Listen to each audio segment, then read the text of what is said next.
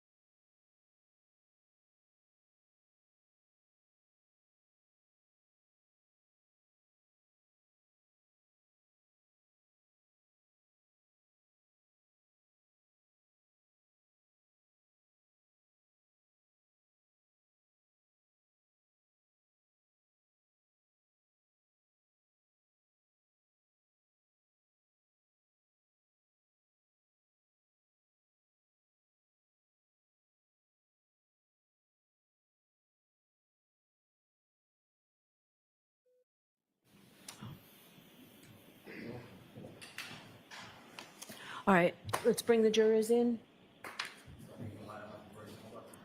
And actually, I'll see you about scheduling while we're here. I forgot something.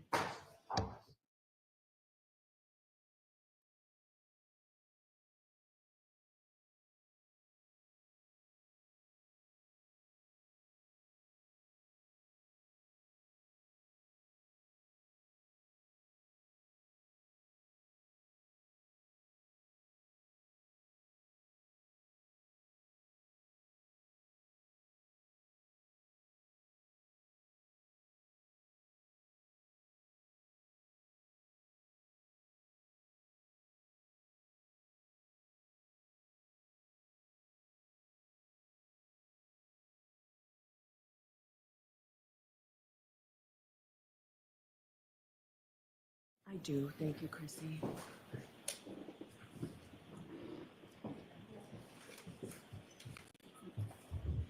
So good. Did you see this?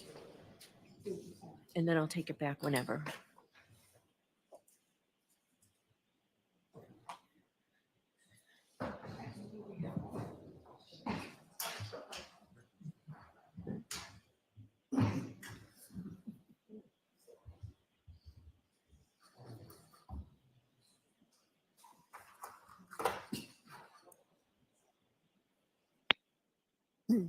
Tori.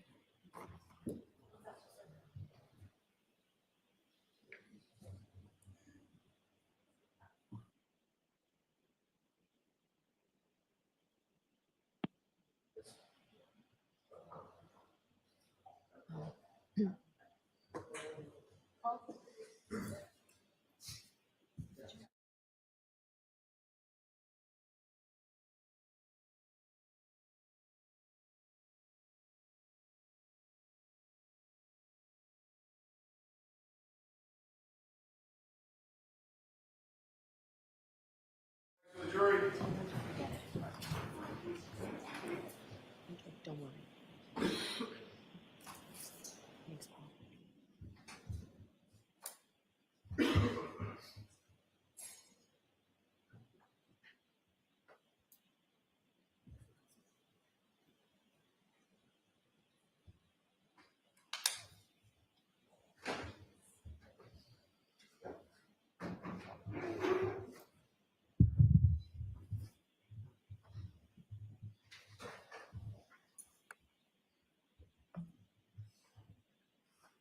Hear ye, hear ye, hear ye. All persons have any business before the Honorable Beverly Cannone, Justice of the Norfolk Superior Court and for the County of Norfolk. Draw near, give your attendance, and you shall be heard.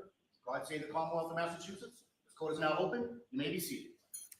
For the record before the court is Commonwealth versus Karen Reed, 22 CR 117. The parties are present. Our 18 jurors are present. The matter is on for trial.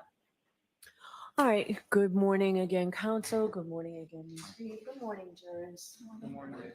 I have to ask you those 3 questions. Was everyone able to follow my instructions and refrain from discussing this case with anyone since we left 2 days ago? Yes. Everyone said yes and nodded affirmatively. Were you also able to follow the instructions and refrain from doing any independent research or investigation into this case? Yes. Everyone said yes and nodded affirmatively. Did anyone happen to see, hear, or read anything about this case since we left on Wednesday? No. Everyone said no or shook their heads. So today is a full day. We will be recessing this afternoon around 3:40, 3:45. All right, Mr. Jackson, if you go to the podium as soon as Ms.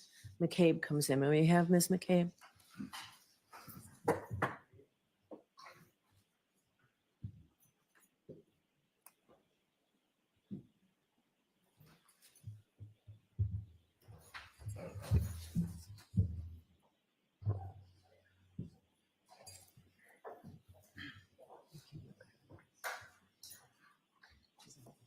Please. Whatever you want. Please raise your right hand. I solemnly swear that the testimony you shall give to the court and the jury in the matter now pending shall be the truth, the whole truth, and nothing but the truth, so help you God. Yes. All right, good morning. Good morning.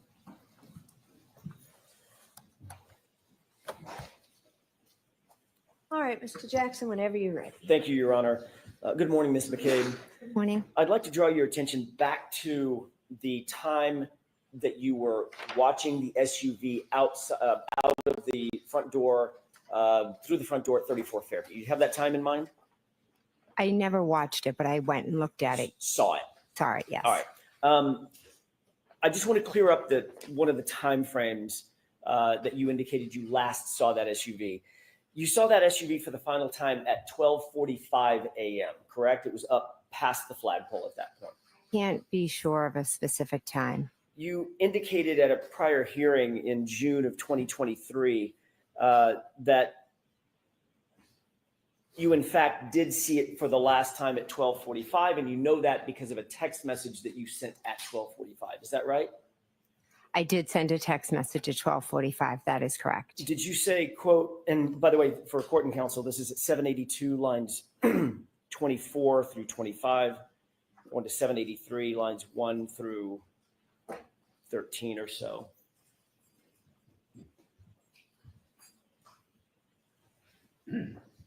Actually, 1 through 3.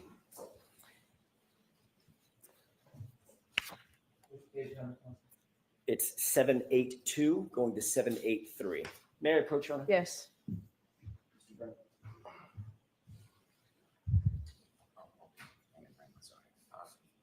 Thank you very much. No problem.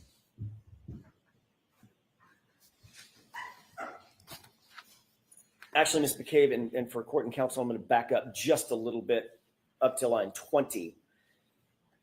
You stated, quote, "So I think my husband and I were talking just like about what they were doing. And then I sat back down, and then at one point I think I said hello.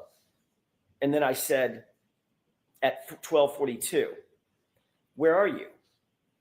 And then flip, I don't know if that's my last text or if I did one more. Yeah, 12:45, hello," because they were still there. And then question, so the dark SUV was still outside the house at 12:45. Answer, at 12:45. Do you remember that question and answer colloquy back in June of 2023? I've been asked a number of questions, specifically those words, no. I do remember testifying. I believe I said, I think in there. I think that, and to be honest, I'm not sure of exactly the times. I didn't pay close attention to when I was texting and when I was sitting. I was going back and forth to the door. But in June of 2023, at a hearing under oath, you did say that it was at 12:45 that you last saw the vehicle. I believe I said, I think. Refresh your recollection, take a look at the transcript I just read from. I believe the word I think is in there. You believe, but you're not sure. Okay, I'll look at it. Refresh your recollection. Sure. May I approach? Yes. Thank you.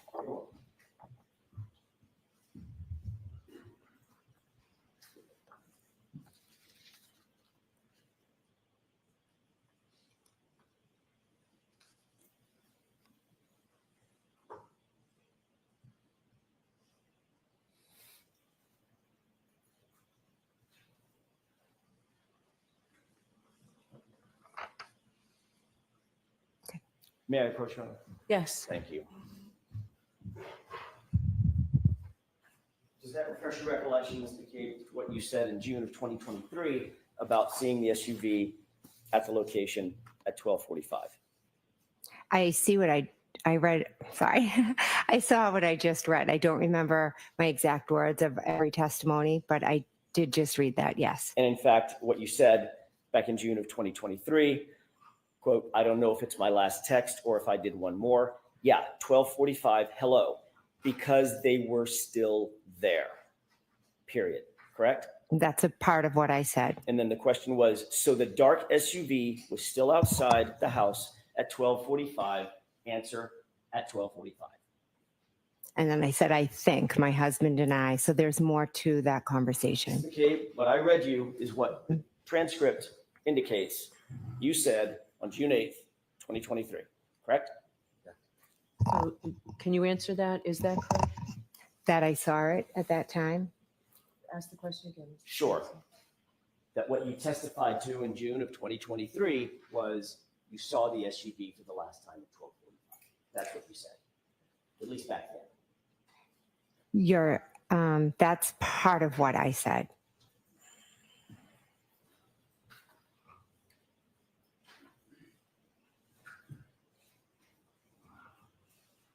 I don't know if that's my last text or if I did one more. Yeah, 12:45, hello, because they were still there. Question, so the dark SUV was still outside outside the house at 12:45, answer at 12:45. That's what you actually testified to in June 2020. That's what that says, correct. Thank you. You've been asked about with whom you communicated first thing in the morning when you received that 4:53 a.m. call. There, at that call and thereafter, shortly thereafter, within those next few minutes, correct? Yes. As a matter of fact, you were asked by Trooper Prince in a formal interview on February 1st, 2022. I know that was a while ago, but in that initial formal interview 3 days after the event, Trooper Prince, the female trooper, asked you who you called or who you communicated with during that important few minutes after you received the first phone call from Kaylee's phone, correct? I'm not sure of our exact conversation, but she did ask me a number of questions. Do you remember telling her, I spoke with Karen Reed, obviously? Again, I answered whatever question she asked me. So Okay, if she asked, I did speak with Karen Reed that morning, correct? Okay, Ms. McCabe, my question is, did you tell Trooper Prince 3 days after the fact, I spoke with Karen Reed? Yes or no? If you have a report, I don't remember the specifics. I met with many, many police officers. Sure.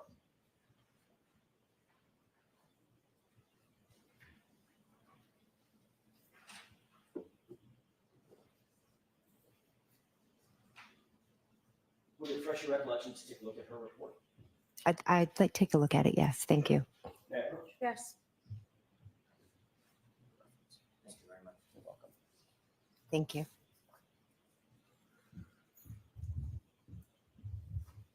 Ms. McCabe, you can familiarize yourself with that report, and there's a tab if that helps you, because Okay. it's somewhat lengthy. Okay. See if that refreshes your recollection. Thank you.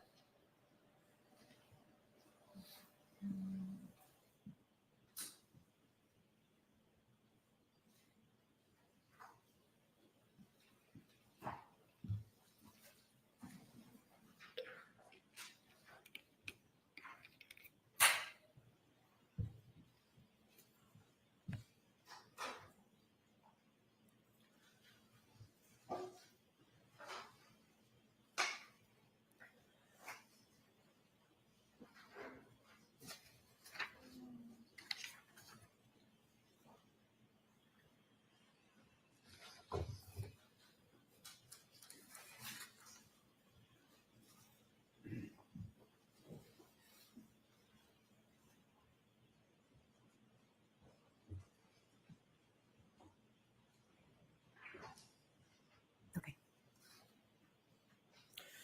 May I approach? Yes. Welcome. Ms. McCabe, did that refresh your recollection as to what you told Trooper Prince? I know what happened, so I just answered Yes or the no? questions. Yes or no? Does that refresh your recollection as to what you told Trooper Prince? Yes. Okay. You told Trooper Prince that you had a conversation on Kaylee's phone with Miss Reed, correct? Yes. That you also called Julie Albert after you got off the phone with Miss Reed the first time. Yes. And then thereafter, at some point, you talked to Tom Beatty, correct? I never spoke with Tom. I'm sorry, my mistake. I misspoke. You called Tom Beatty. Yes, I called Tom Beatty. Did not get through to Tom Beatty. I didn't. No one answered. Yes. Then you spoke at the grand jury about the same issue. Who did you talk to and who did you call in those minutes after the initial call on Kaylee's phone, correct? I'm going to object. I'd like to be heard. All right, come on up.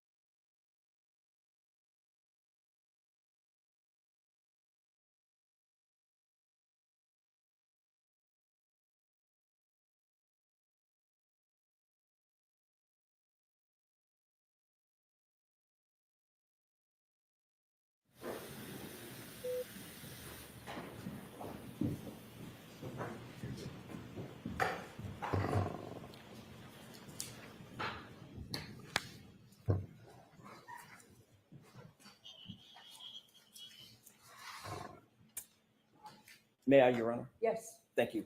Ms. McCabe, you were also asked the same series of questions about, or a series of questions about the same events concerning that 4:53 phone call and the calls that you made shortly thereafter, correct? Yes. And in that testimony, you also, consistent with what you said to Trooper Prince, said, I spoke with Karen Reed on Kaylee's phone. I then spoke with Julie Albert, or I called Julie Albert, and then I called Tom Beatty, correct? I object. That objection sustained. What did you tell the grand jurors about who you called or who you attempted to communicate with in those first few minutes after that 4:53 a.m. call? I don't know exactly what I said on that day, but I know who I spoke to. You said on that day, you spoke to Karen Reed, correct? On which day? What are we talking The about? day of the grand jury. Okay. That would be April 26, 2022.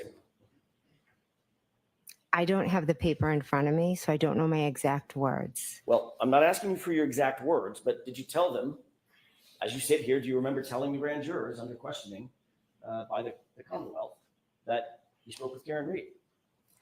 I spoke with Karen Reed that morning. Again, I've been at many grand juries and different things. So to remember specifically, I don't remember specific questions and specific answers.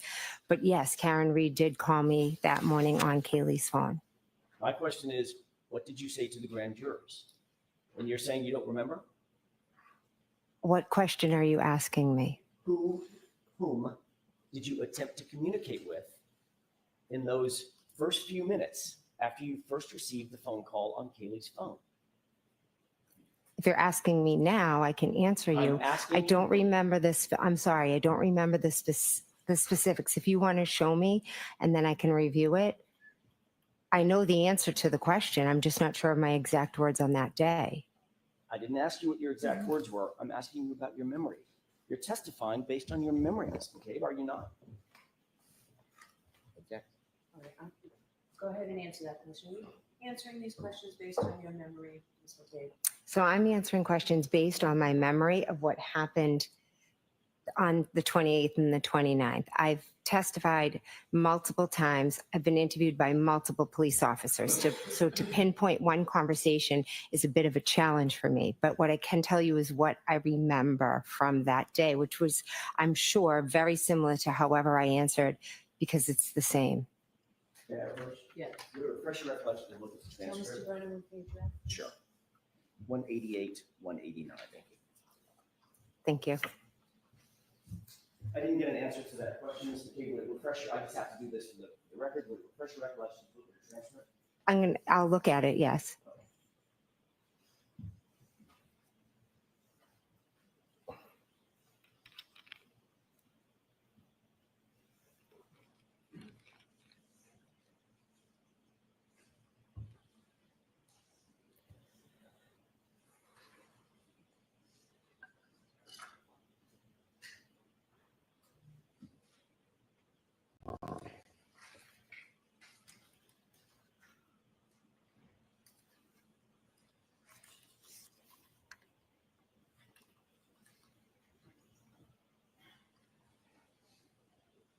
Okay.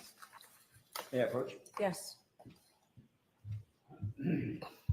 Thank you. Did that refresh your recollection about what you told the grand jurors in terms of whom you communicated with or attempted to communicate with that morning? Yes. What did you tell the grand jurors? I told them that I communicated with Miss Reed and that I called Julie Albert. And Tom Beatty. Oh, and Tom Beatty, I'm sorry. Right. So in both of those statements to Trooper Prince, when you were asked about your communications, and at the grand jury, by the way, at the grand jury, when you were asked who you communicated that morning, who you communicated with that morning, you didn't need to see a report, did you? You didn't ask to see a report like you're doing here. Well, I'm asking because you're asking specific questions about what I said on a specific day. And depending on who's asking the question, they ask questions in a different manner. So the answer is always going to be the same. if you ask me who I spoke to, I'm always going to tell you I spoke to Miss Reed and Julie. I called Julie Albert and I called Tom Beatty. The answer is always the same, but the way the question asked and maybe some of the words that I use may be different. And I don't remember on specific days. I've been questioned many times, but the answers are always going to be the same. The wording may be different. You done? Finished? Is that answer? Yes, I am. Okay. I'm going to allow that, but let's move on. I'm trying, Your Honor. When the Commonwealth asked questions about who you contacted that morning at the grand jury, you didn't need to have your recollection refreshed with anything. You said, I talked to Karen Reed, I called Julie Albert, I called Tom Beatty, correct? Correct. And that's exactly what you told Trooper Prince as well. Karen Reed, Julie Albert, Tom Beatty. Is that right? Yes, correct.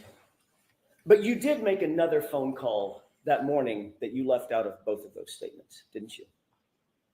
I'm not sure. At 5:07 a.m., you called over to 34 Fairview, didn't you? If it's in my phone record, then I must have. It's in your phone records that you're aware of. Well, let me ask it a different way. You're aware that your phone records actually show that at 5:07, you called the 34 Fairview Nicole Albert's phone, correct? Correct. It shows also that that call lasted 38 seconds, correct? I'm not sure what it shows. You actually spoke to your sister, Nicole, that morning? I did not speak to my sister, no. So that 38-second call went to voicemail? I'm not sure. All I can tell you is I never spoke to my sister, Nicole, that morning prior to waking her up. But you do acknowledge that you made a phone call at 5:07 to Julie Albert. I'm sorry, to Nicole Albert, your sister, over at 34 Fairview in those early morning hours. Yes, I learned after. When I'm first being questioned, it's days after. It was a chaotic morning. I remembered the waterfall, Julie, then Tom Beatty. Calling to my sister wasn't as important ingrained in my mind at that point. No. And then you testified at a grand jury, not hours or days later. You testified at a grand jury months later, correct? Correct. And at that grand jury, you also left out the fact that you contacted your sister, correct? There's nothing nefarious. I remembered who I called. I didn't go back and look at phone records. I didn't say it was nefarious. Why would you use the word nefarious? Because there's nothing about me calling my sister that is nefarious, and I feel like you're insinuating it might be, and it's not. Did you use that word because it sounds nefarious? No, I just use the word because I think that's how you're trying to portray something that is nothing. Or did you use that word because you think that's how it's coming across? That's nefarious. No. Without contacting 34 Fairview. No, not at all.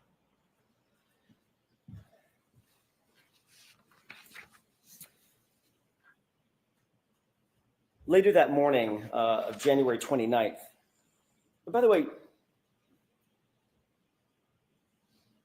you do acknowledge that your phone records show that you called at 5:07 a.m. to your sister's cell phone, correct? I don't have them in front of me, but I believe that is correct, yeah. Okay. Were you calling your sister's phone to alert her of something? Is that why you called? No. Later that morning on January 29th, after those initial phone calls and after the scene had been cleared, at about 11:30 in the morning, you did have a formal interview with Massachusetts State Trooper Michael Proctor, did you not? I did, yes. Day before yesterday, you testified that Karen Reed, actually I think it may have been Tuesday, you testified on direct examination that Karen Reed just showed up at your house screaming, correct? Correct. In point of fact, you told Michael Proctor in that 11:30 a.m. or thereabouts, that interview that morning, that on January 29th, when Karen was on the phone with you, you told her to come to your house. Isn't that true? No, I never told her to come to my house. She told you she wanted to go search for John, and instead of saying, I'll come meet you or I'll go wherever you want to go, you told her, No. Come to my house and pick me up and we'll go together. Correct? No, that's incorrect.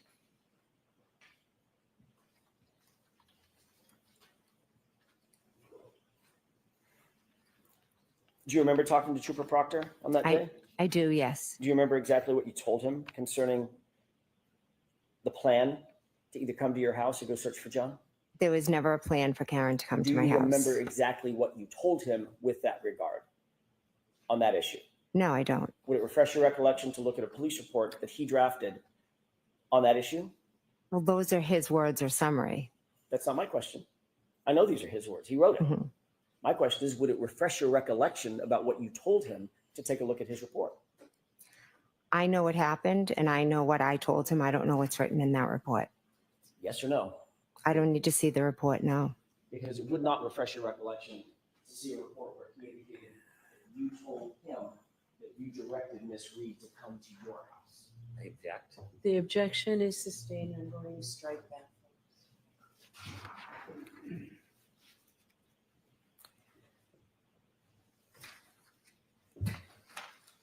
You also told, I'd like to be seen on. Okay, can you come to set that, please?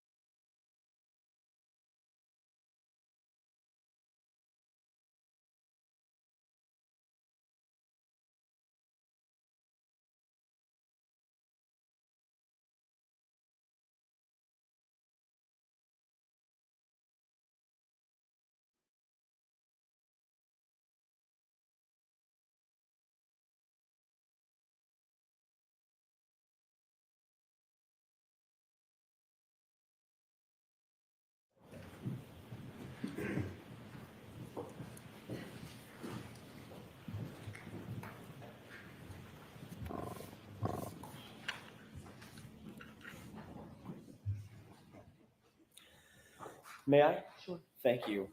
Ms. McCabe, during that same interview, you also told Trooper Proctor that while driving back to One Meadows after you had been picked up by Karen at your house, while driving back toward One Meadows, that's actually when Miss Reed told you she had broken her taillight, correct? Miss Reed told me in the morning at my house. I know that's what you're testifying to now.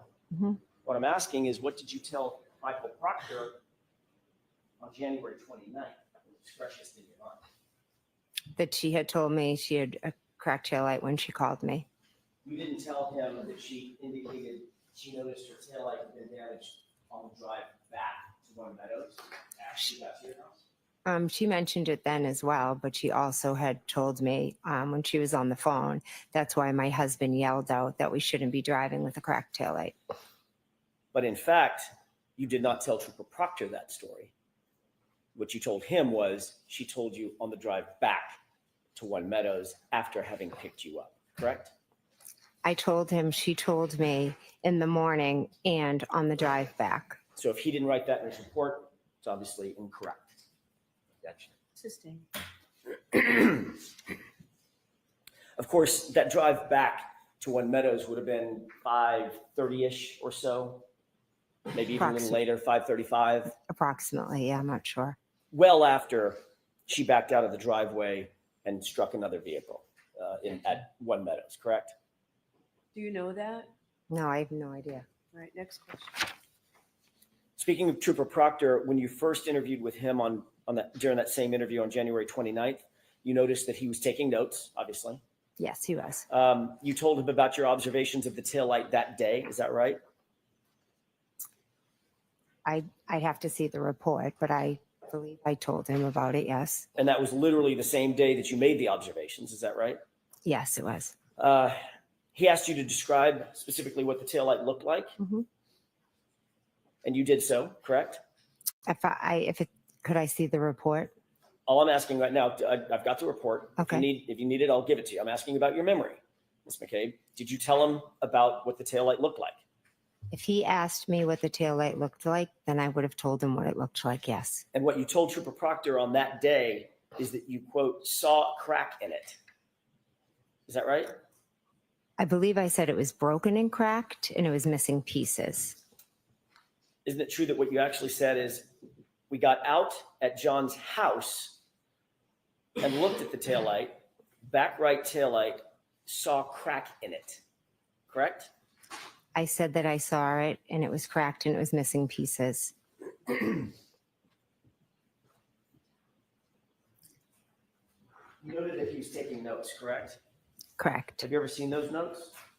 No. Would it refresh your recollection as to what you actually told him in terms of that description, to take a look at his notes? Object to the phrase. So ask it differently, that's sustained. Sure. Do you remember exactly the words you used in describing that taillight to Trooper Proctor as you sit here today? Again, the taillight was cracked and missing pieces. Okay, I know that's what you're testifying to today, Mhm. Ms. McCabe. We're all aware of that. You've said it 4 or 5 times now. What I'm asking you is, what did you tell Trooper Proctor on January 29th? That's my question. Do you remember the exact words you used to him on the 29th? I believe I said it was cracked and missing pieces. Do you know that, or are you guessing? I'm not guessing. Okay. Do you remember that specifically?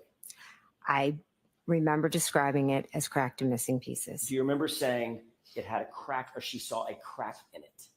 I do not remember saying that, no. Would it refresh your recollection to look at a copy of his notes? Those are his notes. Ms. McCabe, we can do this all day. Would it refresh your recollection to look at a copy of his notes? If it wouldn't, just tell us. No, it wouldn't. Okay.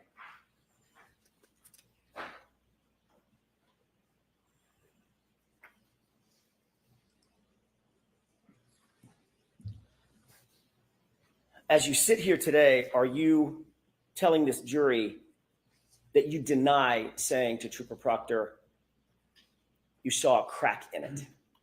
Are you denying that statement? I'm not denying it. So you could have told him that. He asked me multiple times different questions. I spoke to him at my house, and then he had called me. So maybe one time I said it had a crack in it, and another time I said it was broken and missing pieces. So it's very possible that that's how you described it on the 29th, Ms. McCabe. It had a crack in it, right? And missing pieces. I'm not asking you to finish my sentence. I'm asking you, is it possible that's what you told him that day? It had a crack in it. Yes or no? Yes, that was Okay, one thank way. you. Mhm.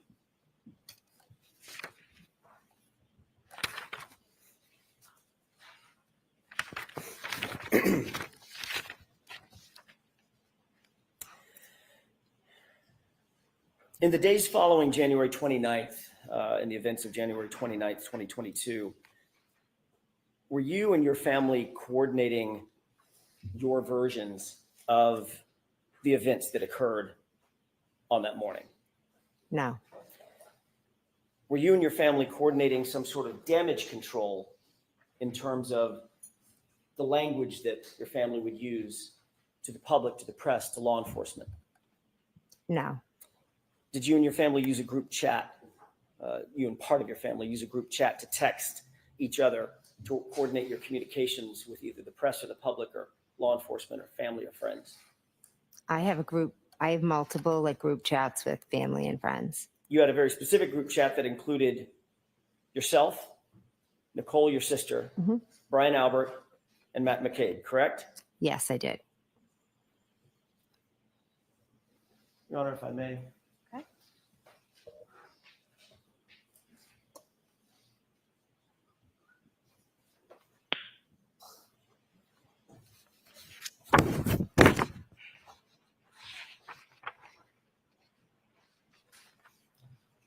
I have a 2-page document that I'd like to have marked. Right. right. Asked to approach. Sure. Thank you. Did you show Mr. Brennan your post? Mr. Brennan, I did. I failed to show you. It's okay. Thank you. It's the one from the 29th. Thank you. You're welcome. Thank you.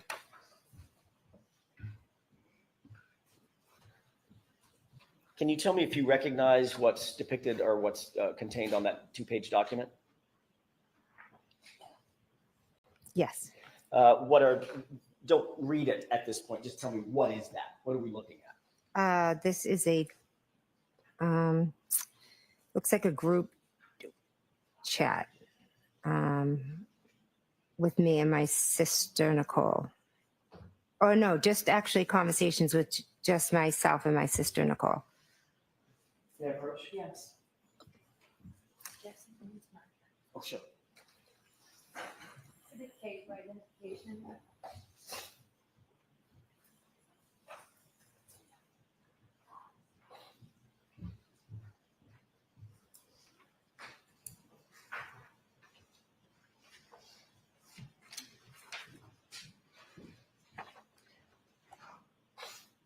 Did you happen to catch the date of these chats? I just took I- the document away from you. I apologize. That's okay. I didn't know. May I approach? Do you have an extra copy so she has one and you have I'll one, just leave Mr. that one. Jackson? I've got an extra copy for myself. I'll leave that one.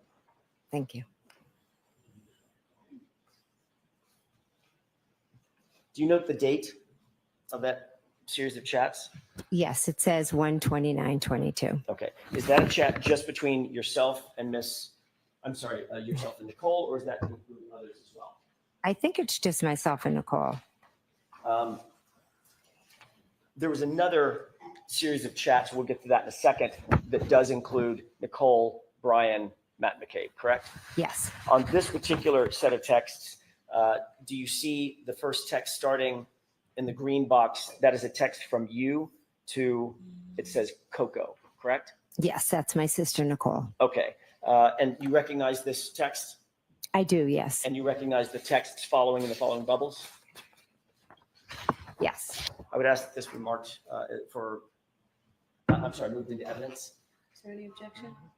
If I could review it briefly. Sure. Why don't I see you at sidebar for a minute about this?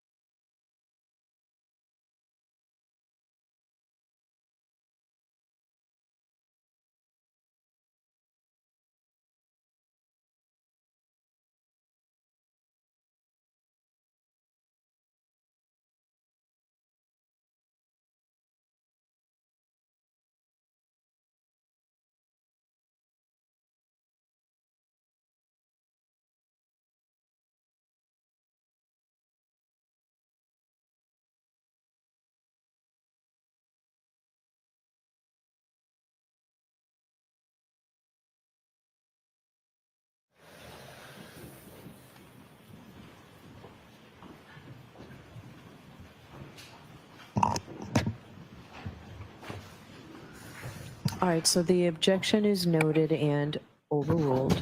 So, Mr. Jackson, you can put that K for identification is now an exhibit. May I approach? Yes.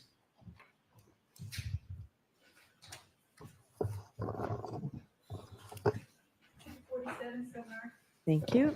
Thank you, Your Honor. Before All I right, proceed, so, jurors, before you consider any electronic communications in your deliberations, and you heard Trooper Garino read a lot of text messages the other day. I didn't interrupt him. I probably should have. But before you consider any electronic communications in your deliberations, you must first find that it is more likely true than not that the person who either authored or created or transmitted the communication was in fact the person alleged. So here we have communications between, allegedly between Ms. McCabe and her sister.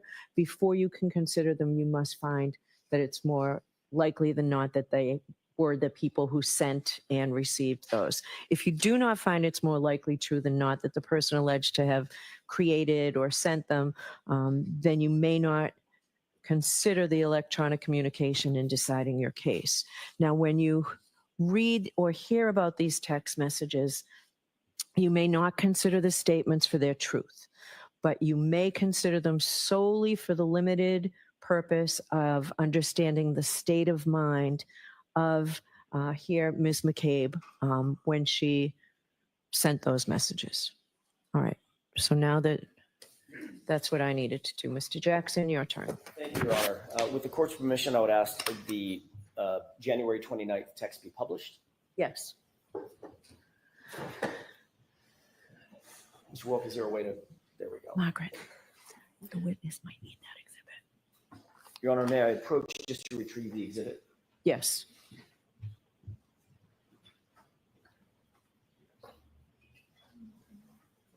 Thank you. You're welcome.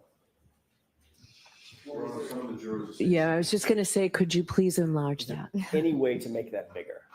We'll take one bubble at a time. Ms. Thank McCabe, do you need lights on or are you okay? Oh, I'm okay. All right. Thank you.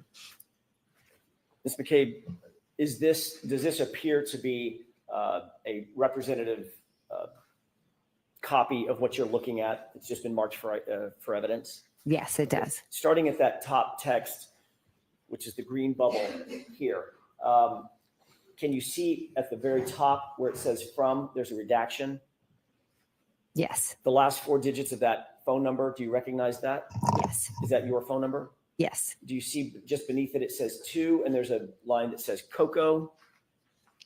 yes, Is that your sister? yes, it That's is. Nicole. Yes, And if you look down on the bottom right corner of this exhibit, do you see a time and date stamp?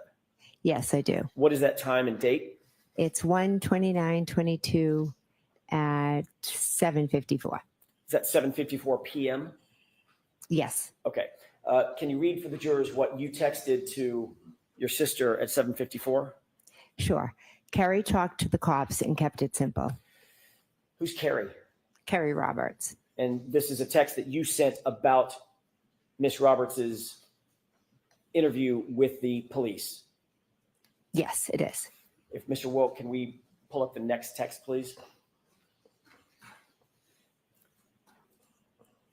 Do you see the response in the blue bubble? Yes, I do. Who's responding to whom? I'm responding to my sister, Nicole. Can you please tell us the time? And we know it's the same date. What Yes. time is that? That would be 7:56. Or 58, sorry. I'm not sure if that's an 8 or a 6.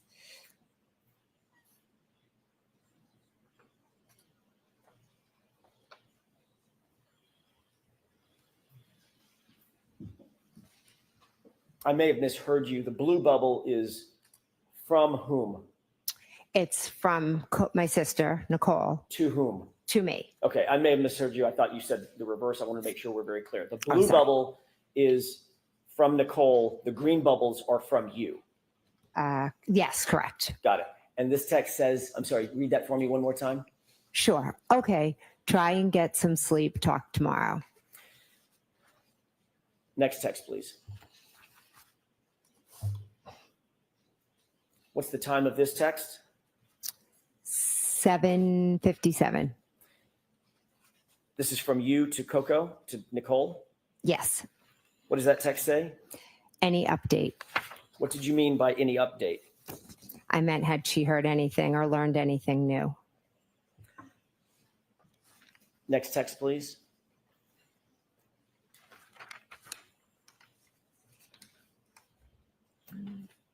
Do you see a response from your sister to you? Yes. What does that say? We'll get more info tomorrow. Don't want to text about it. Next text, please.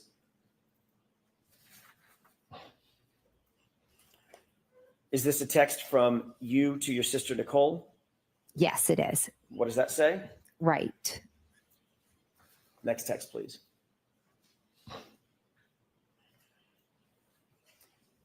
What is the date and time of this text? It is 1:29 in 2022 at 8:01 p.m. And this is in response to the text that you just read from you to your sister. And this is Yeah. now a text from your sister back to you, correct? Correct. What does this text say? Okay, text me in AM, or if you hear anything later. Thank you. We can bring the lights up for just a moment.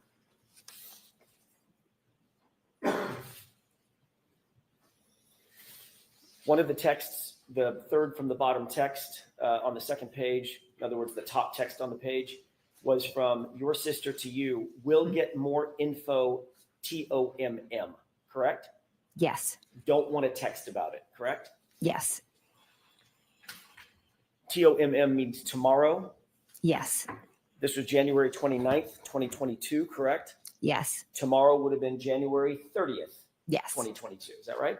Yes. Your Honor, I'm holding another document. This is a multi-page document.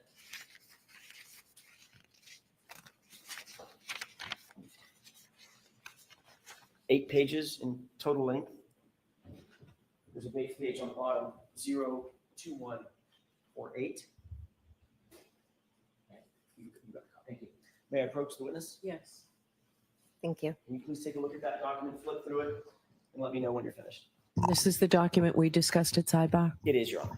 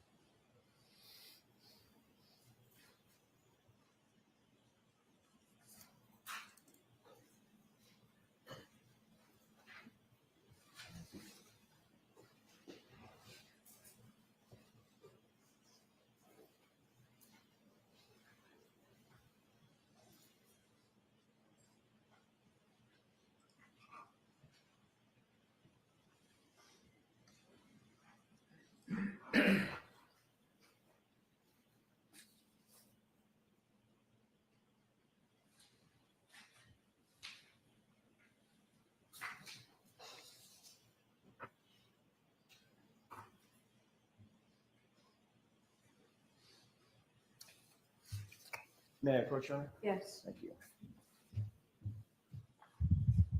May I stand at the witness stand for just a second? Okay, you don't have a separate copy for Ms. I- McCabe? I do. I'm going to hand you this one and ask that this be marked. Just a Okay. couple of foundational questions. Ms. McCabe, do you recognize what was depicted in these documents? Yes. Does this appear to be a group chat between and among yourself, Nicole Albert, Chris Albert, and Matt McCabe? I don't believe Chris Albert's on that. I'm sorry, my mistake, Brian Albert. Yeah, Brian, Okay, sorry. So the four of you? Yes. Okay, and does this appear to be a group chat that was engaged between and among y'all on February 1st, starting, I'm going to try to bookend it, starting Okay. at about noon, ending at about 5 or 5:30 that evening? I didn't look, but I'll take your word for it. You just look at the first one or two. Oh, yeah. If you February look at the top 1st, one, the yeah. top one has nothing to do with this. Okay. Yeah. And then the last one, same date, around 5:30. Yes. May I approach? Yes. How does this be marked Say, for identification or in evidence? into evidence? Same objection, Mr. Bryan? Please. Yes, that can come. 48.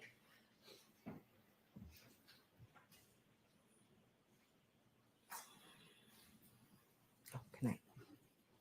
And jurors, the same instruction regarding the electronic communications and the same instruction regarding this is not to be used for the truth of what's in there, but simply as it goes to Ms. McCabe's statement.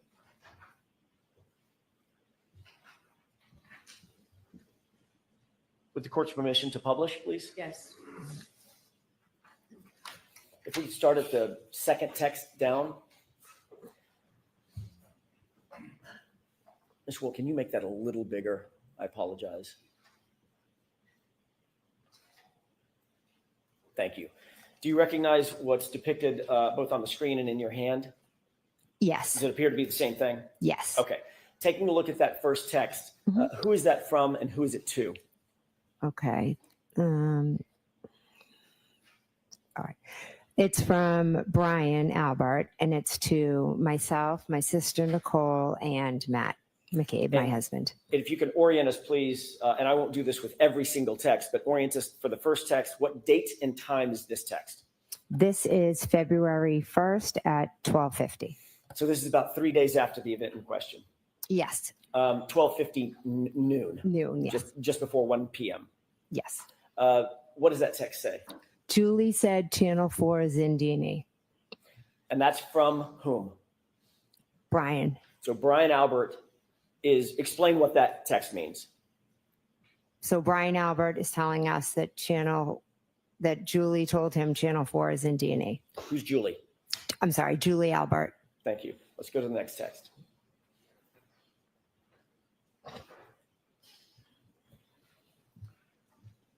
Is this in response to the text that you just read? Yes. The prior text mentioned Channel 4 and D&E. What is Mhm. D&E? D&E is a sub shop that is owned by Chris Albert. Is that in Canton?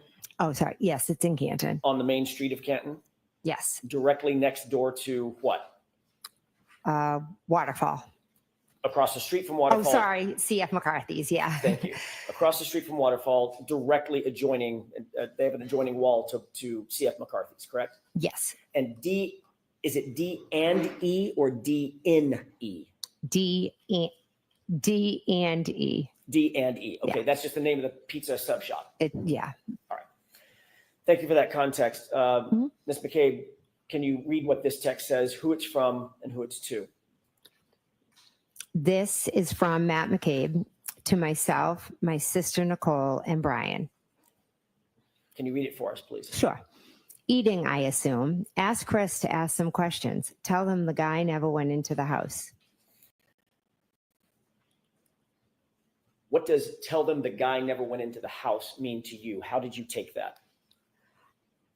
I took that as John never came in the house. Who's the guy? John. John O'Keefe. Yes. And the beginning of that sentence is tell them that the guy never came in the house, correct? Yes. And the sentence before that is ask Chris to ask some questions, correct? Yes. So this is Matt McCabe directing that Chris ask questions of Channel 4, correct? I wouldn't say directing. Whatever word you want to use. He was No, I'm saying that Matt, suggesting. I think we're all looking to find out what happened. So Matt was like, ask some questions. What do they know? and also indicating that Chris should tell them the guy never came in the house, correct? John never came in the house, correct? Okay. Next text, please.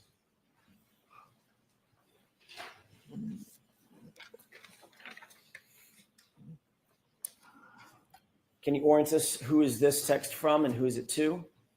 Okay. This text is from Brian to myself, to Nicole, and to Matt. Brian who? Sorry, Brian Albert. And this is in response to the text above that you just read, correct?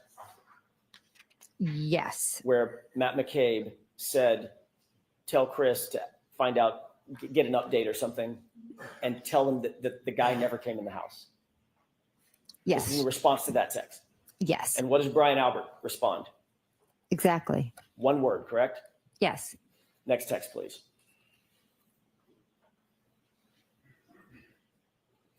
This is a green box, so I presume this is you. Yes, it is. And this is to whom? To Nicole, to Brian, to Matt. And what does your text read? It means, oh my God. It's OMG, but it Yeah. meant to be OMG, correct? Yes. Yeah. I do a lot of errors. Which stands for oh my God. Yes. Next text, please.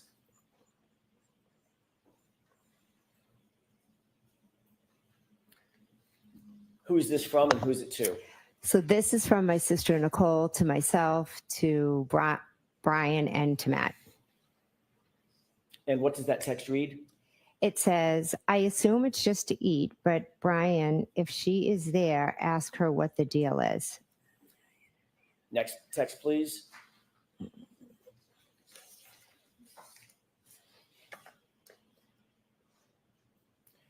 Before I ask you about this text, the last text, that was from whom one more time? My sister Nicole. It was from your sister Nicole? Yes. And she mentions a she, a pronoun she. Yes. Is that referring to Julie Albert? To be honest, I don't know who she's referring to. Well, remember the first text started, or did the first text start with someone reporting that Julie said that Channel 4 was in D&E? Yes, it did. So would that prior text mean get Julie Albert to get some updates on what's going on? Let's go back to that last text one more time. Yeah,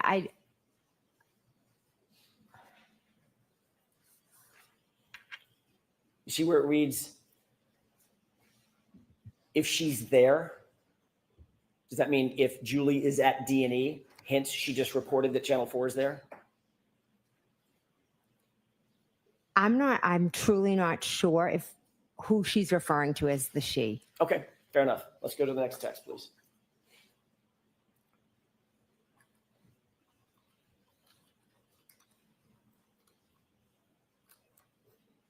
Mr. Wilk, I think you missed one. The one above it.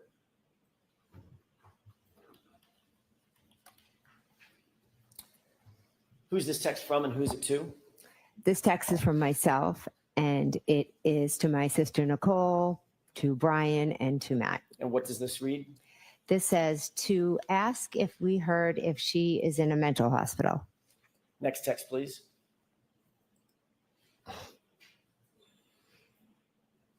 Who is this from and who is it to?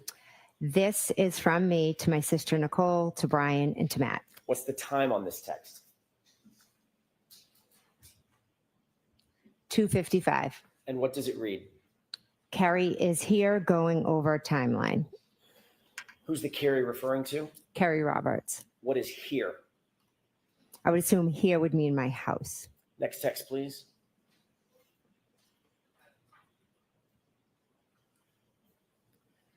Who's this from and who's it to? This is from Brian to me, to Nicole, to Matt. And what does this text read? I did hear that. Next text, please.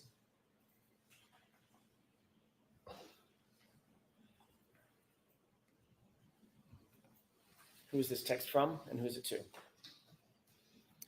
This text is from me to my sister Nicole, to Brian, to Matt.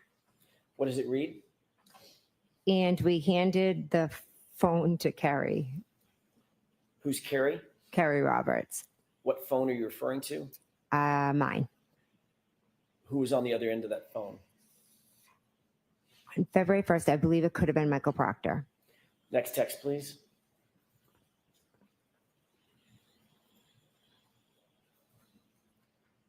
Who is this from and who is it to? This is from me to Nicole, to Brian, to Matt. What does it read? She is telling him everything. Everything is in all caps with an exclamation point, correct? Yes, it is. What's the timestamp on this, Ms. McCabe? 2:55.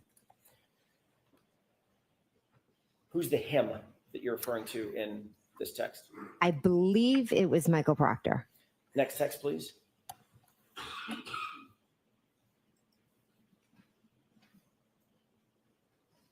Who is this from and who is it to? This is from me to Nicole, to Brian, to Matt.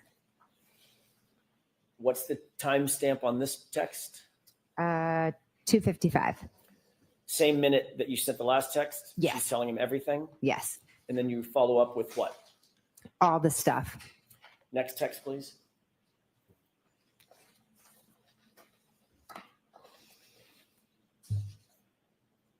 Who's this responsive text from?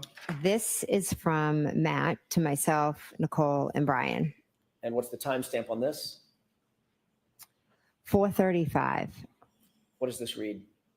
Yep. If she pleads out, it will end. If she fights it, it will be an episode. Who's she? I'm assuming that would be Miss Reed. Next text, please.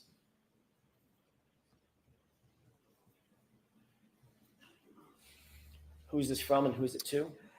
This is from Nicole to me, to Matt, and to Brian. And what does this read?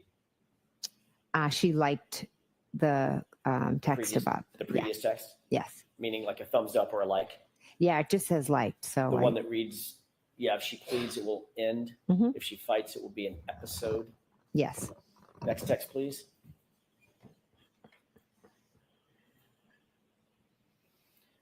Who's this from and who's it to? This is from Matt. Oh, sorry. To me, to Nicole, and to Brian. And what does this read? Brian, sitting separate. Is that a period or a comma? I honestly can't see. Is that a period or a comma between Brian and sitting? Or can you tell? I can't tell if it is or it's just like the way it printed out. I'm not sure. Next text, please.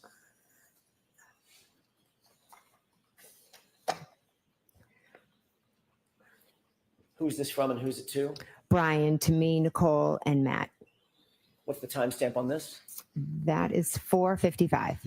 And what does that text read? Okay. And the next text. This is another green bubble. Who's this from and who's it to? This is me, Matt. Me, Nicole, Matt, and Brian. And what did you say? What did you write in this text? I wrote you listening. And what's the timestamp on this? That is 5:15. I'm sorry, it would be what time? Oh, I'm sorry, 5:15. And in fact, at 5:15, Ms. Roberts was in your house being personally interviewed by Massachusetts State Police, correct? They were there. I'm not sure if this is the exact time, but yes, they did come over. Just to be clear and to orient us, there was a phone conversation that you were privy to between Carrie Roberts and Michael Proctor telephonically, correct? She was Earlier in the day. yeah, earlier in the day he had called me and then Carrie had asked to speak with him. And that's the handed for the phone. Yes. And later, a couple of hours later, 5-ish or so, she was still at your house. Michael Proctor came over and interviewed her at your home. No, I'm sorry, not Michael. sorry. Massachusetts State Police. Came over and spoke to myself, her, and Matt. And you wrote you listening to the group, correct? Yes. Who was that specifically directed to?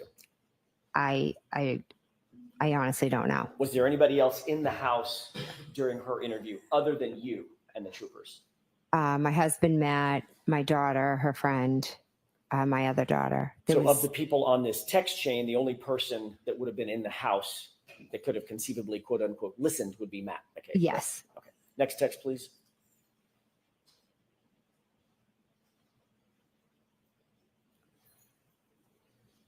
Who's this from and who's it to? It's from me to Matt, Nicole, and Brian. And what does it read? Cops here again. You were reporting to the others on this text stream that the police had arrived at your house. They were in your house with you and Carrie that you just described, correct? Yes, I was just telling them that they were here again. Next text, please.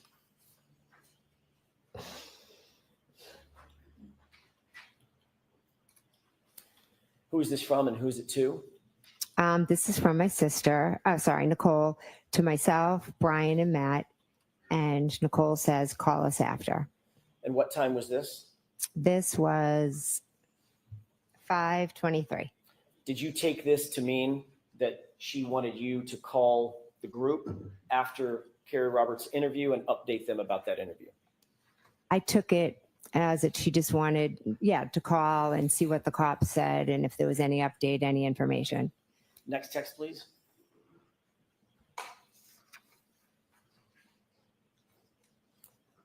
Who is this from and who is it to? This is from Matt, and it's to myself, Nicole, and Brian. What time is this? This is at 5:31. And at 5:31, what does Mr. McCabe write to the group? This girl could write a book nonstop.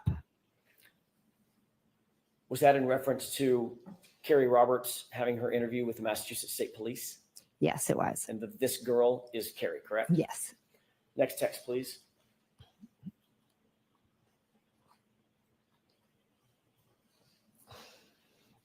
Who is this from and who is it to?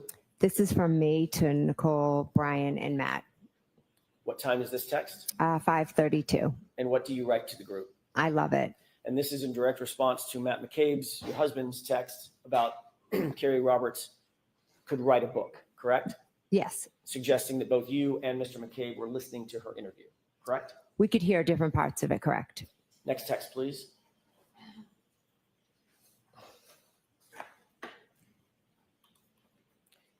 And who is this from and who is it to? This is from me to Nicole, to Brian, to Matt.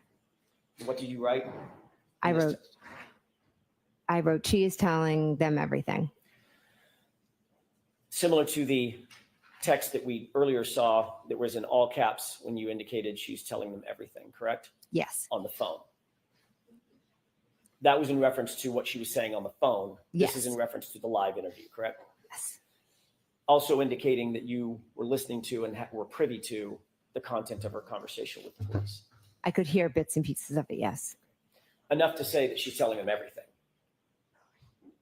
When I used the word everything, I meant it not only was she telling them what had happened, but she was also telling them opinions and different things. Okay, so you could hear it that much. I could hear her saying some opinions. Okay. Next text, please.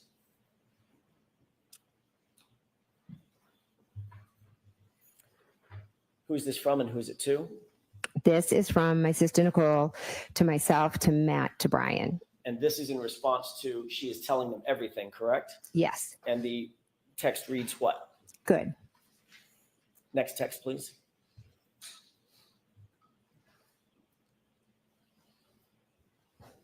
Who is this from and who is it to? This is from Matt to myself, to Nicole, and to Brian. And what does it read? He says, going to miss the basketball game at this rate. You mean Matt says. Oh, sorry. Matt says, going to miss the basketball game at this rate. Indicating that he was still in the house and still privy to the conversation between Carrie Roberts and the Massachusetts State Police. He was waiting for them to talk, but Carrie kept as he said, she could write a book. So he felt he was going to miss the game because she just kept talking. Next text, please.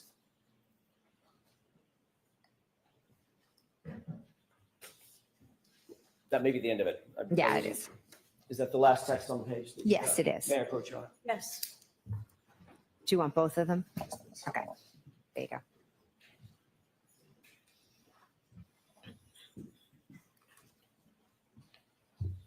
Ms. McCabe, Yes. these text messages were on a private chat, both the one between you and your sister, as well as the group chat, correct? Those are private chats, not open to the public.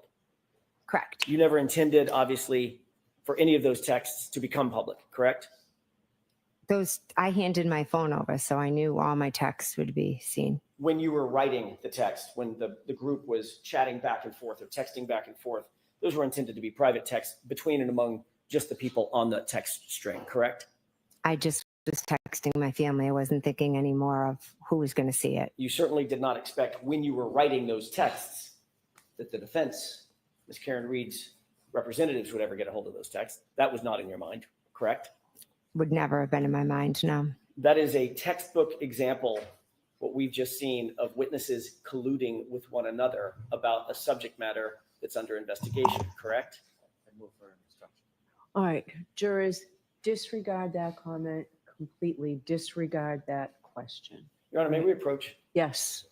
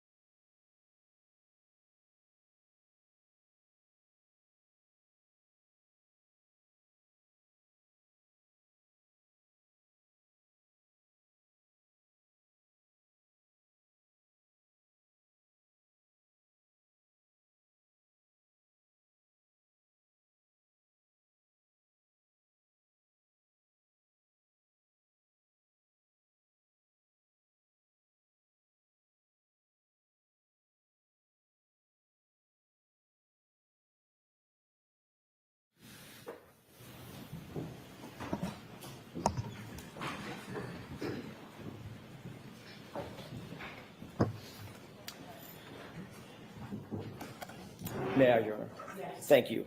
In the text that we just saw, you were colluding with other witnesses, percipient witnesses in this case through those text messages, were you not? I was not.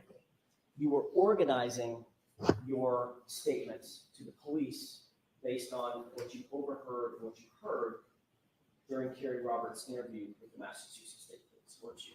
No, I was not. You were reporting back to other percipient witnesses what you heard and saw during other witnesses' statements to the police, to wit, Kerry Roberts, correct? I was telling them Carrie was speaking with the police. And you told them she's telling them, quote, everything, correct? Yes, I told them some of the opinions that she stated. And when Mr. McCabe said she could write a book, she's going on, in other words, she's going on and on, your statement was, I love it, correct? Yes, And you reported that back to other witnesses who were not privy to Ms. Roberts's statements to the police, correct? to my sister and to my brother-in-law, yes. And then your sister asked for updates when Kerry Roberts was done, correct? I don't know if it was in regard to updates when she was done or updates like, did they tell us anything? Is there anything new? We were still all trying to figure out what had happened. The four of you were discussing the facts surrounding this case, not only with each other, but discussing interviews, formal police interviews that you heard or overheard with another witness, weren't you? I told them some of the things that Kerry Roberts said, yes. And you were happy about what she said after you had created this timeline with her, correct? The timeline had nothing to do with it. But it was certainly chronologically, her interview with the police was after this timeline had already been created between you and Kerry Roberts. Yes, we both put down what had happened so we would remember. And then once she was interviewed, you were responding to the rest of the group. She's telling them everything, meaning everything we just crafted in this timeline. No, I meant she was telling them everything. She was telling her personal opinions about Miss Reed.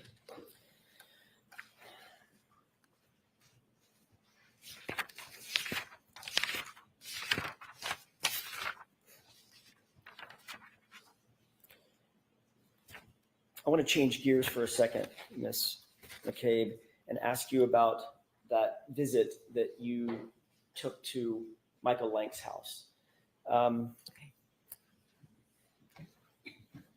May I approach, Your Honor? Yes. I just don't want to keep these at the podium. Thank you, Your Honor.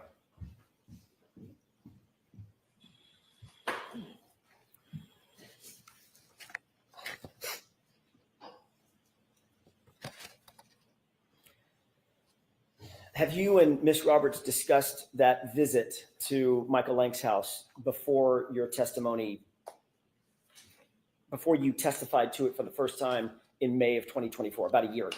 Did y'all discuss that at all? I don't recall.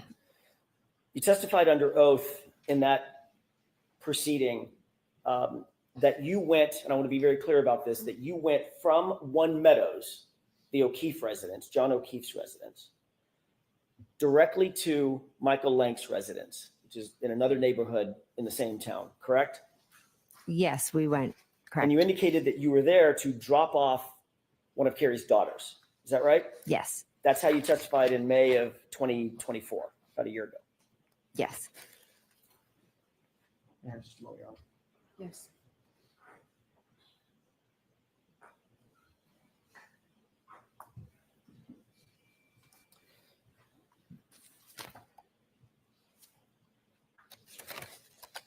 You spoke to Lieutenant Tully about this very same visit on May 10th, 2024, before your actual testimony in that other proceeding a year ago, correct? Yes. All right. And what y'all talked about was your visit and your travels over to Sergeant Lank's, by the way, Sergeant Michael Lank of Canton PD, correct? Yes. The same Michael Lank that we've talked about. Yes. You talked to Lieutenant Tully about that trip over to Michael Lank's house, correct? Yes. You indicated that in that interview with Lieutenant Tully that you went over to the Lank residence with Carrie Roberts to pick up her daughter at the residence, correct? Not to drop her off, but to pick her up. She was with us at Meadows, so we dropped her off. Right. I know that's what your testimony was a couple days ago. Mm-hmm. I'm asking, when you talked to Lieutenant Tully on May 10th, 2024, before your testimony last year, did you tell Lieutenant Tully we were actually there to pick up her daughter? That's why we went to Michael Lank's house. That's why you went to Michael Lank's house. I went to Michael Lank's to drop her daughter off. What did you tell Lieutenant Tully? That I went to drop her off. So you didn't say pick her up to him. I don't believe so, no. So if he said that, that would be another example of an incorrect report. Sustained. Do you remember exactly what it was that you told him during that interview? I know that Lexi was with us at Meadows Ave and we dropped her off at Mike Lank's. So if he mixed up pick up and drop off, that could have happened. But we had Lexi with us and we dropped her off there. Okay, so you believe that may have been his mix-up, not yours. Okay. Sustained. Is that, I'm sorry. Do you remember exactly what it was that you told Lieutenant Tully during that interview? I know I said that we dropped her off. Okay.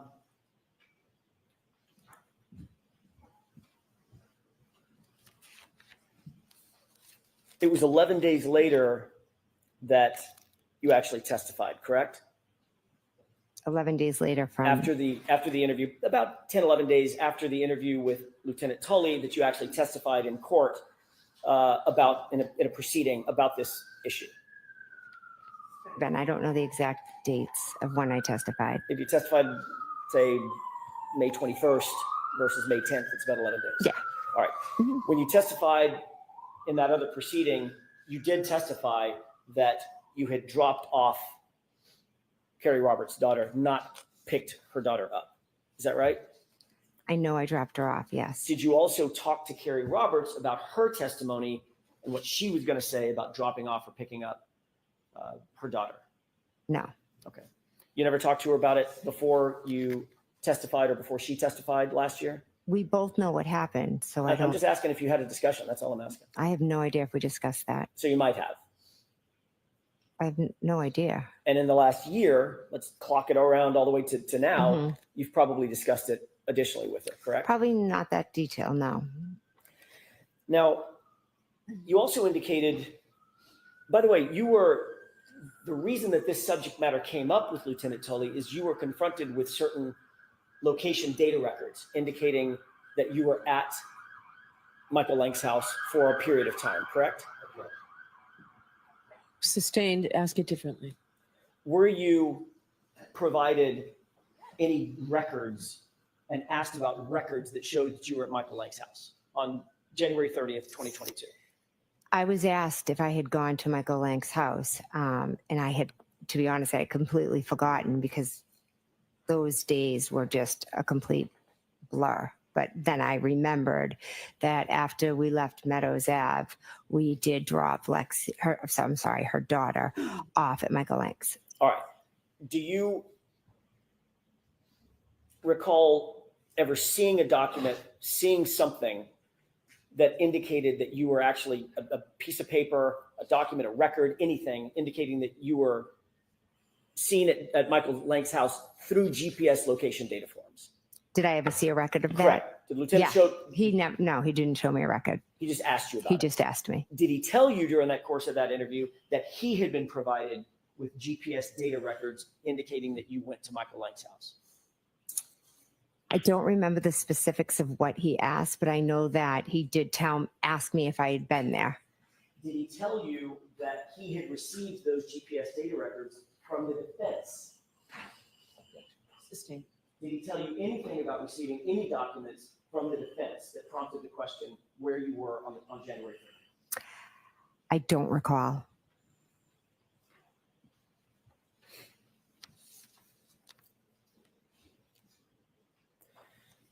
Before that interview on May 10th with Lieutenant Tully, Mhm. this is preceding your testimony last year.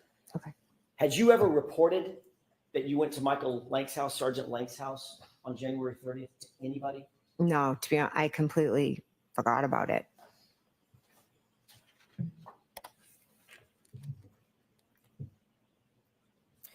You indicated that during that visit, you sat outside in a car, in Carrie's car, correct? Yes. Basically for the entire visit. Is that right? Yes.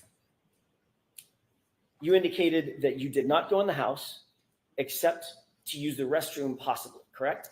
I have a faint memory that I ran in to use the bathroom. You indicated that you did not see Sergeant Lank at his home, correct? I don't believe I did, no. What time of night was this? I don't know. We had been at Meadows for a while, and then we left, dropped Lexi off, and then I went home. I don't know a time, maybe afternoon. I'm not sure. I'm sorry.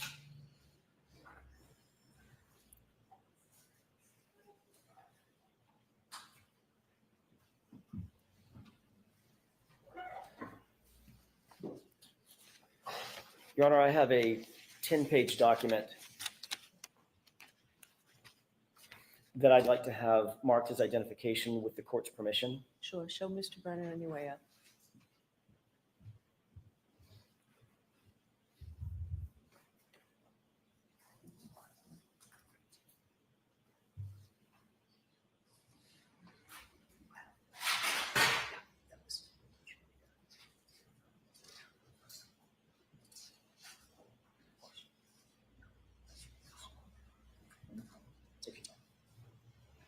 Mr. Brennan is just going to review that document. I have no problem with that. Thank you. Good? Okay. May I approach? Yes. Thank you.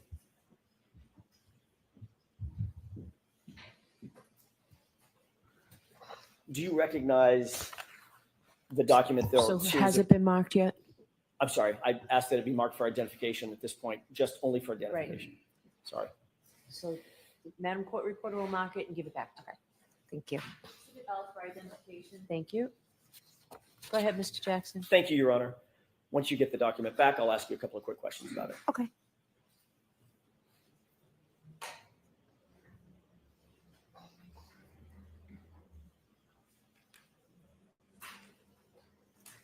Thank you. Sorry. You have the document in front of you? Yes, Let's take a look at the first page of that document just to orient yourself. Do you see that that appears to be a map generally? All right. So I'm just going to ask you to take a look at the document and don't describe it. Sure. Take a look at the first page and tell me if you recognize anything on that page. I do. Yes. What do you recognize generally about that document? Yeah. I'll see counsel at sidebar. May I have that, please, Ms. McCabe? Sure.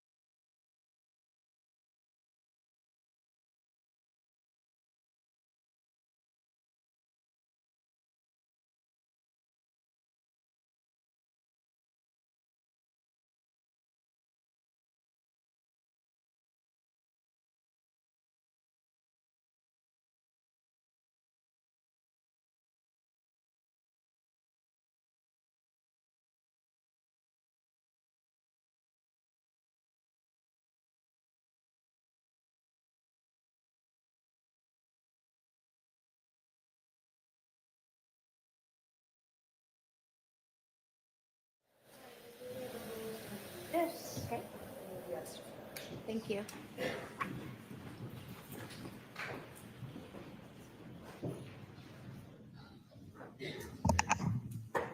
May I continue, Your Honor? Yes. Thank you.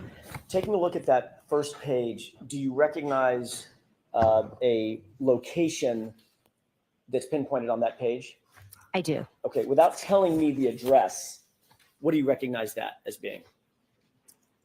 My house. Okay, and do you see in the call-out box in the middle of the page, Yes. do you see a date and time?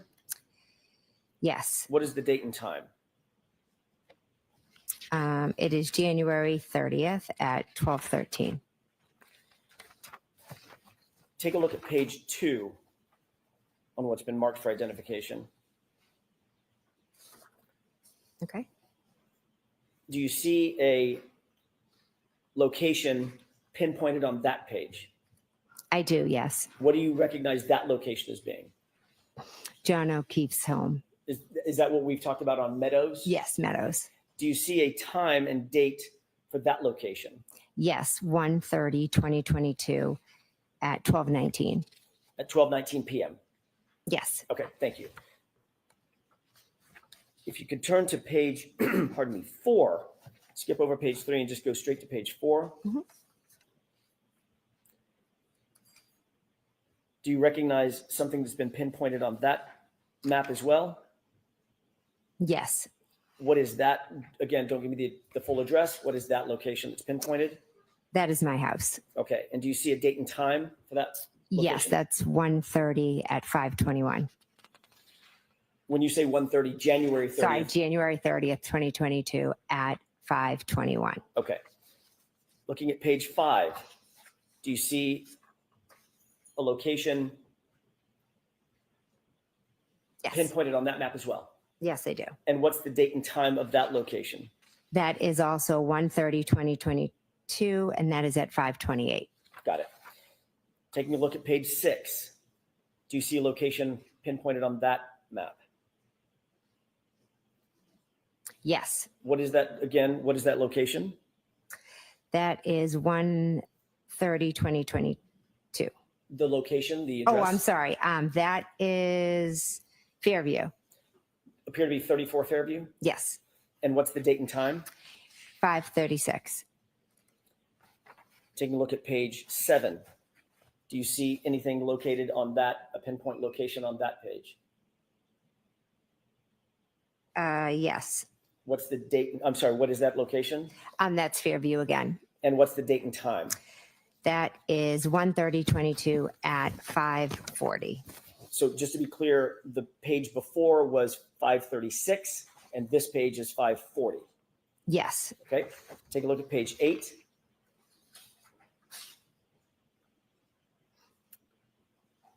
Do you see what's pinpointed on that page? yes. What is that location without giving me the address? I believe that's Mike Lank's What's the date and time? 1:30, 2022.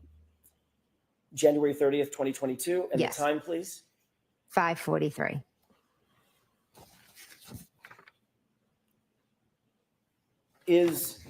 You're familiar with Canton, obviously, Yes, much more than we are. Is Yes. driving time from 34 Fairview to Michael Lank's house consistent with about 3 or 4 minutes? it could be with they have multiple stop signs Okay, and due to the weather. right. Taking a look at page 9, Yes, do you see another pinpointed address? yes, I believe it's the same one Okay, the same address on, as Oakdale? Mike Lank. okay. And what's the time, what's the date of that? 1:30, 2022, and that is 6:28. And 6:28 is about 45 minutes after 5:43, give or take, correct? Yeah, Finally, the last page, page 10, do you see yet another pinpointed address? I do. Yes, Is that your address? yes, it is. Okay. And what's the date and time of that pinpoint? That is 1:30, 22 as well, and that is at 6:34. And would it be safe to say that your address from Mike Lank's address, maybe 6 or 7 minute drive? Yeah, depending. Mhm.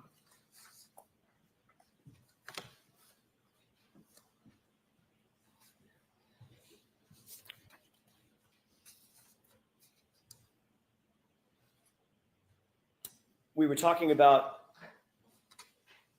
what happened when you were at Mike Lank's that evening. By the way, does any of that refresh your recollection about the time that you went to Mike Lank's house? Yes, I knew it was after Meadows and later in the day. Yes, So closer to 5:45, 6:30, correct? yes, This is in January in Boston, is that right? The greater Boston area. yes, Gets dark really early. yes. It was a blizzard. The night before. Yes. Safe to say that it was dark out. Yeah, I Safe to assume. say it was cold out. Yes. The blizzard was still brewing, correct? I think it had stopped snowing by then. Still freezing cold. Believe so.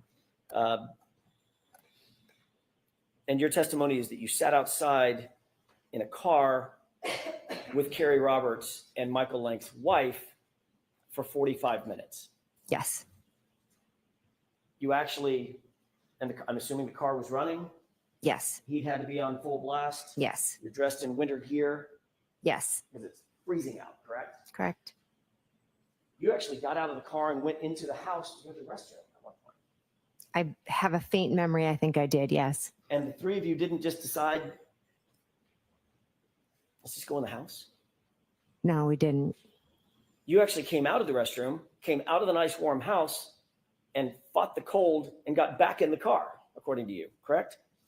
Yes, I went back in the car because Carrie was going to bring me home. You stated on direct examination that, and you stated again today, that you stopped by Michael Lank's house, Sergeant Lank's house, directly from the O'Keefe residence as sort of a, my word, not yours, sort of a pit stop to drop off Carrie Roberts' daughter, correct? Correct. In point of fact, you actually drove from your personal residence to Michael Lank's house as a destination, didn't you? I don't remember that. This is what this piece of paper says. I remember just leaving Meadows and dropping off Lexi. In point of fact, it wasn't an errand. It wasn't to drop anybody off. It was a destination that you went to from your house to Sergeant Lank's house on January 30th, 2022, wasn't it? No, we went to drop off Lexi. Was Lexi at your house? She was with us at Meadows, and then we went to drop her off. Right. She was never with you at your house, was she? I don't remember going to my house. So if she wasn't with you at your house, there would be no reason to drop the child off from your house to Michael Lank's house, correct? Lexi was in the car with us, and we dropped her off at Michael Lank's. That's why we went to Officer Lank's house. Yes. And in point of fact, you actually went from your house and did make a pit stop to 34th Ferry before you went to Michael Lank's house, didn't you? We drove by and stopped. Yes. Slowly stopped. Yes. You went in the house and spoke with someone. No, I never went in the house. Why did you come go by and just stop? I think Carrie and I just went by to like take a look at it. We were still trying to figure everything out. Stay there for 4 to 6 minutes. I have to look at the report, but yeah, we were sitting in the car, kind of just like, oh my God, looking. Didn't go in the house. We didn't go in the house. No, Nobody came outside to talk to you. no, You didn't speak to Nicole. I don't believe so. Possible. Like I said, Carrie and I just kind of drove by and were looking at the area. And that's before you went to Michael Lank's house, correct? That was on the way to Michael Lank's. So in point of fact, you didn't go directly from One Meadows to Michael Lank's house. I thought I had. I truly thought I had. And now your memory is refreshed. My memory is not. This isn't refreshing my memory. I do not remember going by my house before Michael Lank's. Do you remember testifying a year ago that, well, let me ask it this way. Do you remember denying a year ago that you ever even stopped by 34 Fairview? I don't remember that now. Would it refresh your recollection to take a look at your prior testimony? Sure.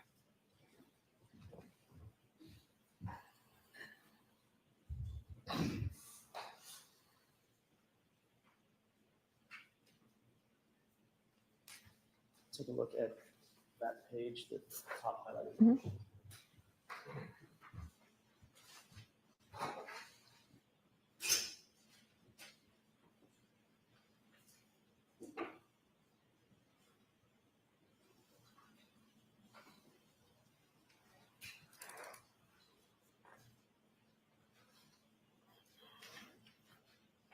May I? Yes. Thank you. Thank you. On May 21st of last year, you were asked about this very thing in a prior proceeding, correct? Correct. At that time, you denied altogether ever going by 34 Fairview, correct? No, I believe the paper says I never stopped by, but we drove by. And now you're saying that you did stop. Stopping by and driving by meant something different to me. Stopping by, I look at as like, then you pop in the house. Driving by is you just drive by. So we just drove by slowly and kind of looked at the scene. And Ms. McCabe, I think you just said that you may have even spoken with Nicole. I didn't speak with Nicole, no. We were in the car, Carrie and I and Lexi. You were denying that you ever spoke with Nicole or any other member of the Albert family or anybody at 34 Fairview as you sit here today. As I sit here today, I'm telling you that we slowly drove by. So again, last question on this point. You did not, you now admit, drive from One Meadows over to Michael Lank's house directly to drop off Carrie's daughter. My memory is we did drive from One Meadows. I know what this piece of paper says. I'm telling you that just my memory is we left Meadows and went down Fairview and then went to Michael Lank's. But this paper is saying we stopped at my house first. I don't remember that. But And all of again, you- I was in shock. Sorry. So a All of lot your- of things from that day are foggy. Certain things, certain details I may have forgotten. And all of your testimony over the last several days is based on that memory that you just described to these jurors, correct? There are certain things I'll never forget, correct?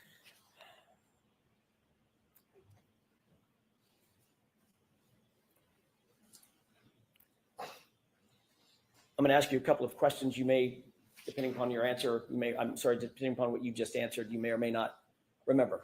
But let's see. Okay.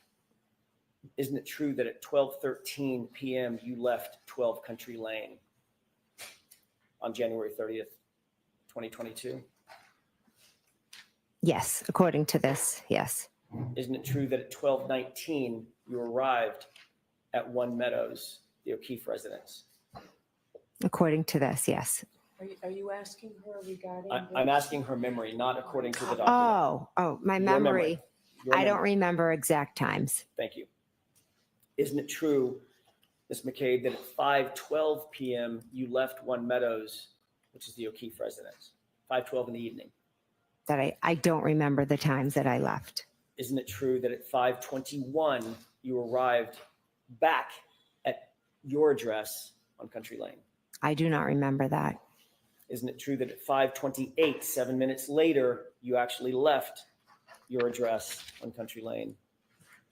Again, I don't remember going by my house. Isn't it true that at 5:36 you arrived at 34 Fairview and stayed for at least 4 minutes? I know we drove by. Isn't it true that at 5:40, or just thereafter, you left 34 Fairview? I know we left and went to Mike Lank's. And isn't it true at 5:43 you arrived on that Oakdale Road address at Sergeant Lank's house? Not sure of the exact time, but yes, we did go to Sergeant Lank's house. And isn't it true that at 6:28, almost 45 minutes later, actually a little better than 45 minutes later, you left that address at Michael Lank's house and drove back to your house directly? After leaving Mike Lank's, I went home, correct? And you arrived at your house at 6:34, correct? According to the paper. What about according to your memory? I don't remember exact times. Mr. Jackson, is this a good place to take a break? is. Do I'm you about have a to shift while gears. more? Okay. Yes. All right, jurors, we will take our morning recess. 15, 20 minutes, we'll see you back. And this will be again if we just go. Break this way, jurors.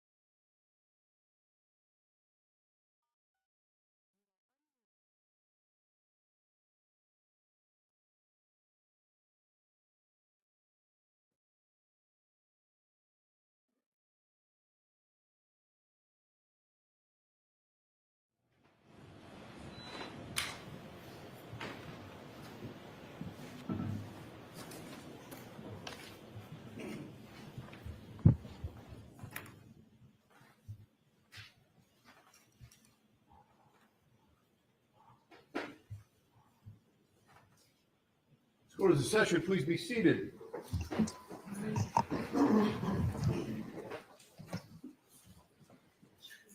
So jurors, that break was longer than I told you it would be. We were waiting for some records to be printed, so it took a while, but we appreciate your patience.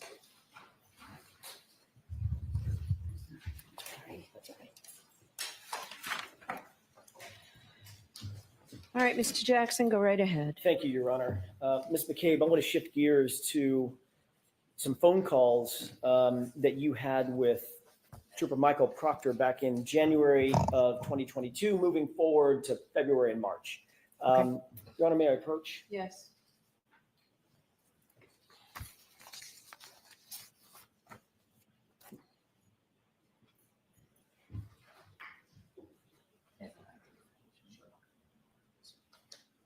Can you Thank tell me, Ms. McCabe, if you recognize those documents that I just handed you? Yes, this first one looks like a Verizon record of my phone. Okay, and what about the second document? Phone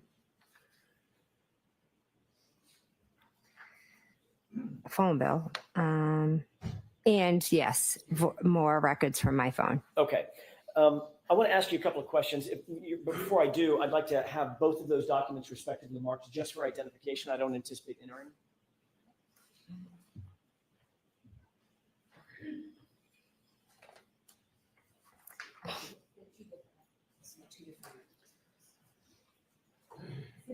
M and N for identification.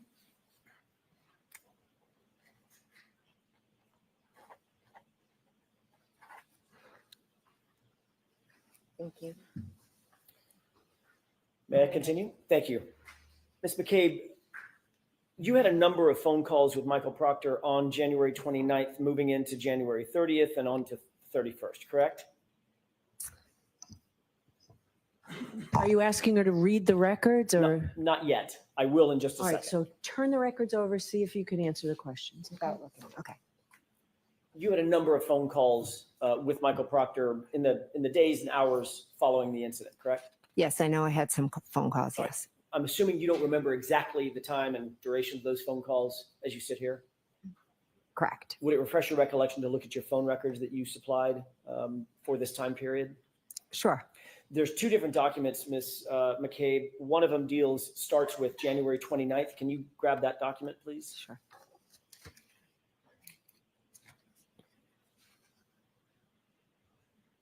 Okay. You should see some highlights on that document. I do. Did you receive a phone call from Michael Proctor at about 10:54 a.m. on January 29th, a couple of minutes in length? I object to the form. Okay.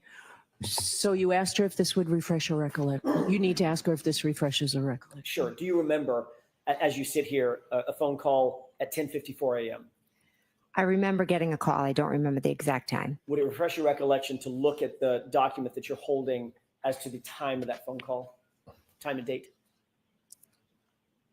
I see what the document says, but I just, in my head, if you ask me what time did he call you, I don't remember. Do you have any quarrel with the accuracy of that document? No, it looks pretty accurate. Okay. It looks right. It looks possible. Yeah. All right. Did you receive, as you sit here, do you recall, does that refresh your recollection that you received a phone call from Michael Proctor about 10:54 in the morning? Does that refresh your memory now? I know I did receive a phone call from him. Yes. At that time? I don't know the exact time. All right, so the answer is no. Was it mid-morning? Yes. Did you receive another phone call on the 29th around? Without looking, so this is again, you're right. being asked questions. I'm going to go through this with each one of these calls. There's not that many, but a few. Okay. On the 29th, did you receive a phone call at around 12:49? I know I received a phone call.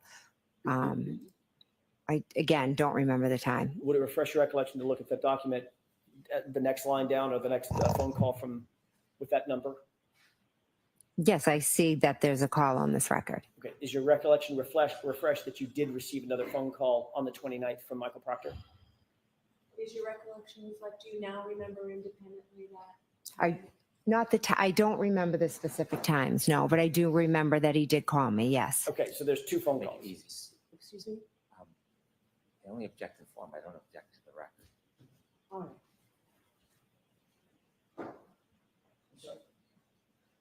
So I guess the record is fine, but if you're asking it whether she remembers, you're not going to get anywhere, Mr. Jackson. Well, then I'll So, just, I'm being told that there's no objection fine. to the record, just the question where you're incorporating several things from the record. Fine, then that'll speed things along. I Is that the appreciate nature of that. the objection, Mr. Brennan?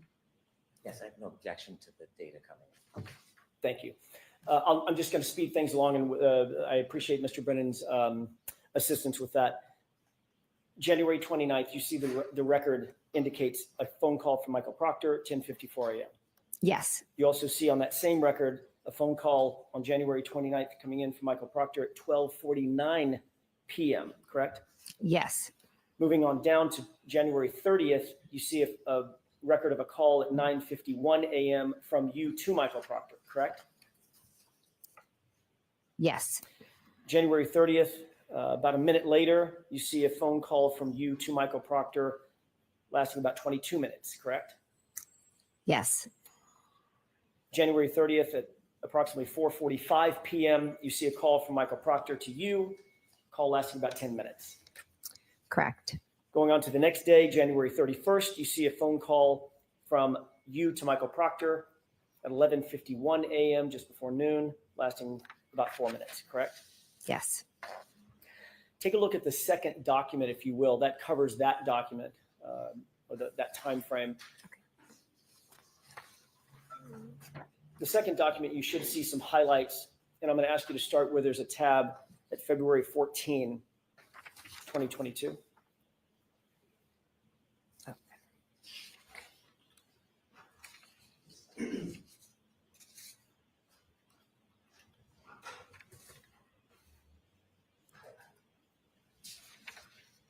I don't, am I looking at the second one or May I approach one? Yes. this one? Yes.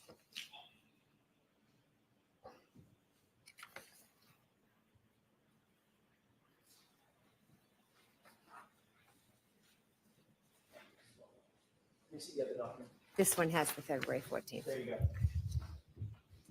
Thank you, Ms. McCabe. Taking a look at that document, and by the way, for the record, which one is that, M or N? This is M. M as in Mary. Mary, yes. Thank you. Do you see a record of a phone call on February 14th at about 3:55 p.m., lasting about 17 minutes between you and Michael Proctor? Yes.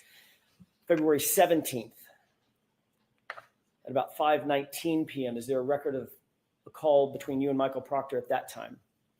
Yes. February 28th at about 12:48 p.m., is there a record of a call between you and Michael Proctor? Yes. On the same date, February 28th, do you see a call at 4:34 p.m. with you and Michael Proctor?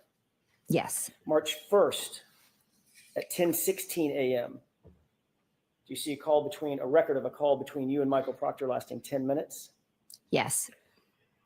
March 1st, you should see two calls, one at 4:51 p.m. and one at 5:06 p.m. Do you see those two calls between you and Michael Proctor? Yes. One was 1 minute and the other was 2. Thank you. Those- And staying on that same date, at 5:50 p.m., do you see a call on March 1st between you and Michael Proctor lasting about 12 minutes? Yes. And then finally on March 29th, 2022, do you see a call at about 3:27 p.m. lasting about 4 minutes? I'm sorry, what was the date? March 29th? Oh, okay. Yes. Okay. And that's about a 4-minute call at 3:27 in the afternoon.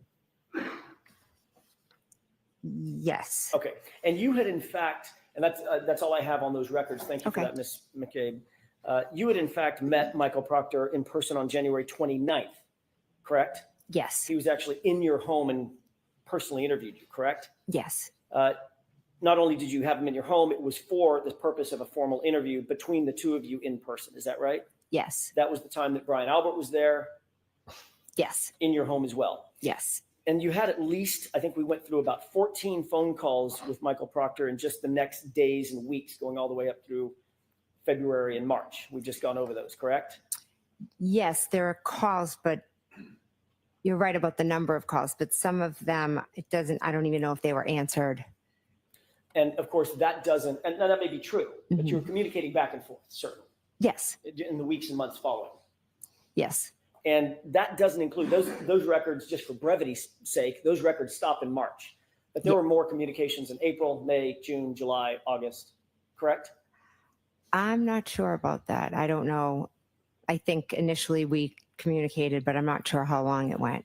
So, And then I know we started communicating again in the summer of 23, I believe, or April of 23. so you had spoken with Michael Proctor on the phone many times. We've just gone over those records, correct? Yes, You met him in person on the 29th. yes, when he came to interview me at my house, correct? You just took the words out of my mouth. That was for a formal interview with you, correct? Yes, And it was in your house that you met him for that formal interview. yes. And that was probably for some time. It wasn't a 2-minute conversation. No,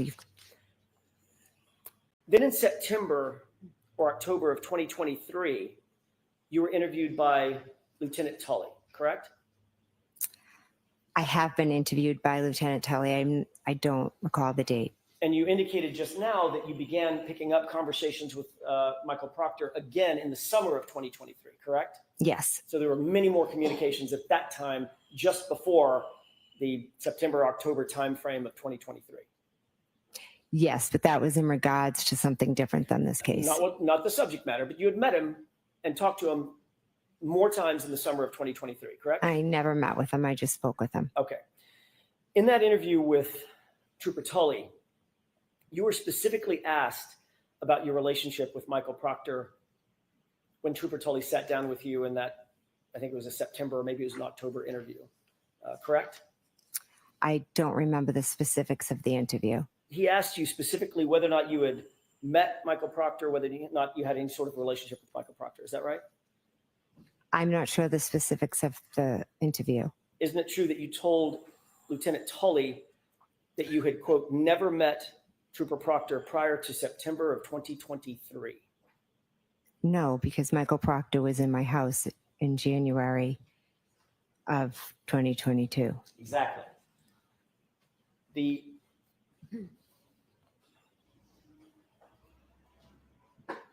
interview with Trooper Tully,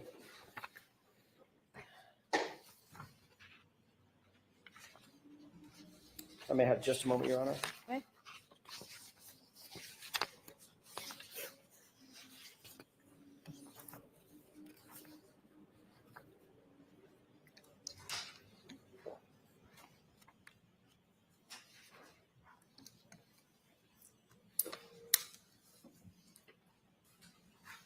The interview with Trooper Tully in that fall of 2023, where did that take place? I don't recall. Do you recall telling Trooper Tully that you had never met Elizabeth Proctor or Michael Proctor prior to September 2023? No. Would it refresh your recollection if you saw a copy of Lieutenant Tully's report?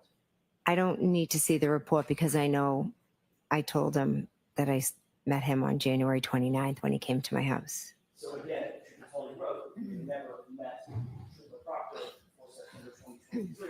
That would be an error by him, correct? You have to ask for an instruction. So again, that is sustained. Ladies and gentlemen, I instructed you on previous questions regarding the same type of thing, whether another witness is lying or not. Disregard the question and move on, Mr. Jackson. If you had told Trooper Tully, Lieutenant Tully, that you had never met Trooper Proctor before September of 2023, would that have been a truthful or an untruthful statement? I object. I'd like to be seen. Okay, come to sidebar, please.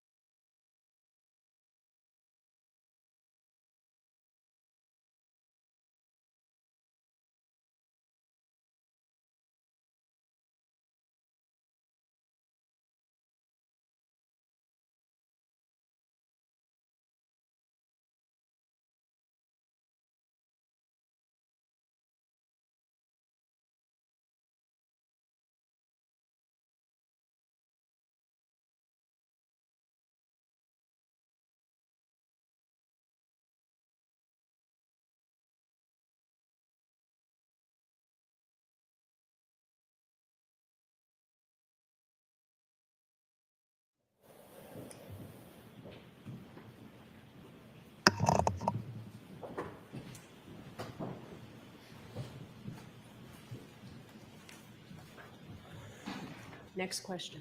May I? Did you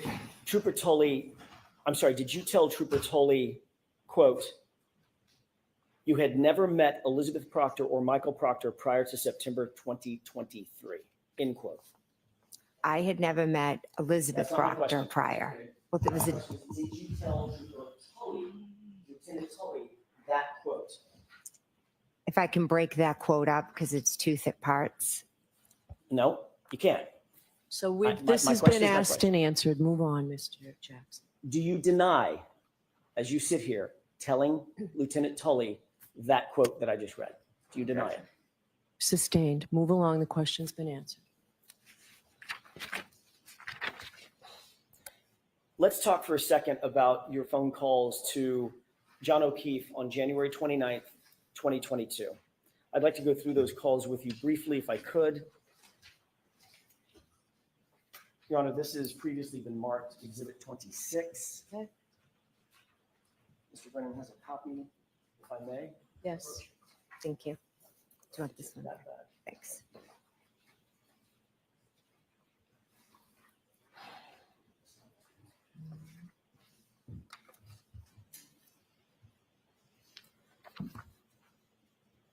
You've indicated on direct examination and earlier on cross-examination that you had multiple phone calls to Mr. O'Keefe in the early morning hours of January 29th, 2022, correct? Correct. Those phone calls ranged from about 12:14 a.m. until about 12:50 a.m., correct?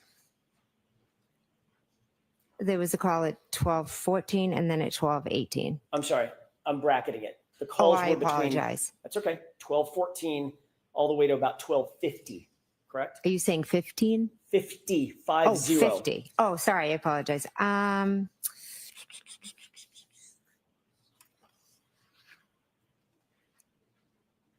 Yes. You called John O'Keefe at 12:14 and 31 seconds, lasting about 49 seconds, and that call was answered, correct? Yes. And you see that reflected in Exhibit 26, is that right? Yes.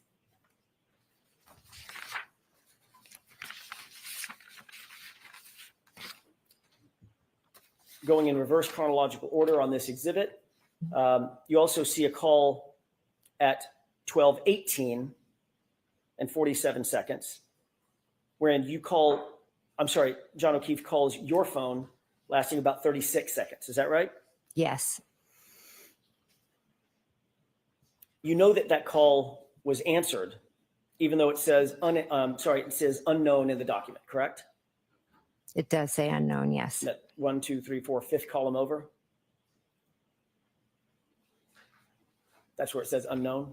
Yes. But it also indicates that call lasted 36 seconds, so you know it was answered.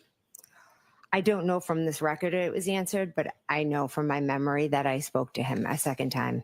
Yes. You also made a call, moving out to the page before this, starting at the bottom of the page, Mhm. at 12:29 and 44 seconds. There was a call from you to John O'Keefe's phone lasting 7 seconds, correct? That's what it says. And the record indicates that it was an answered phone call, correct? According to the record, it was answered, but I never spoke to him. You deny speaking to John O'Keefe at 12:29 and 44 seconds. Yes, I never spoke to him after 12:18. Okay. Moving up, 12:41 and 10 seconds. There was a call from you to John O'Keefe's phone indicating that was missed. You see where it says missed? I do. 12:41 and 59 seconds. There was another call from your phone to John's phone, and that was also indicated as missed. Correct? Correct. 12:43, 19 seconds. You called John O'Keefe. That was a missed call. Correct. 12:46 and 16 seconds. You called John O'Keefe's phone, and that was a missed call. Correct. 12:47 and 52 seconds. You called John O'Keefe's phone, and that was a missed call. I'm sorry, which one was that? 12:47 and 52 seconds. Yes. At 12:50 and 37 seconds, you called John O'Keefe's phone, and that was a missed call as well. Yes. Ms. McCabe, there's 7 calls.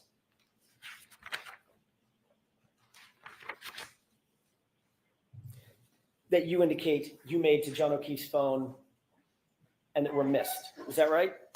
According to this record, yes, they were And that calls that missed. comports with your memory, correct? You indicated that you had called him multiple times that morning and there were missed calls, right? I called him, but I also think that some of the calls I might have done inadvertently. Well, we're going to get to that in a second. My question is that comports with your memory that there were several calls, according to the records, there were several calls made to John O'Keefe's phone, including 2 calls that you say you spoke to him, 12:14 and 12:18. I spoke to him at 12:14 and 12:18, yes. But you indicate every single call after that was missed, and you deny making those calls. I'm not denying it, I just don't remember. You've previously given explanation for what those calls were, these 7 calls that were missed between about 12:29 and about 12:50. That's 19 minutes. You'll agree, correct?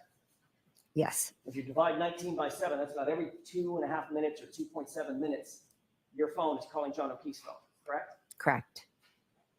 You previously explained what you attribute to those phone calls. Is that right? Yes. What's your explanation?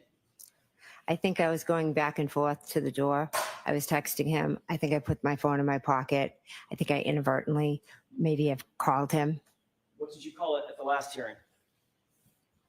I believe I called it a butt dial. And it's not just one butt dial, correct?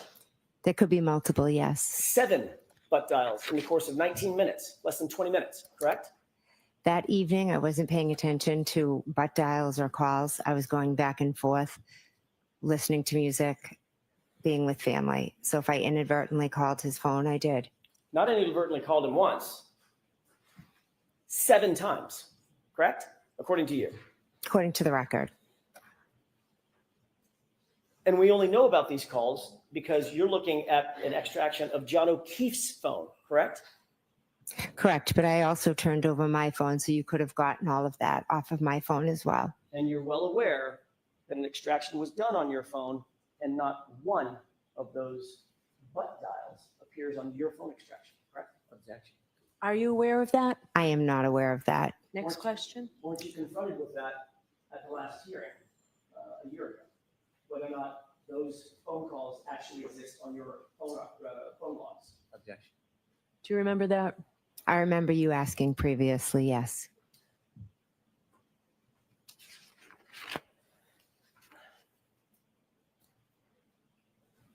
When you dial somebody by mistake, it requires several steps, doesn't it? I'm not sure. A lot of times I just put my phone down and the next thing I know, I think it's very common to do butt dials. So you have an iPhone, is that right? Or had an iPhone. I do, yes. And that iPhone required a biometric or a passcode to get into to even open the phone. Mine's not open right now, right? It's not open, correct? And it requires, your phone required some sort of biometric interaction with the phone, otherwise known as Face ID, or you put in a code, correct? Yes, or I could have been texting, and then after I texted, the phone was open, and I could have accidentally called John. That happens to me all the time. It also requires you to open the phone app, correct? For instance, if you're texting, you're in the text app. Is that right? Actually, I'm not. I'd have to sit and look at it Well, how often make phone calls? Mr. McCabe? every day. Every day. Every day? Yeah. Hundreds of times a day, right? Not hundreds. Dozens of times a day. Yeah. You have to open the phone app to make a phone call. You can't call somebody from the texting app, right? Is that right? I'm not sure. I don't know what to tell you. There's a list of apps at the bottom of the phone. Yes. Messages, Mhm. phone, right? hmm Is that yes? Yes, and maybe And I that's accidentally hit the So- last thing, the last call. Like since I had talked to John, Your Honor, at this point, I would ask the court to instruct the witness to answer my question. I believe she is. Go ahead and finish. Your Honor, we approach. Okay.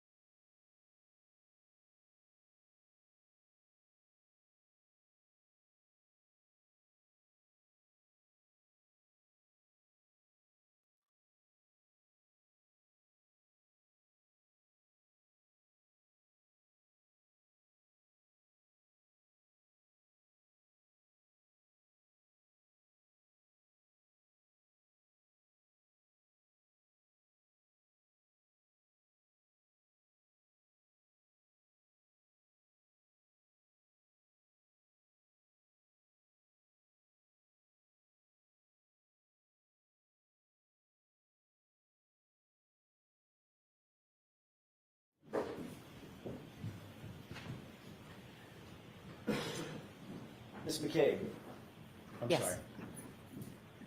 jumping the gun.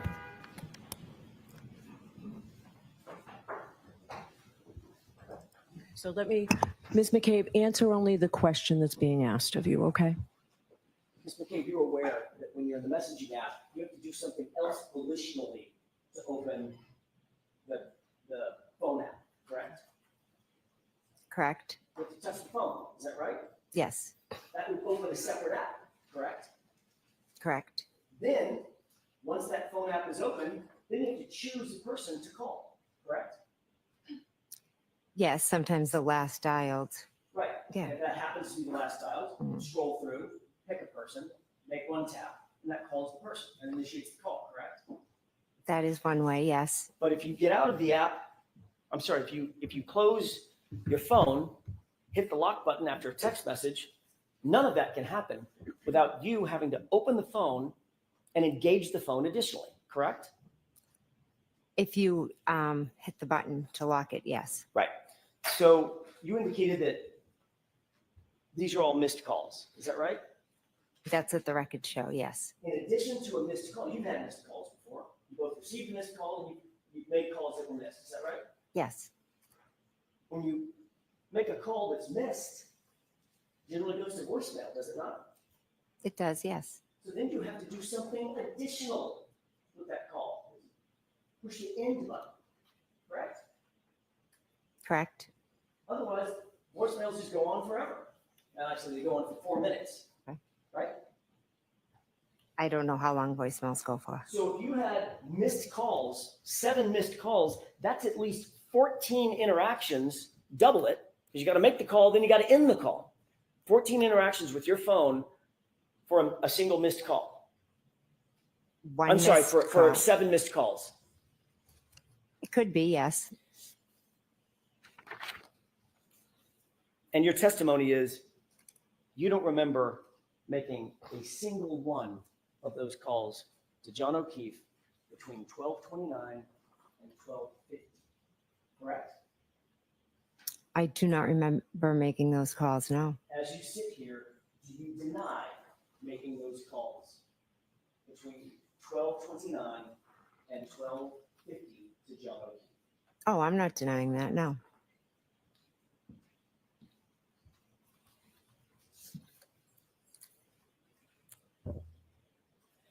I'd like to ask you a few questions about January 29th, a little further on in the morning after you got home from 34 Fairview. Approximately what time did you get home? I'm not sure, maybe around 11:30, 12, I'm not sure. 11:30 or 12? It could be 11. Are you talking about, I'm confused. Are you talking about, Let me rephrase the question. okay, sorry. On the night of the early morning hours of January 29th, 2022, when you left Fairview. Oh, I'm sorry. What Okay. time did you get home today? It was after 2, I believe. I'm not positive. You went upstairs, is that right?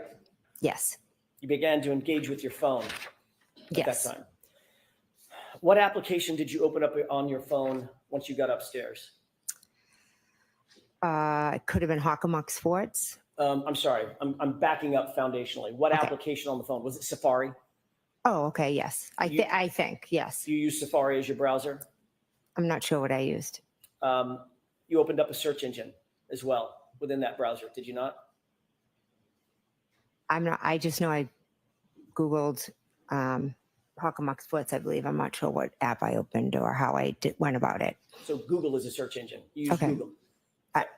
Possibly. I mean, that's just an expression, but I'm not, if you could show my record, I'm not sure what app I opened Well, or Ms. what. McCabe, you've seen this record many, many times about that search early in the morning hours, correct? You know that it was a Google search. It was Google. Okay, it was a Okay. Google search. Okay, so it was a Google search using the Safari app. Okay. You indicated that you were Google searching Hockomock Sports and something about Ozone Yes. Sports or It Ozone was basketball. yes. What time was it that you did that Google search? It was when I was home up in bed. I don't have an exact time. About 2:27 a.m., correct? I'd have to look at a record. I don't recall You off the top certainly of my recall head. that time frame, don't you? I know I was home and I Googled that, but I don't remember the exact time. You do recognize 2:27 a.m. I do recognize it, but it's not from me remembering it from that night specifically. It's from me learning afterwards. And what you learned afterwards was there was a Google search at 2:27 a.m. Right? I mean, that's a layup, to use a basketball term, right? There's a record, I think, of one. Right.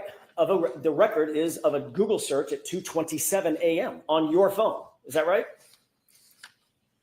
I'm not a phone expert, so I don't know. I can't read.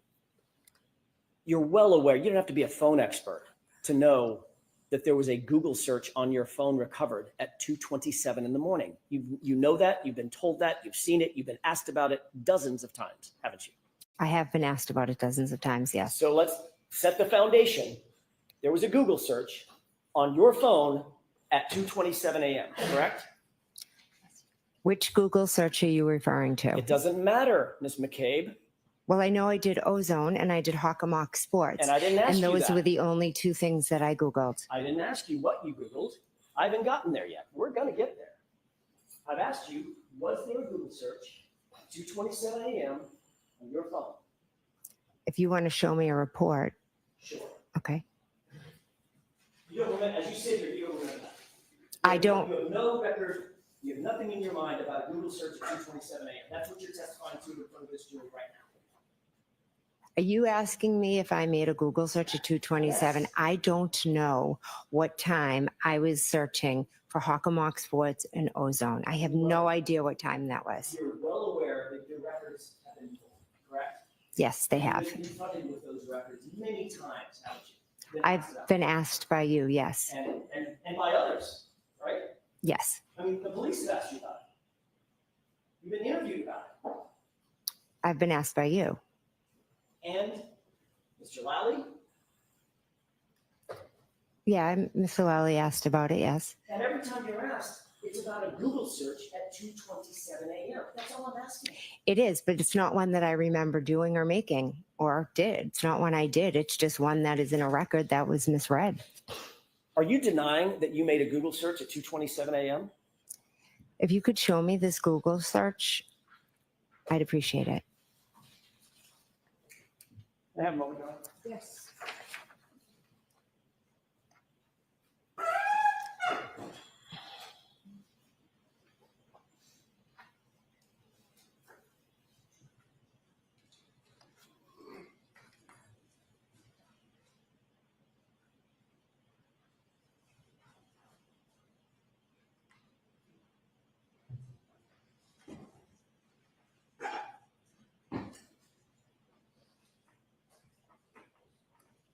Your Honor, we need a quick minute to find the record that I did not make a reaction. Can we take a brief recess, about 5 minutes? I'll see counsel at sidebar. Will if Ms. Little wants to keep looking, we'll come to sidebar.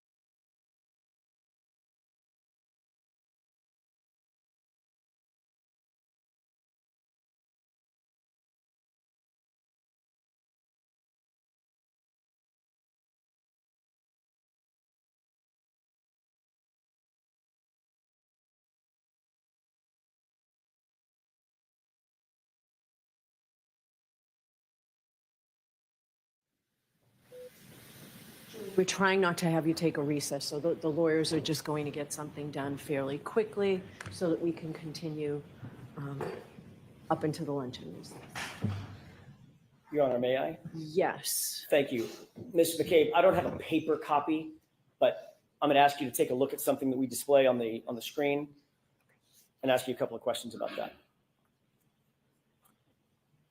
Can you zoom in?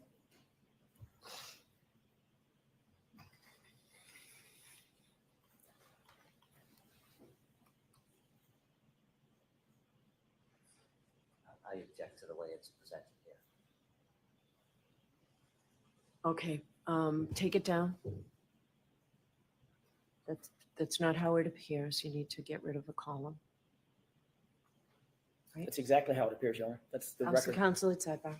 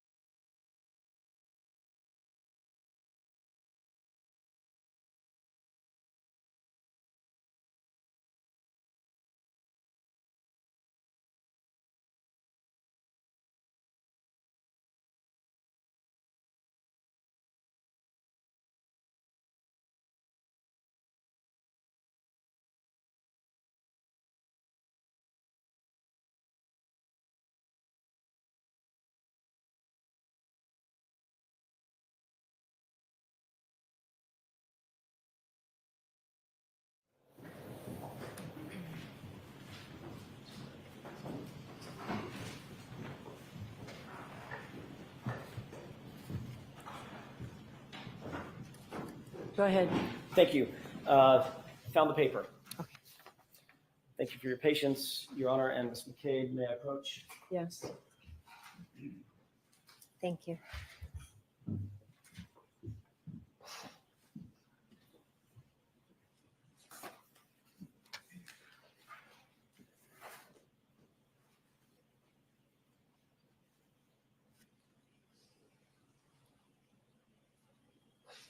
May I approach? Yes.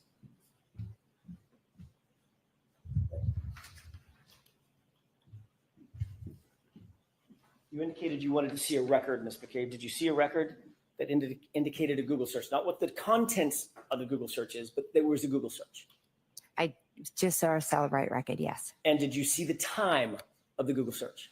On that record, yes. Is it 2:27 a.m., correct? Yes. Ultimately, you will agree that there was a Google search done, and now I'm going to ask about the content of Hoslong to Die in Cold, correct? That was done in the morning at the request of Ms. Ms. Reed. McCabe, I didn't ask you that. I asked you a yes or no question. Did you understand my question? Could you repeat it, please? Sure, I'd be happy to. Thank you. Did that record indicate that there was a search at some point done, at some point, for Hoslong to Die in Cold? I object to her reading the record. So was there a search on that at some point? On that paper, was there a search that said that? Is that the question? Let's start with that. Yes. Yeah, there was. Okay, now let me ask you a different question. You Google searched the phrase Hoslong to Die in Cold, yes or no? Yes. On January 29th, correct? Yes. So you agree that you were on Google, correct? Yes, You agree that there was a search done at 2:27 a.m., correct? I don't recall doing a search at 2:27. The paper says it. I don't. Okay. And you also agree that at some point that morning, you plugged into that phone, Haas Long to die in cold. Is that right? Yes, after we found John O'Keefe. Now, you claim that that was at 6:23 and at 6:24 in the morning, two iterations of how long to die in the cold. Haas Long to die in cold, how long TI die in CIKD, correct? I'm not claiming it. It's the truth. It's what happened. You're testifying to that. Yes, I am. You also testified that at the time you Google searched those phrases, it was Karen Reed screaming and yelling at you, shaking you to Google hypothermia, correct? She was pulling on my sleeve. Is that Yes. yes or no? Yes. Okay. You have discussed this Google search and the issue of the hypothermia with Carrie Roberts, correct? I told her in the days Yes or following. no? You discussed it? or no? Yes. You discussed it in the days following January 29th, correct? Yes. You discussed it before her testimony at the grand jury, correct? We discussed it after. We don't talk about what we're going to say before testifying or anything like in that. the 3 months between this incident and the testimony by both you and Ms. Roberts, you two did not discuss this hypothermia issue? It wasn't an issue. It was just something she said, but we don't discuss it every day. There's no need to. I didn't ask you to discuss it every day. I asked you if you ever discussed it. Originally, yes, we did discuss it in the first days following all of And this. that would have been before either one of you testified at the grand jury, correct? Yes. And we know that you were with her during her, just before her testimony at the grand jury. Is that right? Yes. And you're certainly aware that at the grand jury, that in prior testimony, Carrie Roberts corroborated your statement that Karen Reed demanded to Google hypothermia. Ask it differently, Mr. Johnson. Are you aware that Carrie Roberts, well, let me ask it a different way. Have you and Carrie Roberts ever discussed the fact that she corroborated your statement that Karen Reed demanded that you Google hypothermia? No. She ever told you that? No. Did you ever ask her that? No. Did you discuss your statement that Karen Reed was the one that demanded that search? Karen Reed did ask me to do the search. Yes. Okay, that's not what I asked you. Did you and Carrie Roberts discuss that? Yes, we've talked about that. Are you aware that last week Carrie Roberts denied hearing that statement? Sustained. Have you been told, have you been updated that last week Carrie Roberts denied ever having heard that statement? Sustained. May we approach? Yes. All right, jurors, feel free to stand up and stretch.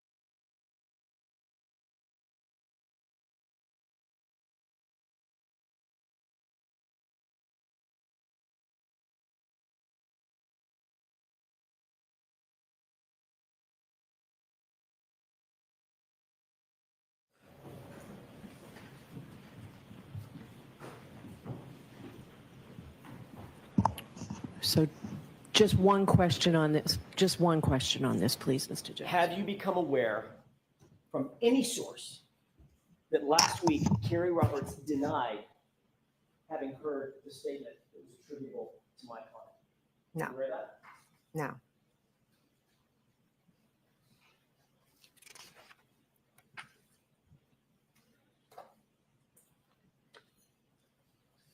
You've reviewed the video from the dash cam out at the scene, correct? I've seen it, yes. You're aware that there is no video showing my client demanding a Google search anywhere in this case, correct? I'm not sure what what cameras were where. You're aware that there's no audio of my client demanding a Google search, correct? Correct. You're unaware of any witness who can corroborate your statement that my client demanded a Google search. Any witness at all. It was just the two of us. She had sent Carrie off. So of course, Carrie Roberts is not such corroborating witness. Is that right? At least you understand that. Can you rephrase the question, please? Carrie Roberts is not a corroborating witness for you. You understand that? You just said that. Yes, Carrie, I don't believe heard it. She So was it's- sent off. So it's your word and your word only, Ms. McCabe, that my client demanded a Google search. Is that right? Yes. Yes. Ms. McCabe, you were with Carrie Roberts just before her grand jury testimony. Is that right? Yes. You had been with her to create a timeline of a version of events that occurred, correct? I wouldn't say a version of events. We each put down what we remembered. She saw what you put down. You saw what she put down. Yes. And you compared and contrasted those with each other to create that timeline, correct? No, we didn't compare and contrast. I said, she called me, she said this, then Carrie, and someone was writing it down for us. That would be your sister. Who? It was my sister, yes. Which sister? My sister Denise What's your last name? Galvin. She here? She is here, yes. Where is she? She's sitting over there. Can you point to her and describe what she's wearing? Sure, she's over there in the back with the striped shirt on. Between the gentleman in the purple and the gentleman in the black? Yes. So she witnessed this timeline being prepared, correct? She wrote the timeline, yes. And then you've spoken to Ms. Roberts several times about this case Yes. and about your perceptions of this case, correct? We talk about what happened and the aftermath of this case. We don't talk about the specific details as much as we talk about the aftermath of everything. Ms. McCabe, the fact is you instructed Carrie Roberts to say that she heard that Google hypothermia statement from my client before she testified at the grand jury, didn't you? No, absolutely not. I never instructed her to do anything. You wanted some witness to back up your story about this Google search, correct? No, absolutely not. I Ms. don't need, McCabe, it was said, Karen said it. It's that simple. so you're the only person saying that, though. Yes, and I stand by that 110%. And the reason that you wanted another witness to back up that statement is because you knew that that Google search for Hosselong to die in cold points a very uncomfortable finger right toward you, correct? I never did that search at 227. I never needed to instruct somebody. No, I'm sorry. There's an apology again. Has someone told you that you need to apologize when there's an uncomfortable question that you don't want to answer? No. Have you discussed this with anybody? No, and that's not an uncomfortable question. I'm fine to answer it. How many times did you say, I apologize yesterday in cross-examination? I didn't count. Probably more than 15, right? I have no idea. I'm just trying to answer the questions and be truthful as I can. And you're aware that the Celebrite extraction that was done on your phone determined that of the three searches, 2:27 a.m., 6:23 a.m., 6:24 a.m., only one of them was recorded as deleted, correct? objection. Sustained.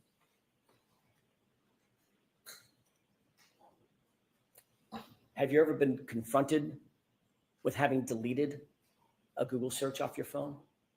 You ever Yeah. been asked that? Yes, by you. Do you deny that you deleted a Google search off your phone? I never deleted a Google search off my phone. So you I deny never did that. I deny it. Yes. that you ever deleted a Google search? Yes. I never made the search. I'd like to move back to the time of about 6:03 in the morning, Ms. McCabe, when you, along with Carrie Roberts and Ms. Reed, approached 34 Fairview. This is Exhibit 4. It's been previously entered into evidence. I think you've seen part of this exhibit. Do you recall, before we get to the exhibit, do you recall my client when the first officer on scene, do you know his name, by the way? I believe it was Officer Seraph. When Officer Seraph approached, he asked the question, what happened? Something like that. Open-ended question. Do you remember that? I don't remember what he specifically said. Do you remember my client a few seconds later saying, my boyfriend, I left him, he never came home? I don't remember the specifics of what was said. Your Honor, if we could, I would ask that we queue up Exhibit 4 for the jurors at runtime 4:20. Okay. Before we play this, I'm going to play just like a second of it and ask if you can hear the volume. Okay. We could, Mr. Wolf? Could you hear anything? Oh, I can hear. Yes. Sorry. Okay. I don't know how loud it's going to be, quite frankly. Okay. Ms. McCabe, will you please pay attention to the audio portion of this video as this is played?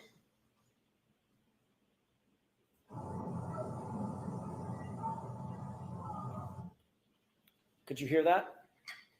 I heard something. Could you hear my client? Does it sound like Ms. Reed? It sounded like a female. Did it sound like Ms. Reed, female? I'm not sure. Could I listen to it again? With the court permission, one more time. One more time.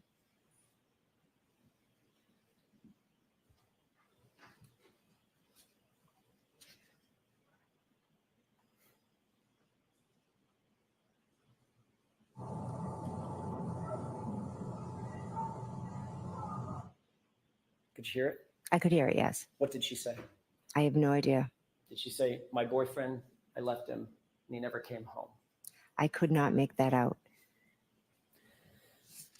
You testified on direct examination that you were basically a passenger along in this ride on the early morning hours of January 29th, 2022, that you were not the person in charge, correct?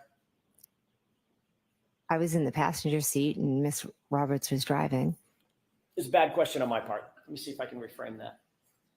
You testified that it was Carrie Roberts who was basically the take charge person in the scenario between and among the three of you, Ms. Reed and Ms. Roberts. Correct? Yes. Yes. Not you, correct? No. You were just sort of along for the ride, assisting how you could, correct? I was trying to help Miss Reed and find John O'Keefe. If we could play a clip starting at, and I'm going to ask you, Ms. McCabe, to take a look at several clips. The first one starting at 6:21 runtime to 7:41.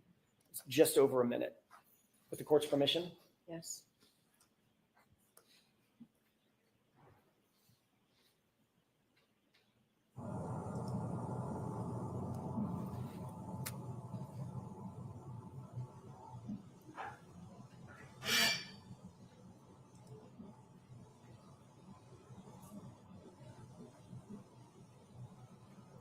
You pause this. Do you recognize the three individuals in the foreground of this video? I do. Yes. Can you start from left to right and describe for the jurors who we're looking at? I believe that's me in the black coat. To the right of me is Miss Roberts, and on the other side of the car is Miss Reed. Miss Roberts has, just to distinguish, Miss Roberts seemed to have fur on her hood where you did not. Yes. If you could go ahead and play that, please.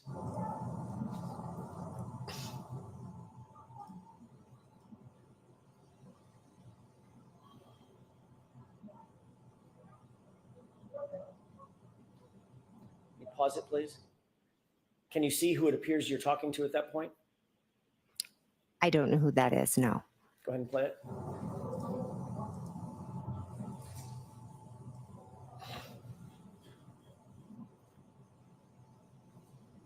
Pause it. Does it appear that you're engaged in conversation with that person while Miss Roberts is attending to something in the truck and Miss Reed is running back and forth? Yes, I was speaking to whoever that was. Do you believe that was a police officer? I believe, yes. Go ahead and play it.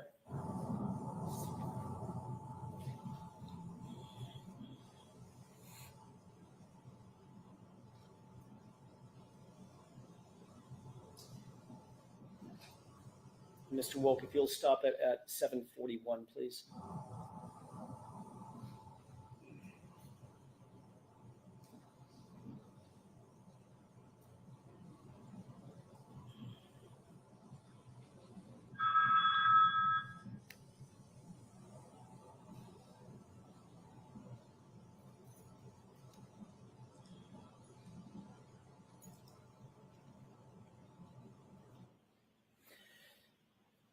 Could you see what was depicted in the video for about that minute and 10-second runtime?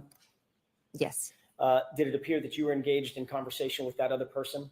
yes. When that other person walked away, could you see his jacket? I couldn't make it out, no. Did it appear to be he was a police officer? I'm going to assume it was a police officer, yes. Okay. In that video, who looks most like she is taking charge, you or Carrie Roberts? Objection. Sustained. Does it appear in that video that you're the one controlling the narrative, at least with law enforcement at that point? Objection. Sustained. Does it appear in that video that you're the one engaging in conversation with law enforcement while Carrie Roberts and Ms. Reed are otherwise occupied? I am speaking with law enforcement, yes. Can we move to runtime 8:56?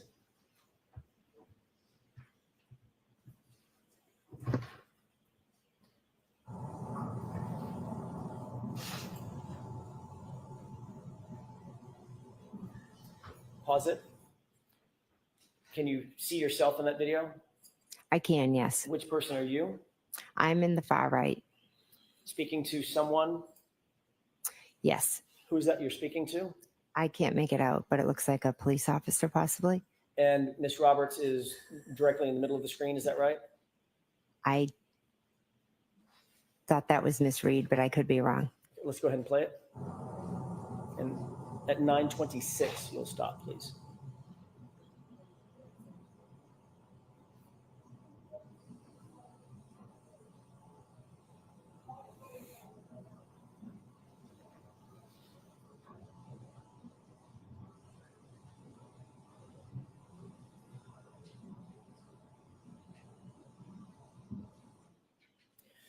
In that video clip, who among the three of you appear to be most engaged with law enforcement at that time?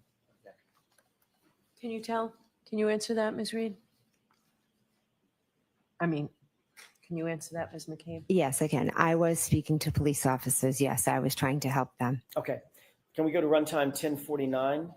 This will be from 10:49 to 11:55, Mr. Wolk.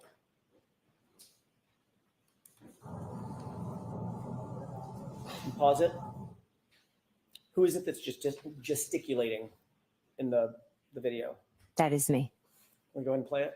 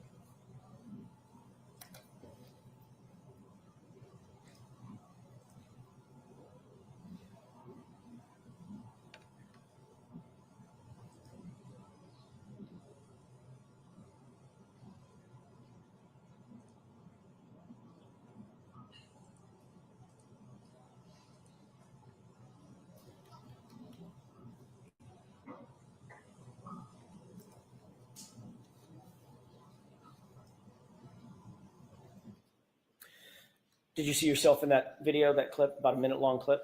Yes, I did. Who among the three of you appeared to be most engaged with law enforcement in that clip? I was. Runtime 2022, Mr. Wolk.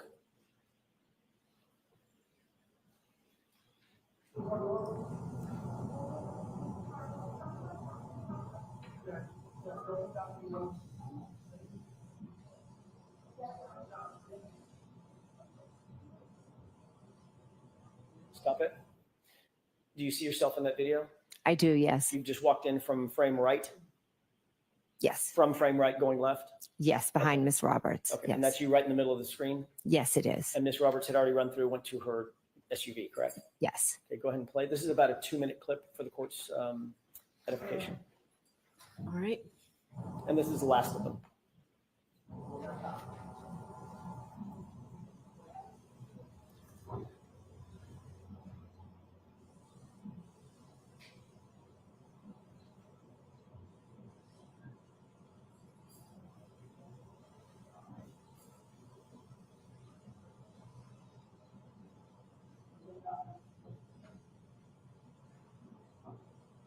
Mr. Wolk, can you pause it?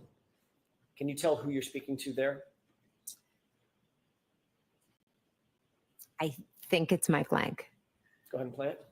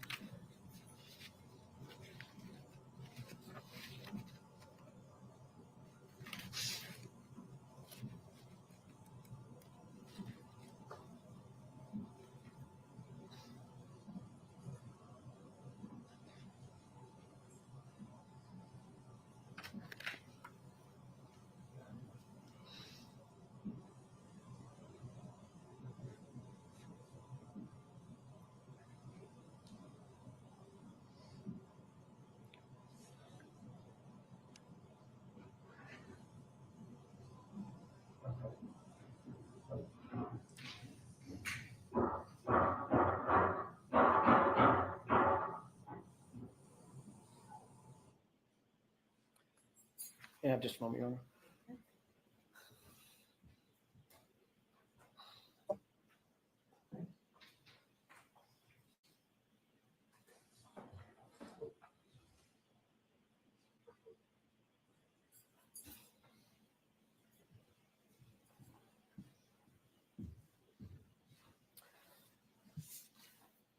Ms. McCabe, who was most engaged in that clip with law enforcement? Between and was. among you and Carrie Roberts and Ms. Reed. I was. You noticed when Mr. O'Keefe was placed on the gurney in a prior clip and moved past you, correct? Yes. Did you notice what your reaction was when that gurney passed you? I didn't know. Did you see that you turned your back completely to Mr. O'Keefe as he passed by? If that happened, it wasn't on purpose. Ms. McCabe, when you got to the scene, we can take that down. When you got to the scene at 6:03 in the morning, you immediately recognized, did you not, that this was an emergency situation? High intensity emergency situation, correct? I knew it was an emergency situation. Yes. As a matter of fact, a man's life was in grave danger. You knew that. Yes, I did. And this is someone that was a friend of yours, correct? Yes, he was a dear friend. Not just a friend, but a police officer who was laying, as far as you knew, dying in the snow. Is that right? Yes. You knew that you needed to get immediate medical attention, emergency medical attention to him as quickly as you possibly could. Is that right? Yes. You knew that minutes counted, right? Yes, You knew that seconds counted, correct? correct. This man was grasping, as far as you knew, grasping and clinging to life at that moment. Is that right? Yes, That's why you called 911, to get emergency personnel who are trained in CPR and life-saving measures to the scene, to the gentleman, to Mr. O'Keefe, as quickly as you possibly could, correct? yes. You called 911 at about 6:03 and 35 seconds. Is that right? I don't expect you to know down to the second, but it was about a couple of minutes after 6. Right after, yeah, we found him. Yes. And you're aware from the dash cam that Officer Seraph got there about 6:10, almost on the nose, right?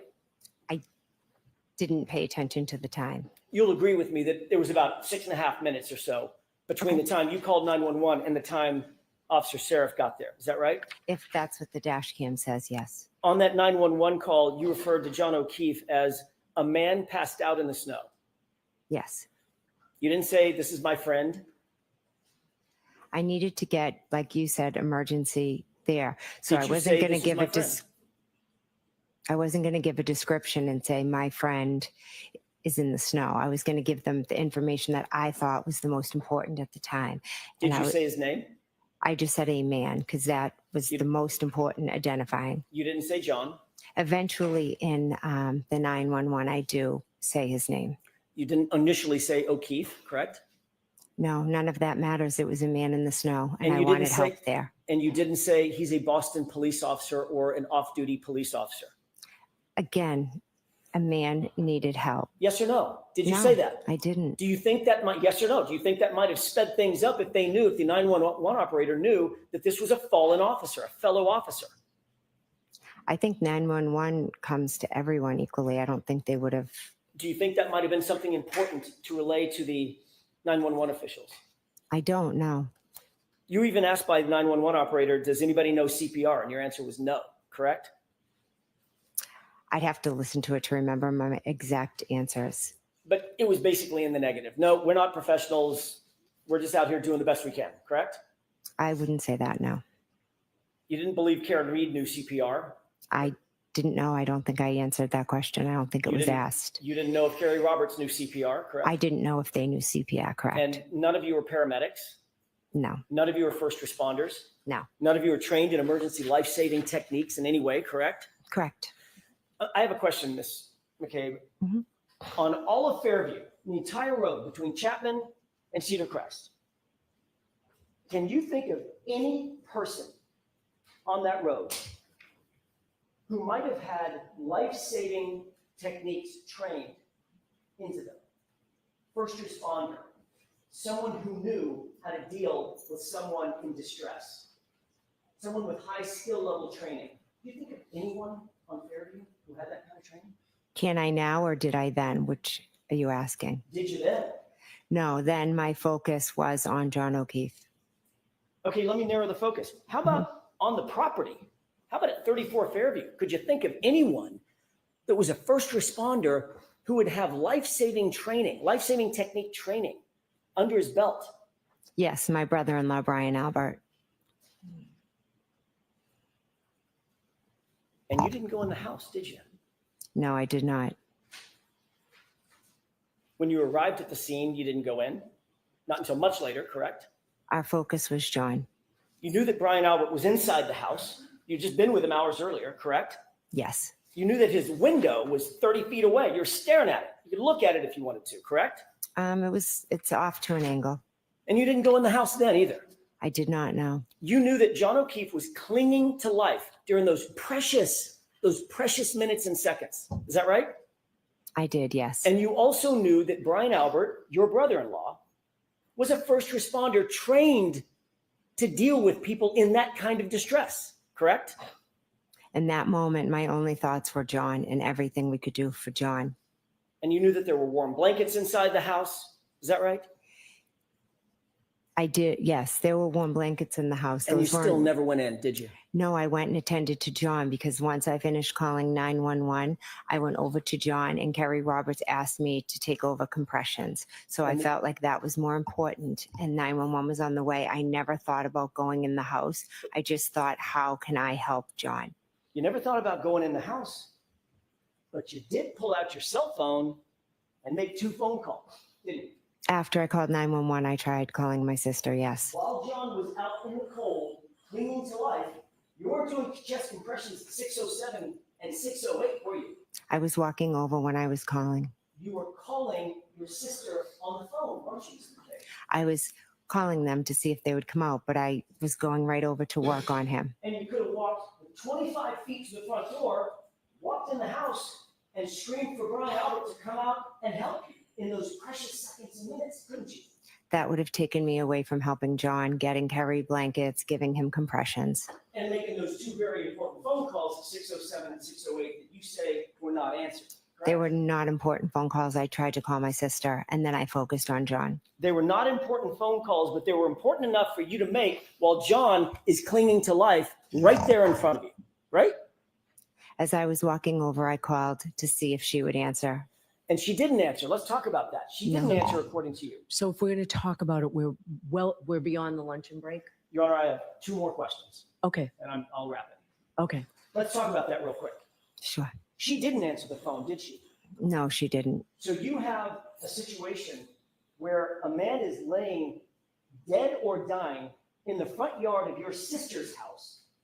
You see nothing in terms of life inside the house. Lights aren't coming on. They're not getting up. They're certainly not coming outside, right? They were sound asleep They weren't coming outside, were they? because they were asleep. You didn't know if they were asleep. All you knew was there was a severely injured man on the front lawn of their house, and your sister didn't answer the phone, not once, but twice, correct? Correct. She didn't answer the phone. Did you think your sister might have been in peril? Did you think to go inside the house and check that they're okay? I had no reason to think that they weren't okay. You had no reason to believe they weren't okay. A man was dead or dying on their lawn, and your sister's not answering the phone. And nobody is coming out to the chaos of Karen Reed screaming on the front lawn. You didn't think there was some reason to believe they could have been in peril? I didn't, because your client was screaming she hit him. She had a cracked taillight. She was so you crying saw- she hit him. I didn't, but my Mr. Kennedy, focus. Can I finish, please? You had solved the crime right then and there. You solved the whole case. No, I didn't. I knew John never came in the house, so I had no concern for anyone's safety inside the house. The reason you didn't go inside the house is because you knew better. You knew better. You knew she wasn't in peril. You knew that Brian Albert wasn't in peril. You weren't worried at all about them, were you? I was not worried at all because something happened on the front lawn that had nothing to do with anything inside that house. You weren't worried about them at all because you knew what really happened, didn't you, Mr. Kennedy? At that moment, I didn't know that he was hit by a vehicle and there was taillight found next to him. That's all I have. All right, jurors, luncheon break. Let's take 1 week. Follow up behind. Jurors, please follow me. Yeah, I understand this. And how long?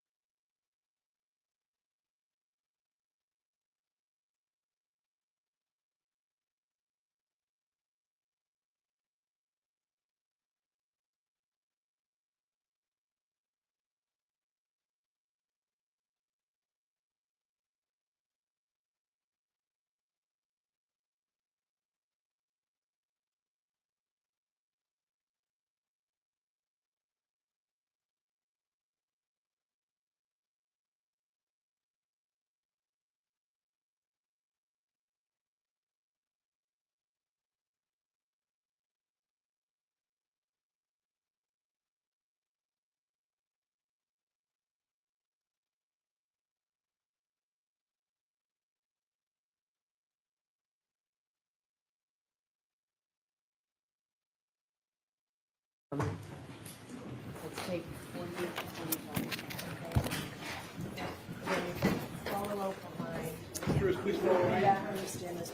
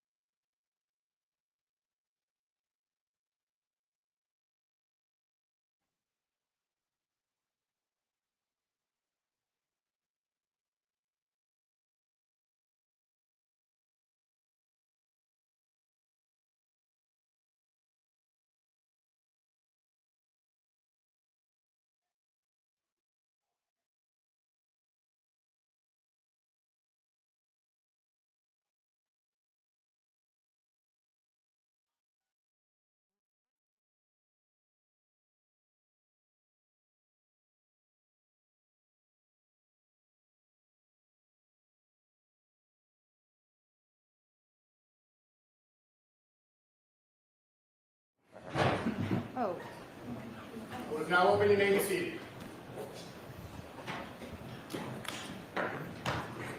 All right, so council's 10 minutes late. As I was walking out here, was told that the Commonwealth needs to see me. Your Honor, Oh, hold on, Ms. Reed's not here.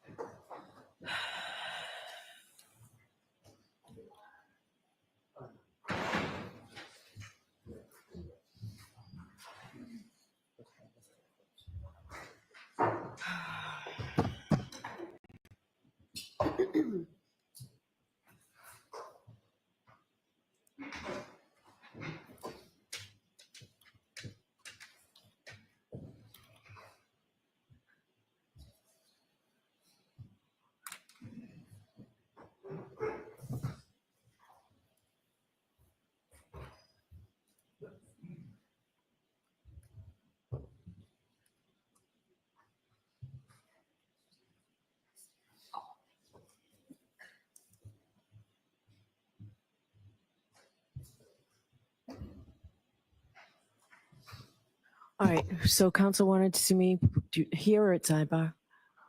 I have no preference. All right, if it's something to be done in open court, go right ahead. So we had mentioned earlier at the end of Ms. McCabe's testimony, I have clips that I would like to play. There is a dispute regarding 2 of them.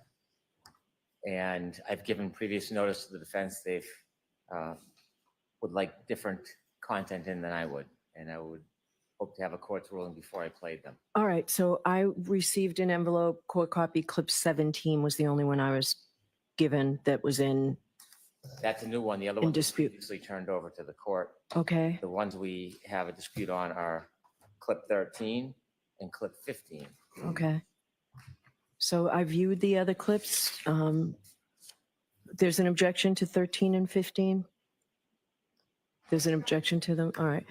Let's play them. They're quick, right? Yes, they are. Play them very quickly. it's not really objectifying, it's that they're incomplete, so she didn't finish her answer, so we're just asking that it be extended so she can actually complete. So we produced alternative clips, so there's 2 for each, 13 and clip 15. All right. So the Commonwealth gets to play what they want, and then you can play yours at some point too. Well, I haven't seen- Then if we don't have time, I can wait to have a hearing on this. I don't think the defense can play in self-serving statements because they think it's Okay, done I completely. haven't seen it. All right. I saw clip 17. I have no problem with clip 17 coming in. I don't think they have an objection to 17. The ones that are objectionable, I know we're pressed on a Friday. I can hold them till next week until the dispute becomes more clear for the court. Okay. It sounds like this is going to take more time than I thought. All right. So I need what you have, Ms. Little. I need that to review this weekend. All right. Anything else? The second issue is I should approach the side. Okay.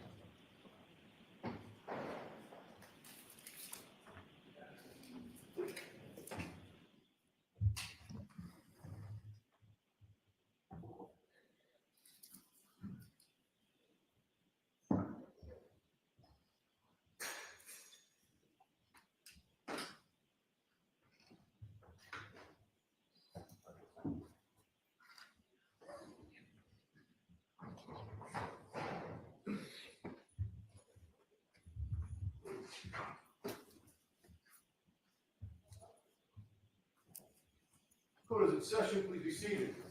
We bring Ms. McCabe in, please. Jurors, I know I said it was a 45-minute lunch. I apologize. No one intended to waste your time like this, particularly when we don't have much time left. Ms. McCabe, please.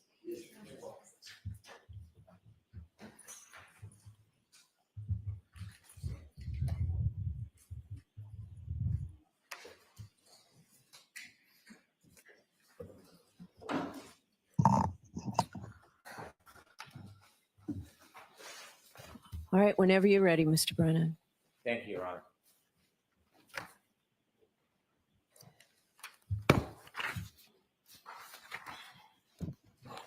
Good afternoon, Mrs. McCabe. Good afternoon. I want you to briefly tell us your memory of the weather when you first arrived at Fairview, when you left at Fairview, and when you returned the next morning a little after 6 a.m. Okay.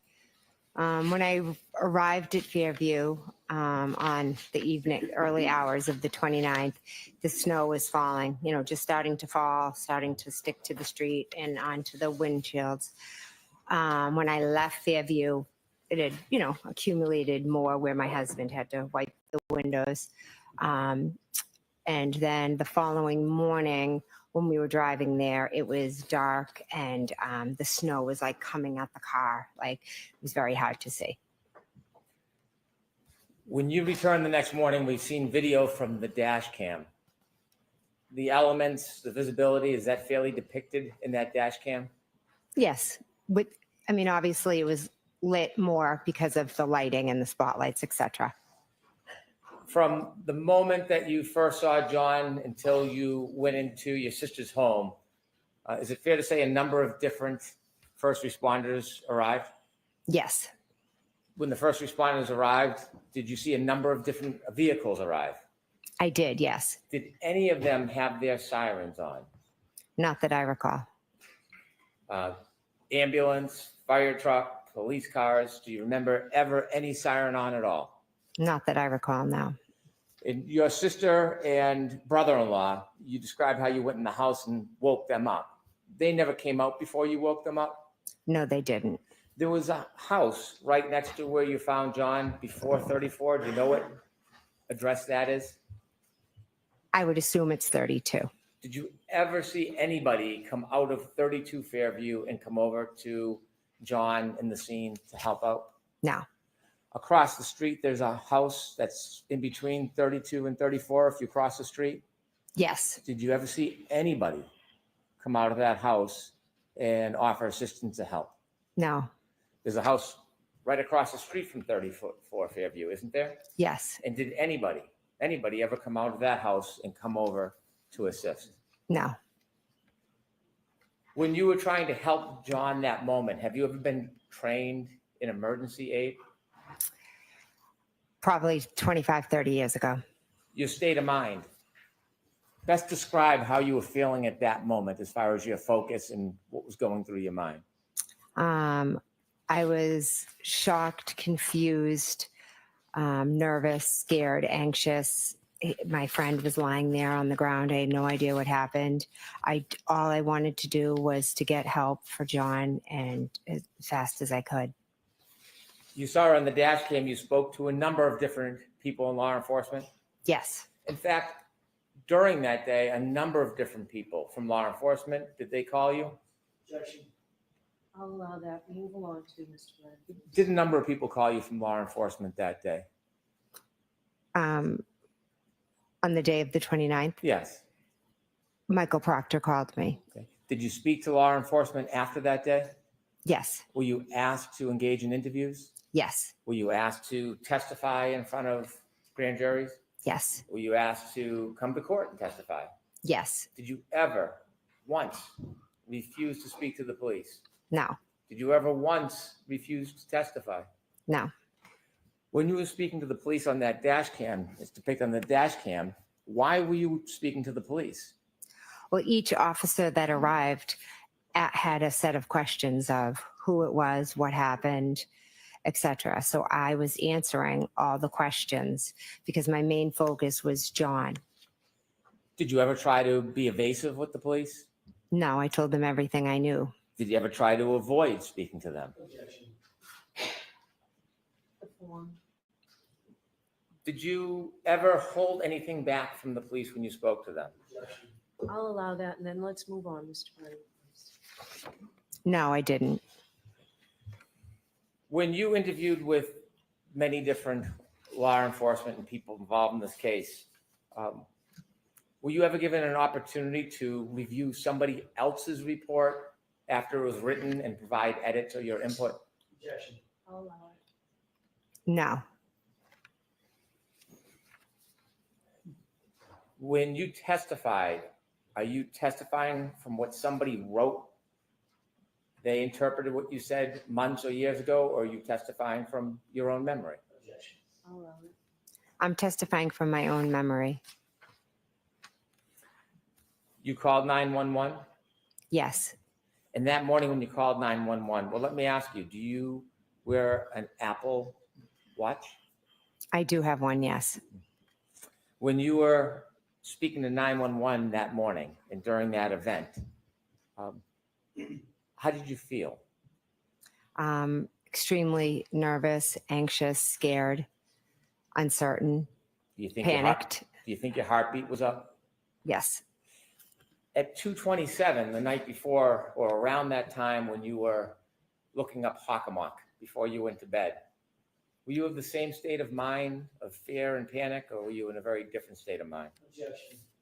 Strike the fear and panic part. You can answer that, though. Are you of the same mind or different? different. What was your state of mind at that time?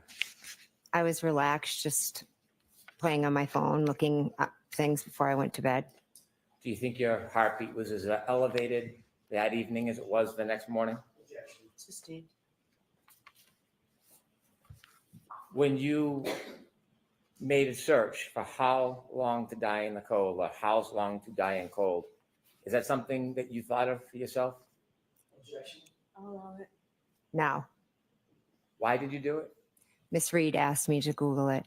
And when was that? That was in the morning after we found him. And had you ever attempted either of those searches before Miss Reed asked you to do that? No, I didn't.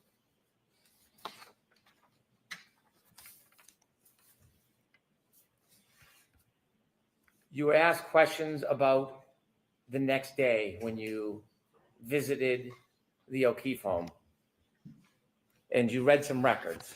You remember those questions? Yes, Do you remember going to the O'Keefe home? I do, yes. You went with who? With Carrie and our 2 daughters. You remember how many hours you spent with the O'Keefe family? I don't remember how many hours, say a few. Was it over 3 or 4? Could have been, I'm not sure. What is the reason that you spend so much time at the O'Keefe home the next day? We went over to offer support, love, comfort, to be with them. You weren't avoiding them, were you? No, Sustained. After you left the O'Keefe home and reading the records, I don't know if this is your memory, it was suggested it was 5:12. Do you remember going to Fairview? I remember driving by Fairview on the way to Mike Lank's. When you went to Fairview, you asked questions about when you stopped by, whether that meant you went in or were outside. Do you remember whether you went in or were outside? We never went in. Have you seen your phone records that there are no calls to your sister when you went by Fairview at that time? I'll allow it. I haven't, no. And when you went by, you were asked about that. In fact, you had been asked about that before, hadn't you? Whether Yeah. you stopped by. Yes, And Attorney Jackson showed you part of that statement. yes, Did you, when you were saying that's part of the statement, did you read the whole statement to yourself? I did. And to put that in completeness, had you, under oath, talked about the fact that you went by that day? I'm confused by your question. Okay, may I approach? Yes.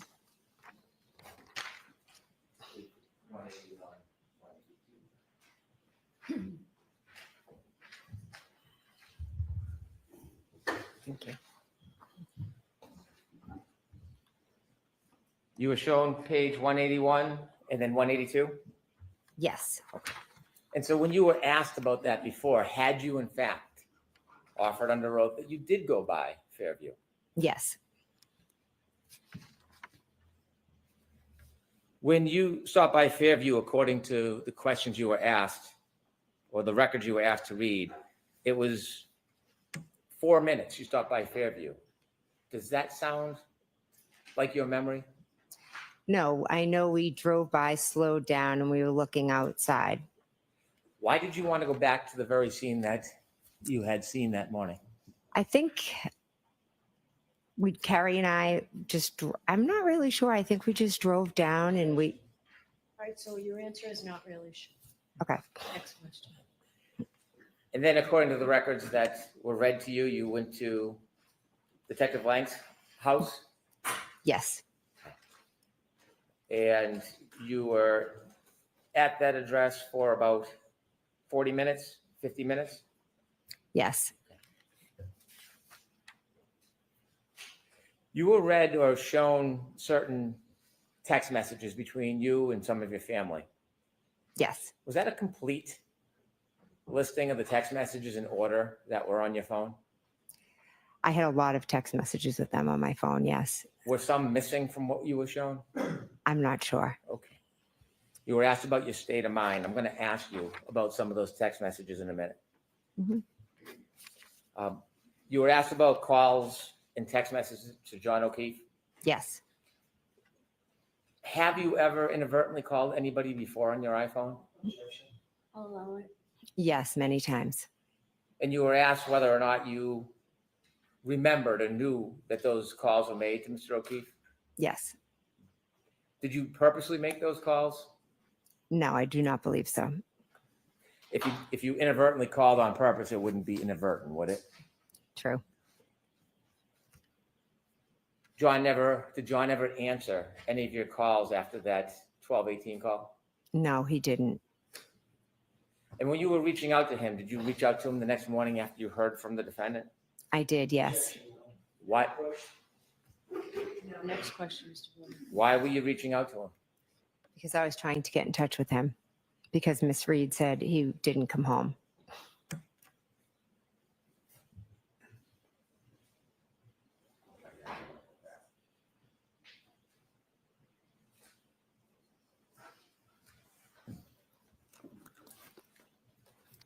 You were asked about your state of mind over the next couple days. Yes. And I'd like to ask you about some of the text messages reflecting your full state of mind over the next couple days. All right, this has to be really brief.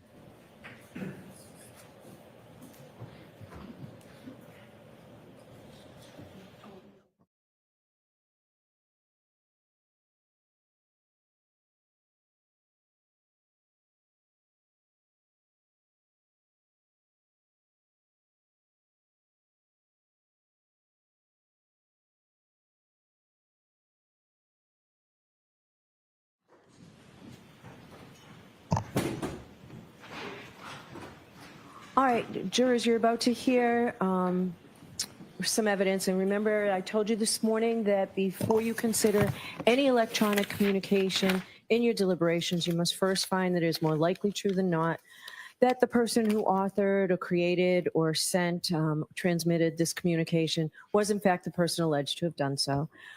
If you do not find it is more likely true than not that the person alleged to have transmitted, created these messages, then you may not consider the electronic communication in deciding this case. And remember, what you're about to hear, you're not to use for the truth of the statement.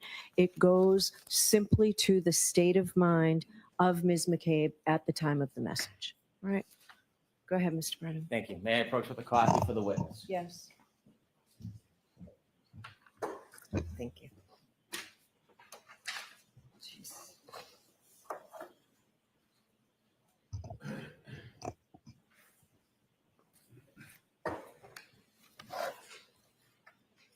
When law enforcement asks for your phone, was there any requirement you give that to them? Sustained. Did you voluntarily consent to give your entire phone to law enforcement? I'll allow that. Yes, I did. I handed you a document that reflects your text messages from that morning and the next day. You were asked about some of them on the screen. Do you remember that? Yes, Okay. And you were asked how that affected your state of mind and the decisions that you were making, correct? yes. I want to read along, and I'll indicate if you look at the number on the left, and then I'll read it, and you can let me know if I read it accurately. Okay.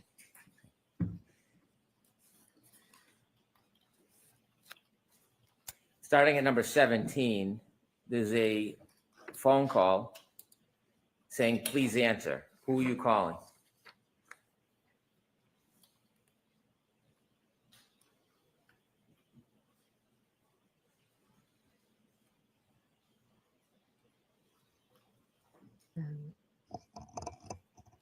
I'm sorry, where does it May I say? approach? Yes.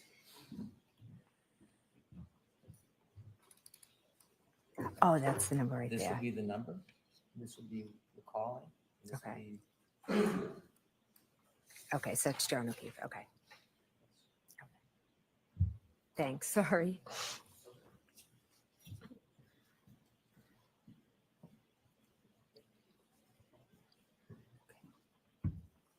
Number 17, phone call, please answer. Who are you calling? John O'Keefe. Do you know at that point where he is? No. 459-49, number 18. Karen is worried. We need to find you. John O'Keefe. 504-40, number 19. Please answer so I know you're okay. Who are you calling? John O'Keefe.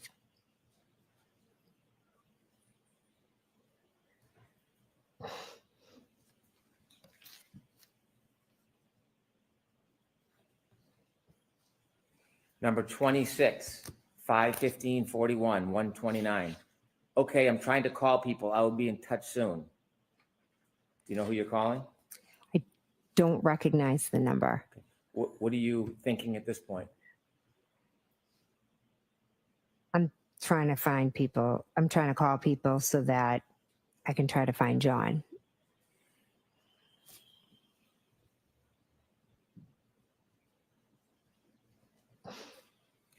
Number 31, 522-57, 129. Okay, I tried to Beatty. Okay, I just talked to her.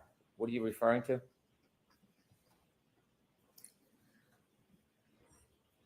I don't know whose number this is. Okay. At this point in the morning, you're making these phone calls. Do you know where John is? No, I have no idea where he is.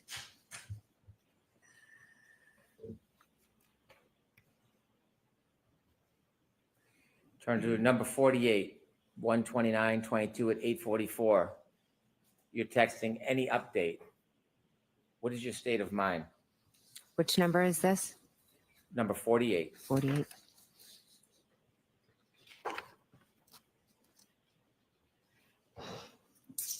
I believe That may be to Kerry Roberts, and I'm trying to get an update from the hospital.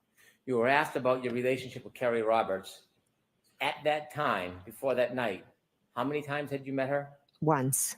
And you said in the moment, did that relationship change? Yes, instantly. Was it for collusion? No. Let me ask you, number 160, this is 129 at 2 in that afternoon. Do you have 160? Sorry. It's okay.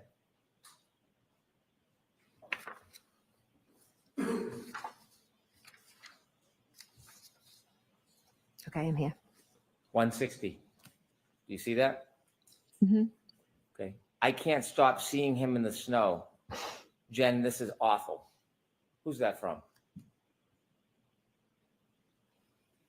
Kerry. Is your state of mind collusion? No. I'll allow it. Don't ask it again, please, Mr. Mayor. 168.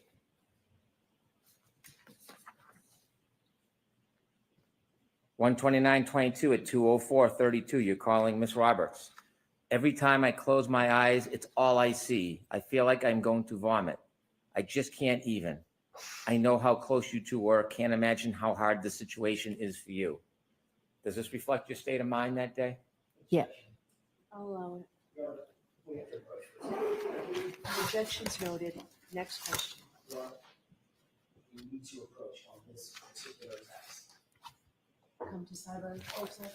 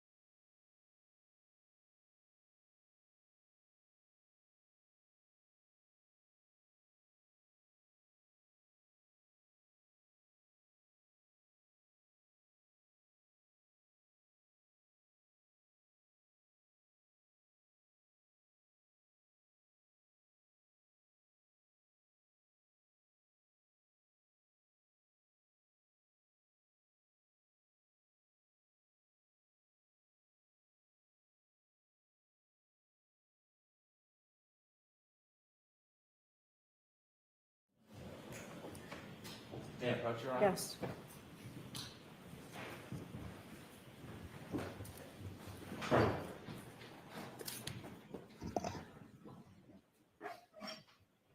This number's, I won't read it. This number on top, whose number is that? That is 9. And the bottom number is who it's going to? Yes. So this text message, is this what you wrote Yes, it is. to Kerry? Yes, it is. Okay.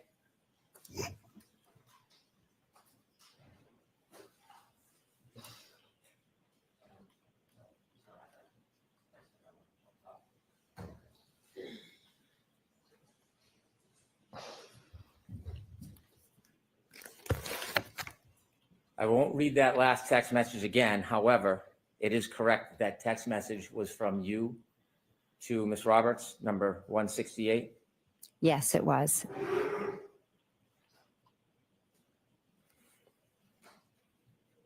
And the response in this text message, number 169, from Ms. Roberts to you, you were also, this is awful, Jen, I'm in shock. Yes. Number 170. And this one is from Ms. Roberts to you, 129.22 at 2:05:45. I literally am having wine. I don't know what to do. Calm down. Yes.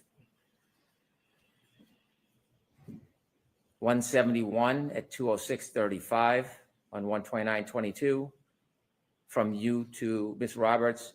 I know I am definitely in shock and it keeps hitting me. I just feel so sick. Is that accurate? Yes. I'm going to read one more. 172. And this is from Ms. Roberts to you at 2:13:41 on 129.22. I don't know what to even do. I'm so sorry for both of us. Is that accurate? Yes. Number 175. Again, to Ms. Roberts, 2/14/15, 1/29/22. Do you text, I talked to Peggy, I am devastated for them? Yes. And did you follow up seconds later at 2/14/56 on 1/29/22? I am so sick to my stomach. Yes.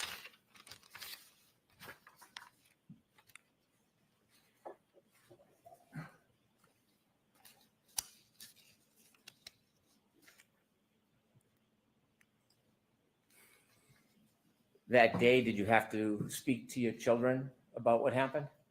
I did. Yes. Was that part of your state of mind that day? Yes. I'll allow that. Number 208 or 207. You receive a text from this number. I don't want to say it out loud, but if you could read it, 207, do you know who that's from? I don't. Okay, we'll move to the next one then. 208, 129/22, 342:06. I've never felt so sick. Is that accurate? Yes.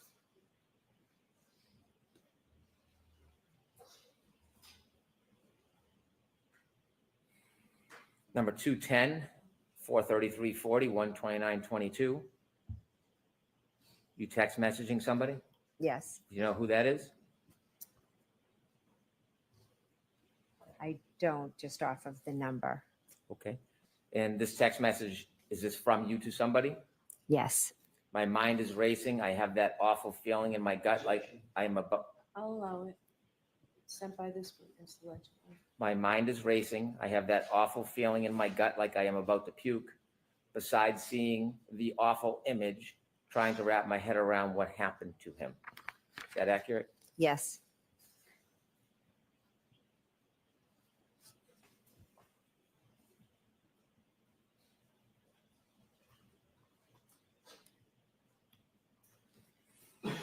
$213. This is on 129/22 at 438:20. Do you know who was texting you? Yes. Who? My friend. Once things settle, you need to talk to someone and process the trauma. And then 214, you respond, 129/22, 440:38. I have been shaking since this AM. I feel so sick. Everything started to be a blur and all run into each other. Yes. And this is at 440:38 at 129/22. Yes. And during that day, you've spoken to law enforcement Yes. and the days that follow. Yes.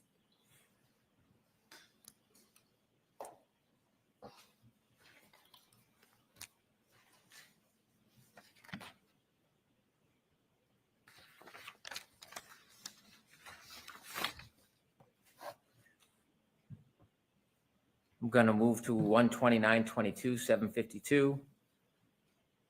If you look at number 289, please.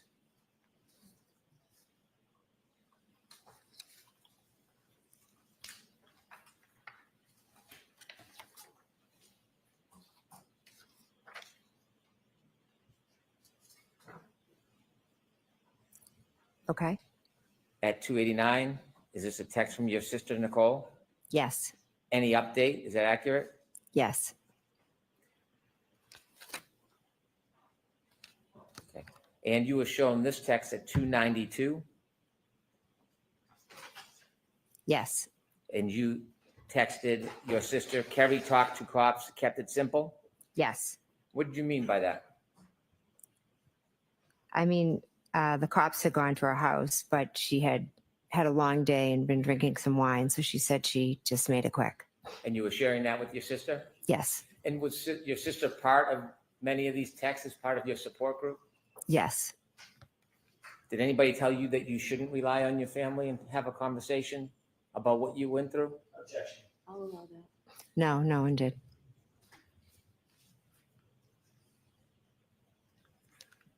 And during that text time, the one I just read to you, was at 7:54:38. She turned to 296. 129:22 at 7:56:50. Did your sister text you, okay, try get some sleep, talk tomorrow? Yes. And did you text back at 7:57? Yes, but don't feel pressure. Yes. And the next one, 298 at 7:57:07. Was your sister asking you for any updates? Yes. And at 7:57:13, did she text you, I love you, don't beat yourself up, you did the best you could? Yes.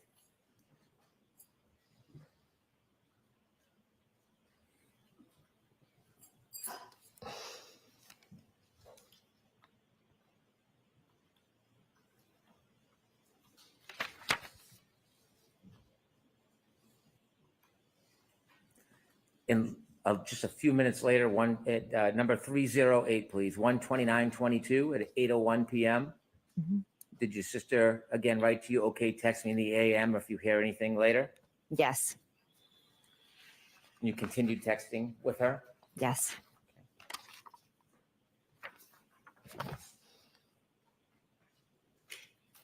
You were asked about timeline. Yes. If you turn to number 761, please.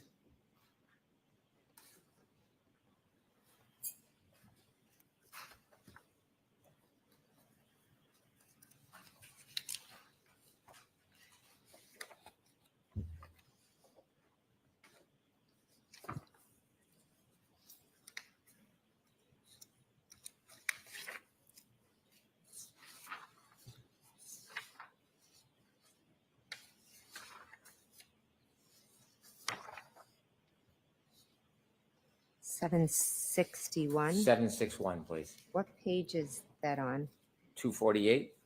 I'm missing page 248. You don't have a 2-page 48?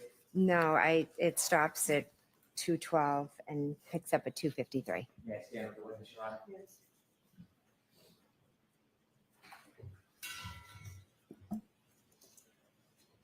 Can you remind us who asked you to put together a timeline? Peggy. Peggy. Mhm. Okay. Yes. 2 days later, January 31st, 2022. And this is at 10:26:29 a.m. Are you texting Ms. Roberts? I am. I have spent the AM trying to process that he is really gone and try to piece together all the events. Is that part of the process of the timeline? Yes.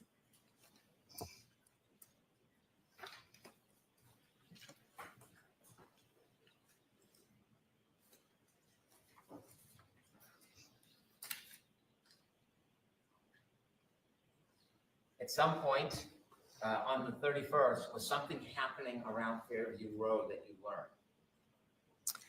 I believe there was police presence. Was there any presence from the media, the press? Oh, yes, there was. Was that causing any concern? I believe I talked to Peggy and she was, And so on January 31st, 2022, we're at number 864. Mhm.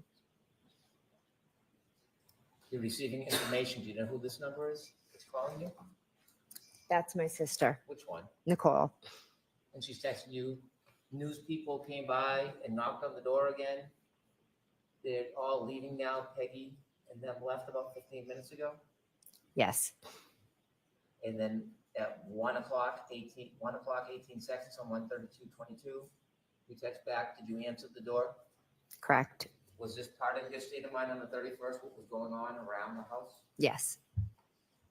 Just a few more.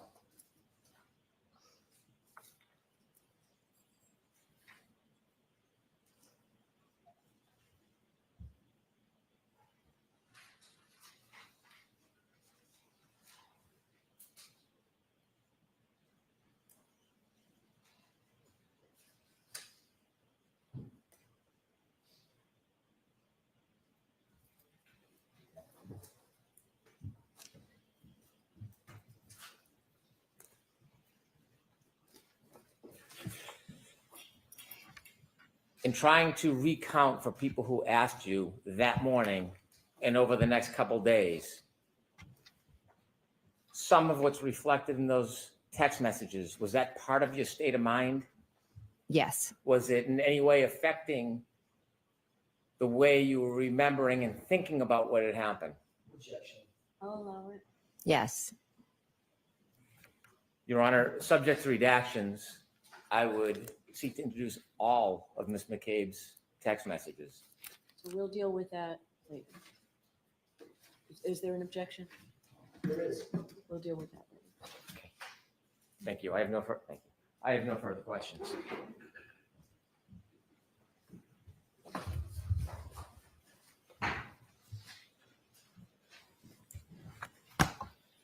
Ms. McCabe, a couple of follow-up questions. You indicated on redirect examination that there were no sirens that you heard that morning with the approach of the first responders. Is that right?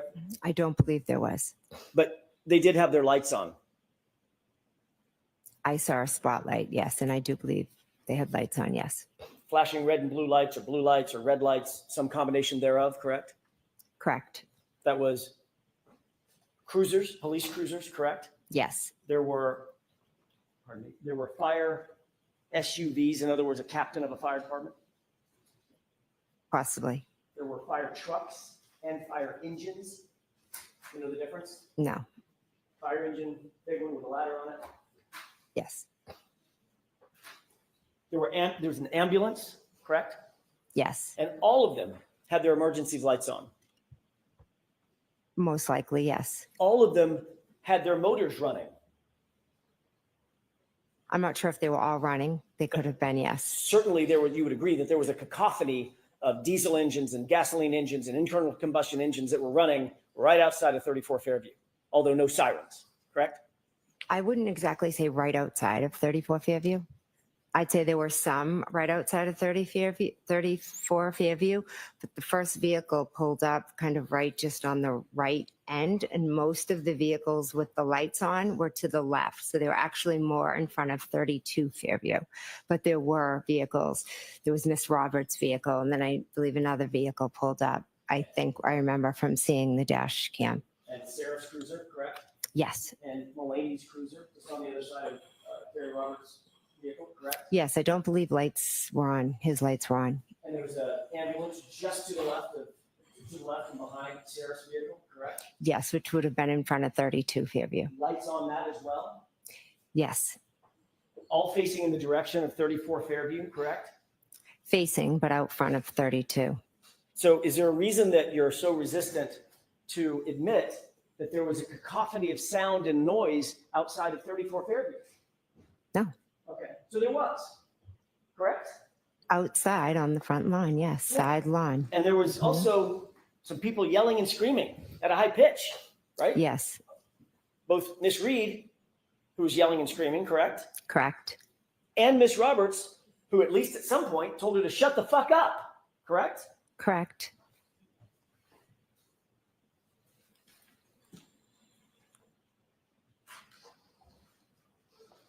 You were asked about the stop at 34 Fairview on the way to Sergeant Lang's house on redirect examination by Mr. Brennan just now, correct?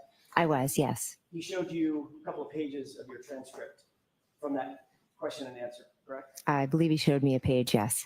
And you noted that this was a question and answer from a hearing last year in this courtroom. Yes, And you admitted that you stopped, but actually, let me rephrase that. You were confronted with the fact that you stopped at 34 Fairview on the way to Officer Lang's house, Sergeant Lang's house, by me on cross-examination, correct? yes, you asked me. You also indicated that you have never refused to speak to the police, any law enforcement officer in this case, correct? I've spoken when but asked to, yes. But in point of fact, when you were approached by the two law enforcement agents who were not connected to Massachusetts State Police or to Canton PD, you suspended that interview and refused to answer further questions, correct? I welcomed them in my house, sat with them, and then I stopped. And then I met with them a few times after, and I answered all their questions that they asked. I helped clear up some misconceptions that they had been told. And as you know, I know they're no longer investigating. So I think I helped them well. And you're obviously well aware that in that first interview, you stopped the interview cold and refused to answer further questions, correct? I said, I'm going to stop and I'm going to seek some counsel. Yes.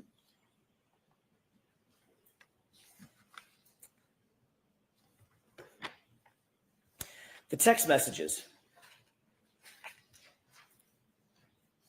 You just read a series of text messages that Mr. Brennan actually read for you and you agreed with, correct? Correct. Were any of the text messages that you just read in the group chat that I showed you in cross-examination? I don't believe so. I don't believe so. And that group chat included you, Brian Albert, Nicole Albert, Matt McCabe, correct? Correct. And that was a private chat among the four of you. Is that right? That's just a chat with them. Yes. You read some text messages to and from Carrie Roberts, correct? Yes. You had just met Carrie Roberts. Isn't that right? Yes. She's not a McCabe. Is that right? Correct. She's not an Albert, correct? Correct. You even read some text messages with your minor children, correct? Just now? Yeah. I don't believe any with my children. Mr. Brennan asked you about a couple of text messages, or at least one text message with your children, didn't he? No, he didn't. Objection. She can answer that question. Is that what happened? Did I misunderstand? No, I honestly didn't read anything from my children. I think one, I said a friend, another time I didn't know who it was, but I do know my children's phone numbers, and no, it was Okay. none of my kids. Obviously, the kids are not on that group chat, that private group chat that we went over, correct? Oh, yes, correct. They're not. Well, let's talk about those unidentified numbers. You said this is a number I don't recognize, and Mr. Brennan read to you a text to that person, correct? Yes, Whoever that is, that person's not a McCabe, correct? they're not correct. And that person's not an Albert. They could be. Again, it could have been Christelle, but Julie, I don't. One of the numbers I didn't recognize because I have everybody in my phone with the name, so I don't recognize every number. And that person certainly was not in that group chat with you, Brian Albert, Nicole Albert, and Matt McCabe, correct? Correct. And then there was a friend. You said this is a friend, and I don't need you to identify the friend. But whoever this unidentified friend is, that friend is not a McCabe and is not an Albert, correct? Correct. And that friend was also not in that group chat that we went over in cross-examination. Is that right? Correct. These are all people outside of that group, among whom you engaged in the chat that we saw, correct? Correct. And that includes Carrie Roberts. She was not included in that group chat where you talked about the case and talked about what she was and wasn't doing with law enforcement, right? Correct. It was just my sister, my brother-in-law, and husband. Now, just a moment, Your Honor. Okay.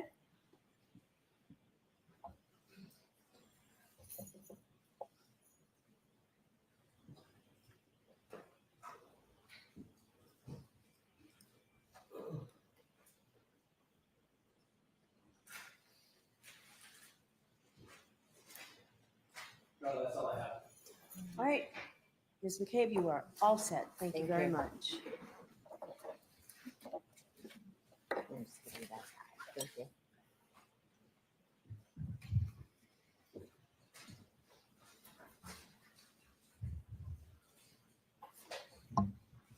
All right. I'd like to play a couple of clips, Your Honor. Yeah, I'd actually just wait 10 seconds. I'm sorry. All right, you can play them now.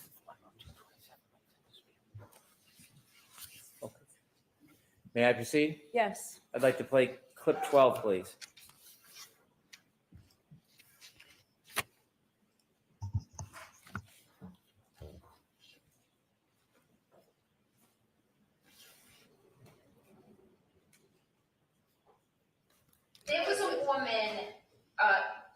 a mother to kids that were close to John's kids who lived very close to the Alberts. In fact, when Jenn was navigating John to the Alberts when I was driving, she said it's near Ashley's house. Ashley and John were hooked up prior to John and I dating.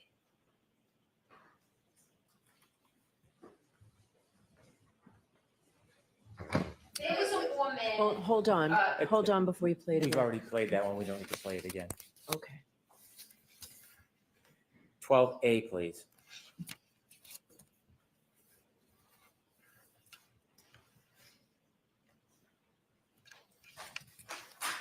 Two things. Either he's hurt himself and is incapacitated. He could be passed out on someone's couch, which is just weird. We're not on a campus. Everyone lives in their own home with children, or he's sleeping with someone.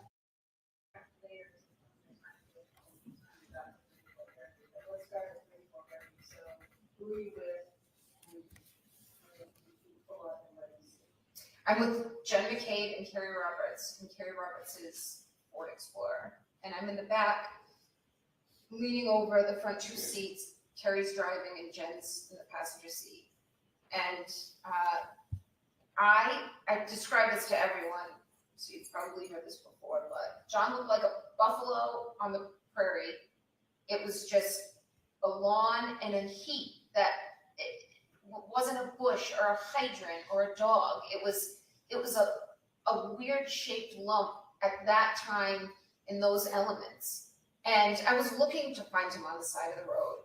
I was expecting I'd find him. And the fear of what I was going to see is the worst feeling I've ever experienced. The anticipation of what is awaiting me was as extreme a feeling. I wouldn't say it was as extreme a feeling as the grief of realizing what happened to him. And finally, clip 17, please.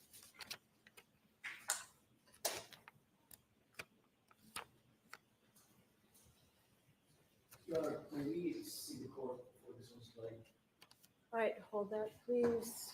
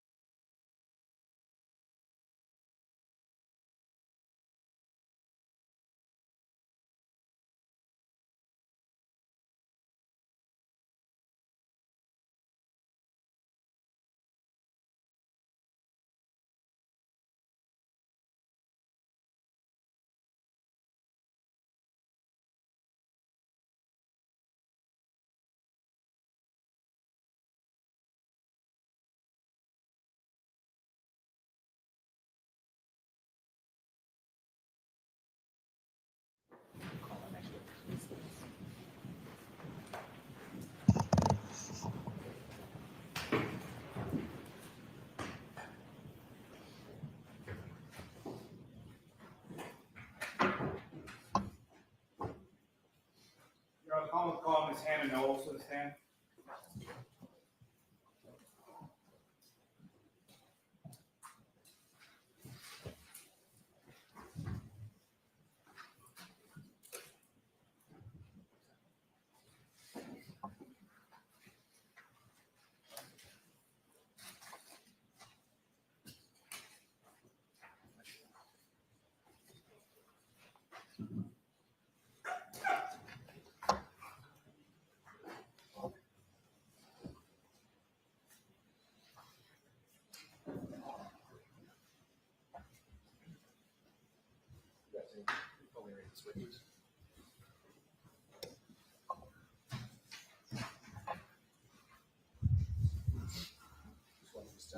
Standing face the clerk, please. Do you solemnly swear that the testimony you shall give to the court and the jury in the matter now pending shall be the truth, the whole truth, and nothing but the truth, so help you God? Yes, I do.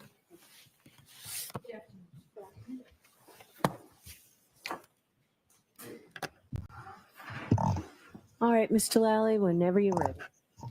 Thank you, Your Honor. Good afternoon, ma'am. Good afternoon. Could you please introduce yourself to the jury and spell your last name for the court? Certainly. My name is Hannah Knowles. My last name is spelled Knowles.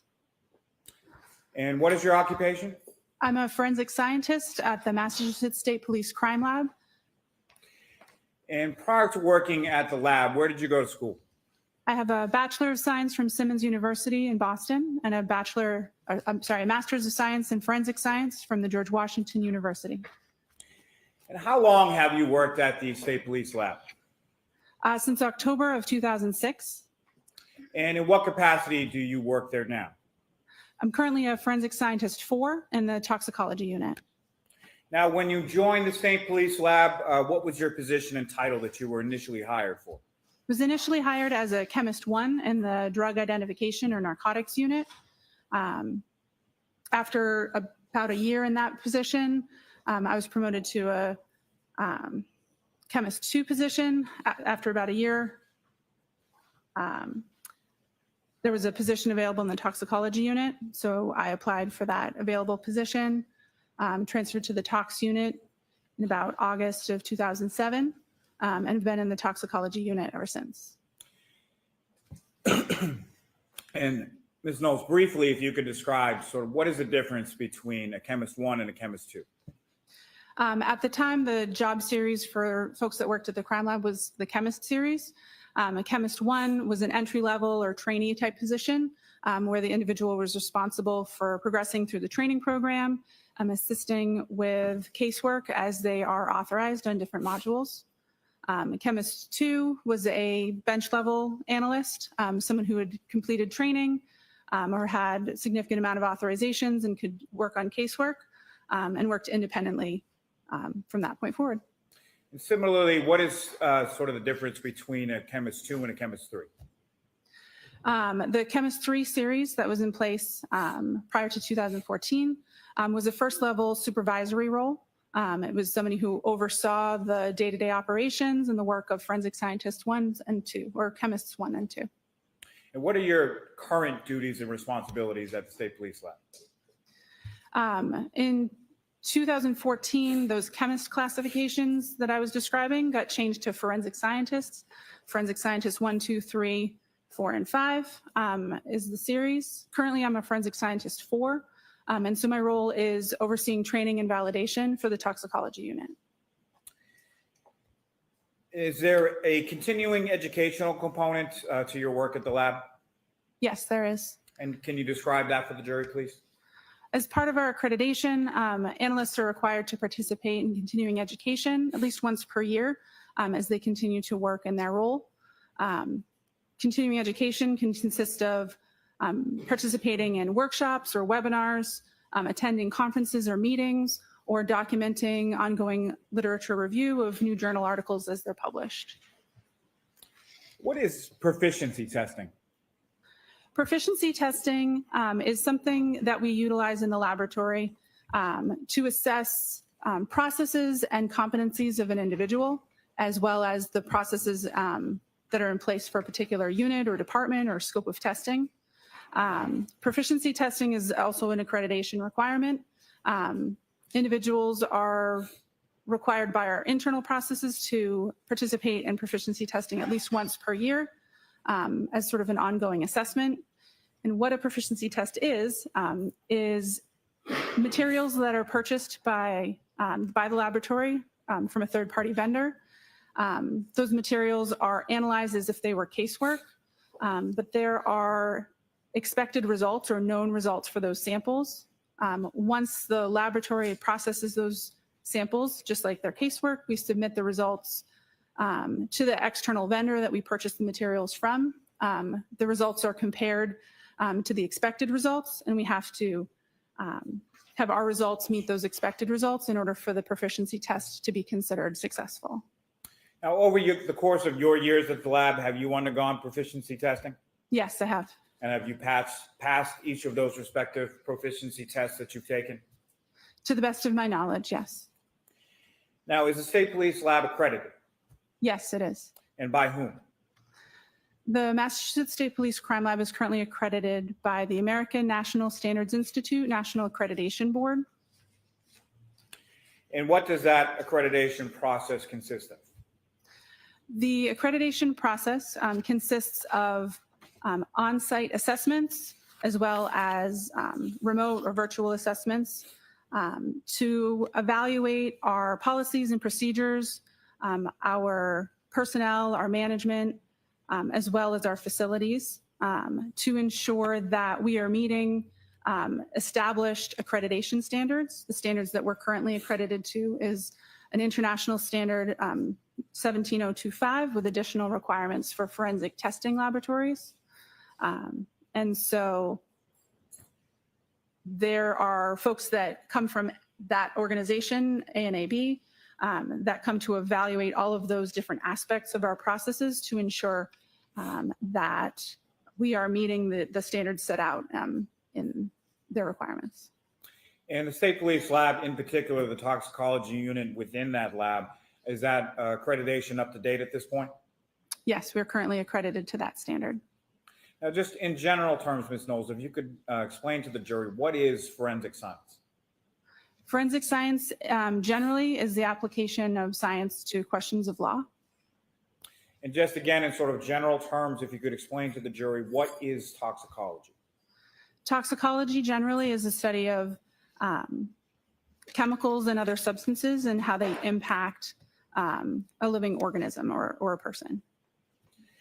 Now, asking a little more specifically, what is forensic toxicology? Forensic toxicology is generally looking at drugs and alcohol in the human body and how it affects the individual and applying chemistry and other disciplines to measure the concentration or determine the presence or absence of relevant substances. Are there different types of alcohol? Yes, there are. And what are those types? Generally, alcohols are a family or a group of drugs or chemicals that have a specific functional group or specific structure. The types of alcohols that are analyzed in the laboratory that I work include methanol, ethanol, and isopropanol. And what are the differences between those different types? They all have similar but slightly different structures. Methanol is a solvent. Sometimes it's called wood grain alcohol. Isopropanol is rubbing alcohol or 2-propanol, and that is typically used as a disinfectant. And ethanol is the type of alcohol that we typically are referring to when we talk about alcoholic beverages. It's what's present in those types of liquids. Now, Ms. Knowles, through your training and experience, are you familiar with a term known as a central nervous system depressant? Yes, I am. And can you explain that term to the jury? Sure. A central nervous system depressant is a drug or a substance that works to slow down the reactions of nerves in your body. It makes nerve cells slower or less likely to respond to stimulus. Now, is alcohol a central nervous system depressant? Yes, it is. And how would that central nervous system depressant affect the human body? The effects depend on the concentration or the amount that's present in the body. Effects range, depending on that concentration, from slowing reaction time, reducing heart rate or respiration rate in an individual. That slower respiration rate can also result in drowsiness or unconsciousness.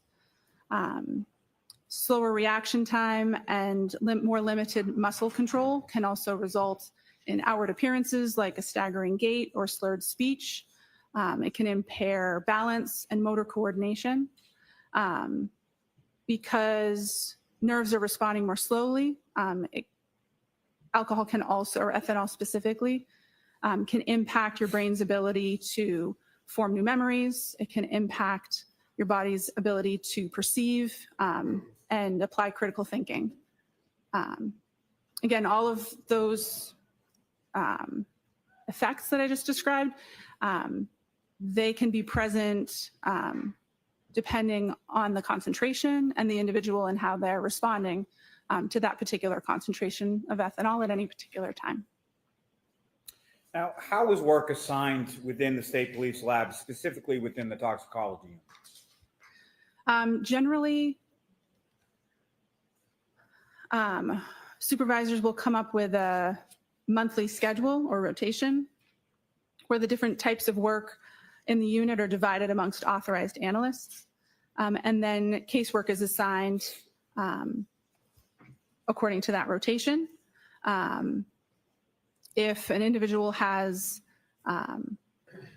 previously been assigned work for that case or has previously issued a report for that case, then sometimes we go off rotation and assign a case according to that previous involvement or previous report that was issued for the case.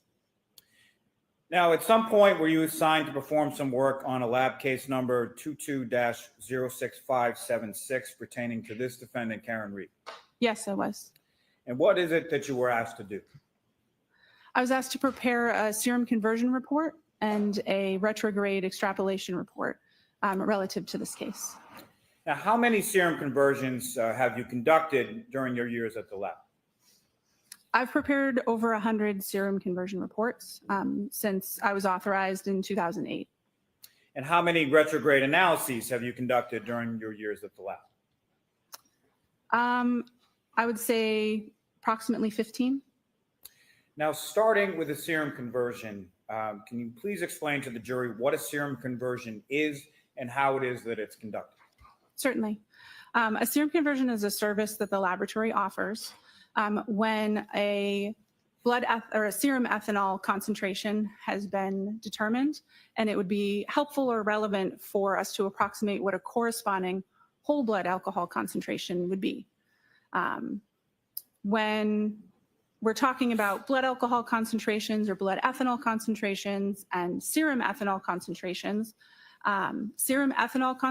are always higher than a blood alcohol concentration. If you had a blood and a serum sample that were collected from the same person at the same time, you would always expect the serum alcohol to be between 13 and 19% higher than the whole blood. So for that reason, that difference between the two, this service that we offer can assist to approximate what a corresponding whole blood ethanol concentration would be based on testing on a serum ethanol concentration. And did you have occasion to perform a serum conversion with respect to this defendant? Yes, I did. And what materials or documents did you receive in order to perform that analysis? For the serum conversion, I referred to medical records that were provided with a request. May I approach and retrieve what's been previously marked as Exhibit 37? Yes. May I approach the witness? Yes. I'm showing you a document. Do you recognize that document?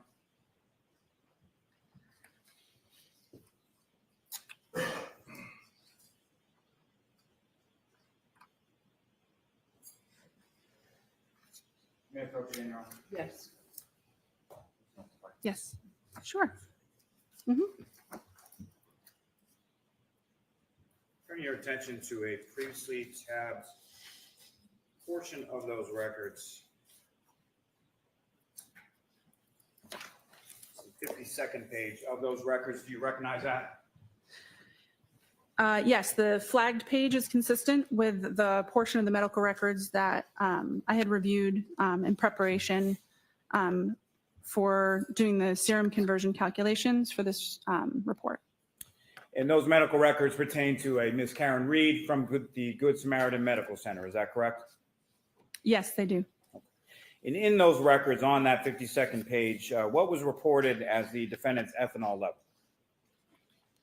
The results are recorded as an alcohol result with a value of 93 milligrams per deciliter.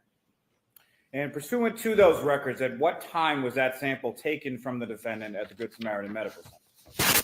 The collection time listed on the medical records is January 29th, 2022 at 9:08 a.m. Now, that recording and a measurement of milligrams per deciliter, is that typical for how you see ethanol measured by hospital labs? Yes. And did you conduct the serum conversion for this defendant's reading consistently with how you do in every case that's assigned to you? Yes. Now, please explain to the jury how you're able to convert that serum level reading to a blood alcohol concentration. So the way that the calculation is performed is kind of in two steps. So the results are listed in milligrams per deciliter, which is common in clinical testing. And to convert it to the type of units that are typically used for blood alcohol concentrations, we just divide by 1,000 to get that into the right units. So 93 milligrams per deciliter converts to 0.093 grams per cent. And then to perform the serum conversion, or to get this serum ethanol concentration into what we would estimate to be a blood alcohol concentration, we apply two conversion factors, a low and a high conversion factor, to account for the range that we see in the typical population. I'd mentioned earlier that serum is usually between 13 to 19% higher. So we divide that 0.093 by 1.13 and by 1.19 to get a low and a high blood alcohol concentration for that range. And those conversion factors that you just mentioned, where do those come from? The conversion factors come from literature where they've performed experiments similar to how I described. They have individuals that have ingested ethanol. They collect samples from them and test their whole blood and test their serum alcohol concentrations, and then compare them and see what the ratio is between them. The current ratios that are used by the laboratory, the 13 and 19%, those are also consistent with consensus body documents, or sort of industry standards that we utilize and base our protocols upon. Now, that 13 and 19%, how long have those conversion factors been in place? There was a consensus body document published in 2024. And so we adjusted the serum conversion factors that had previously been in use to those new published, or those new recommendations in September of 2024. Now, does the change in conversion factors recently adopted by your lab, does that benefit the patient or the person for whom you're converting the ethanol to blood alcohol concentration? Objection. I'll allow it. Does it? Yeah, the previous factors we used between 12 and 18%. And so when you perform that conversion, it typically ends up with a equivalent or lower blood alcohol concentration. And so it could be interpreted as being favorable to a defendant. Now, why are they presented in a range? We don't use just one conversion factor because in the studies that we base our procedures on, it demonstrates that the general population does not have one consistent conversion factor or ratio between their whole blood and their serum alcohol concentrations. And so to ensure that the conversion that we're utilizing applies to most of the general population, we use sort of the extremes of what we see in that literature, like a high and a low, to make sure that our approximation falls, that the true value would fall somewhere in between that low and that high value. And what did you calculate as a low and a high range for this defendant's blood alcohol concentration from that alcohol reading from the Good Samaritan Medical Center? So the 93 milligrams per deciliter serum ethanol concentration would convert to between 0.078 and 0.092% or grams per cent. And again, Ms. Knowles, that's at the time that the blood is drawn at approximately 9:08 a.m. on January 29th. Is that correct? Yes. Now, turning your attention to retrograde extrapolation, can you explain to the jury what a retrograde extrapolation is? Sure. A retrograde extrapolation is another service that the laboratory offers where it's a calculation that we can perform when we have a alcohol concentration that was measured at a particular time, and it would be helpful or relevant to know what that person's blood alcohol concentration was at some point prior to that sample having been collected. What we're doing with this calculation is taking what we know about how quickly the human body is capable of breaking down alcohol, and applying that rate of elimination to the time interval between when the sample was collected and tested and when there might be a particular time of interest, a car accident or some interaction where that person's blood alcohol concentration might be relevant. And how is that done? Similar to the range of conversion factors that we were looking at with the serum conversion, we know that the rate of elimination in alcohol in humans varies from person to person. And so based on studies where they're looking at rates of elimination in large groups of people, we know that alcohol can break down at a rate of between 0.010 and 0.025% per hour. And so we take when we're looking at a serum conversion and then being combined with a retrograde, we take the smaller of the serum conversion range, and we add that to the slowest elimination rate multiplied by a time interval. And then we also take the larger of the serum conversion values, and then we add that to the fastest elimination rate multiplied by the time interval. We use a smaller time interval for that sort of minimum calculation to account for the fact that we don't want to overshoot that estimate of blood alcohol concentration.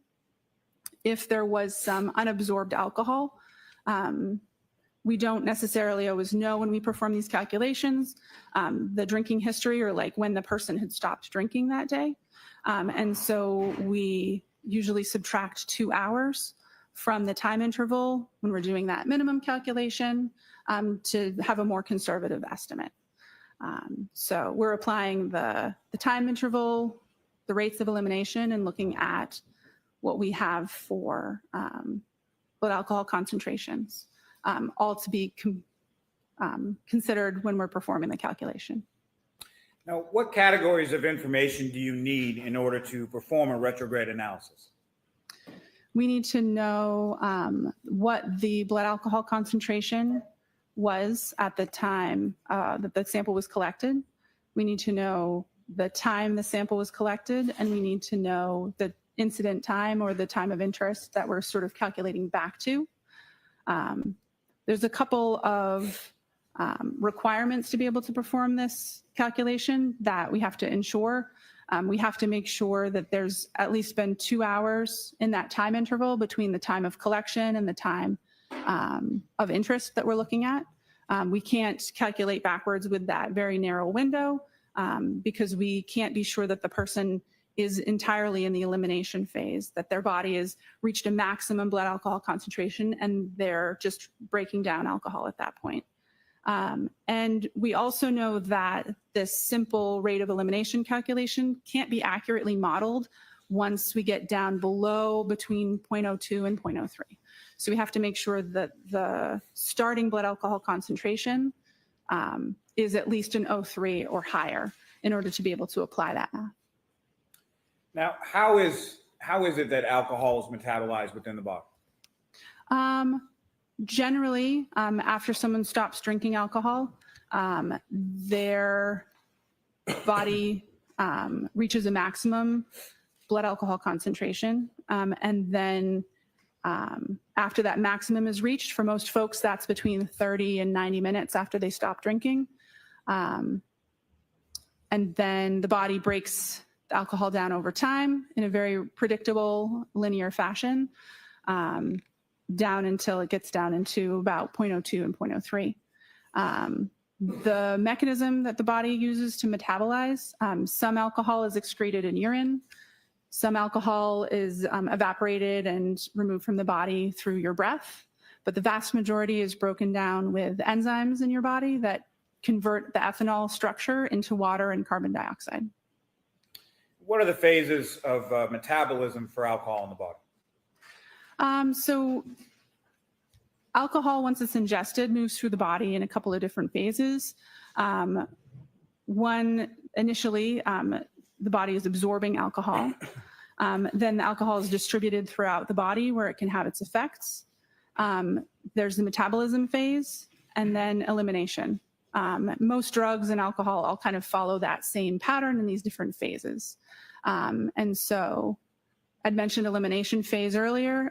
That's after you've reached a maximum blood alcohol concentration and your body is no longer absorbing, it's fully distributed in your body, and then you're just breaking it down and your body's removing the alcohol or the ethanol from your system. Now, in a retrograde analysis, are you calculating for a single number or something else? So because we don't know an individual's particular rate of elimination, we use a maximum and a minimum, a fast and a slow elimination rate. And so our results for this calculation are always expressed in a range to ensure that that individual's actual blood alcohol concentration lies somewhere between the range that we provide. And can you please explain sort of that range and the size of it for the jury?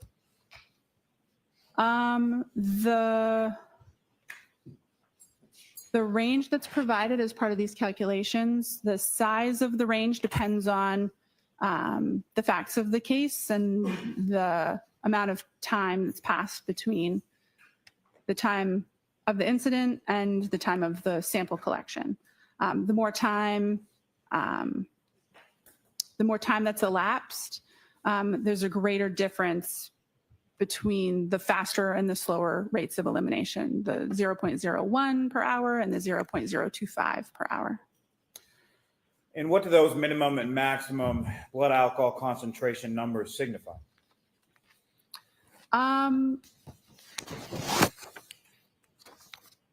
They signify the smallest and the largest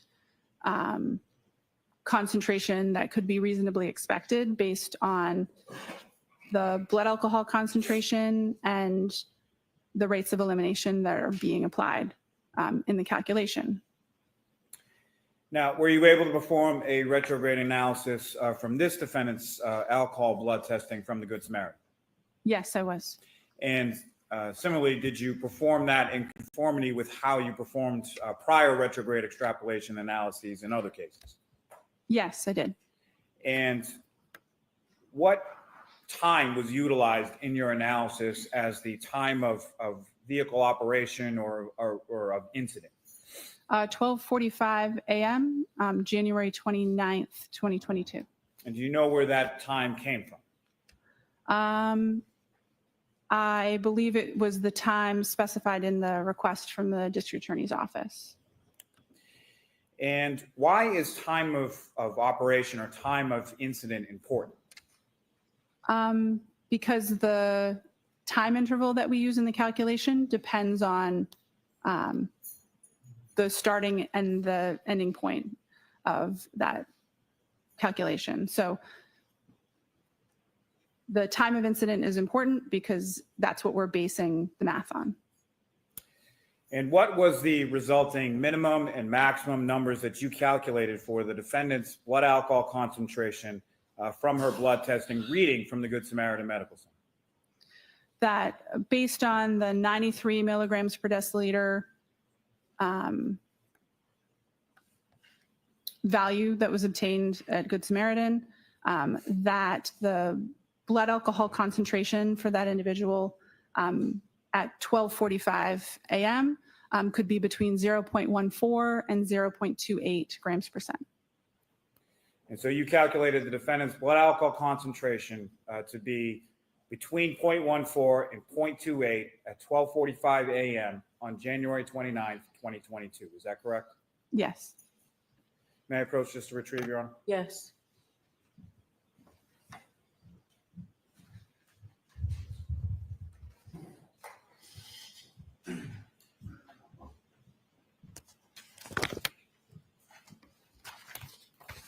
Thank you, ma'am. I have no further questions.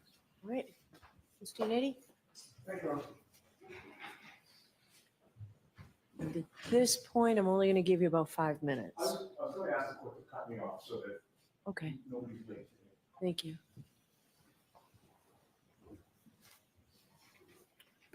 Good afternoon, ma'am. Good afternoon.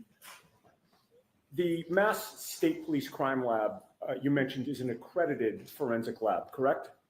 That's correct. That means that your lab has met specific internationally recognized standards for both quality and competence, correct? There are aspects of quality and analyst competence that are addressed in the accreditation standards, yes. It also means that your lab has demonstrated a commitment to best practices and to ensuring the reliability and accuracy of its forensic work, correct?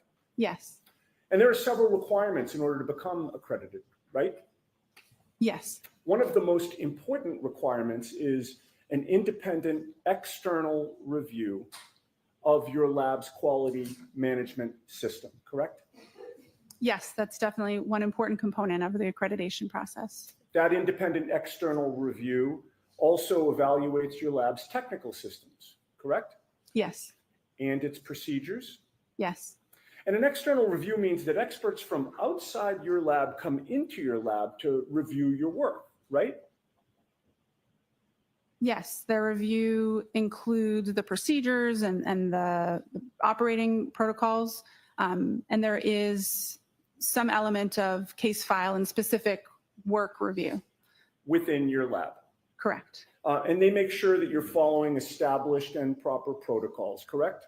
Yes, Now, as a forensic scientist 4, is one of your responsibilities to ensure compliance with the lab's administrative policies, quality assurance, and control requirements to make sure that you're complying with accreditation standards? yes, And you take pride in your lab's accreditation status, correct? yes. It's an achievement that's obtained by the hard work of a lot of folks at the lab working together. You make sure, or you do your best to make sure that the lab is in compliance because you don't want to lose that accreditation status, correct? Correct. It's important to ensure confidence in our results, to maintain the quality and maintain the accreditation. Okay. In contrast to the accreditation standards for a forensic lab like yours, the standards for a hospital lab may be different, correct? Correct. Typically, accrediting bodies for clinical chemistry or hospital systems are different accrediting bodies or different standards than forensic standards. Okay. And a forensic lab exists for a different purpose than a hospital lab, is that right? Correct. They have different customers and sort of different scope or intention for the use of their results. Sure. A hospital lab tests and analyzes blood for its use in diagnosing medical illnesses and for medical purposes, correct? That's consistent with my understanding, yes. Sure. And it's not for meeting court admissibility standards like your lab, right? Not that I'm aware of, no. Your lab follows strict procedures that an expert from your lab can have confidence in the lab results when they come to testify in court like you're doing today, correct? Yes, As you testify here today, you have no information that the lab at Good Samaritan Hospital is an accredited lab, correct? correct. And in addition, Good Samaritan Hospital is an external party in terms of its relationship to your lab, right? Yes, and for that reason, the type of calculations that we performed based on medical records from Good Samaritan are outside of the scope of accreditation in the crime laboratory system. Right.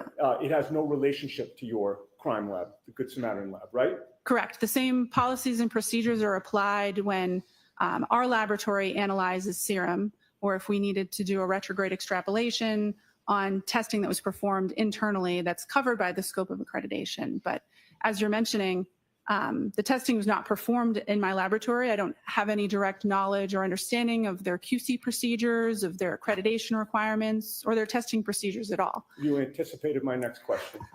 So basically, you cannot personally vouch for the ethanol testing that was performed at Good Samaritan, correct? That's accurate. The reliability of the results that my calculations were based on, my calculations are only as good as the numbers that I was provided. And like I said, the same math that I did here, I would do to my own internal standard or my own internal testing, anything that I performed testing on in the lab myself. But the results that I started from, I don't have any direct knowledge on their accuracy or reliability. All right, Ms. Giannetti, we can bring Ms. Knowles back on Monday if you want. I don't want to cut you short. That was the time frame. we were looking And at. I'm perfectly fine with that, Your Honor. Thank you. Okay. All right. And Mr. Lally, you're done? Okay. Thank you. Ms. Knowles, thank you very much. You're all set. You can step down. Ms. Giannetti, I think everybody appreciates it. So. All right, jurors, that's it for us for this week. I'll have to give you those cautions in a minute. I can tell you that it looks like next week we're full days every day. We don't expect as long a gap in between as we've had to do. So I think everybody should work really hard to make sure that doesn't happen. The cautions, please do not discuss this case with anyone. Don't do any independent research or investigation into this case. If you happen to see, hear, read anything about this case, please disregard it and let us know. Please be very careful with your social media use, and we'll see you on Monday. Have a good week.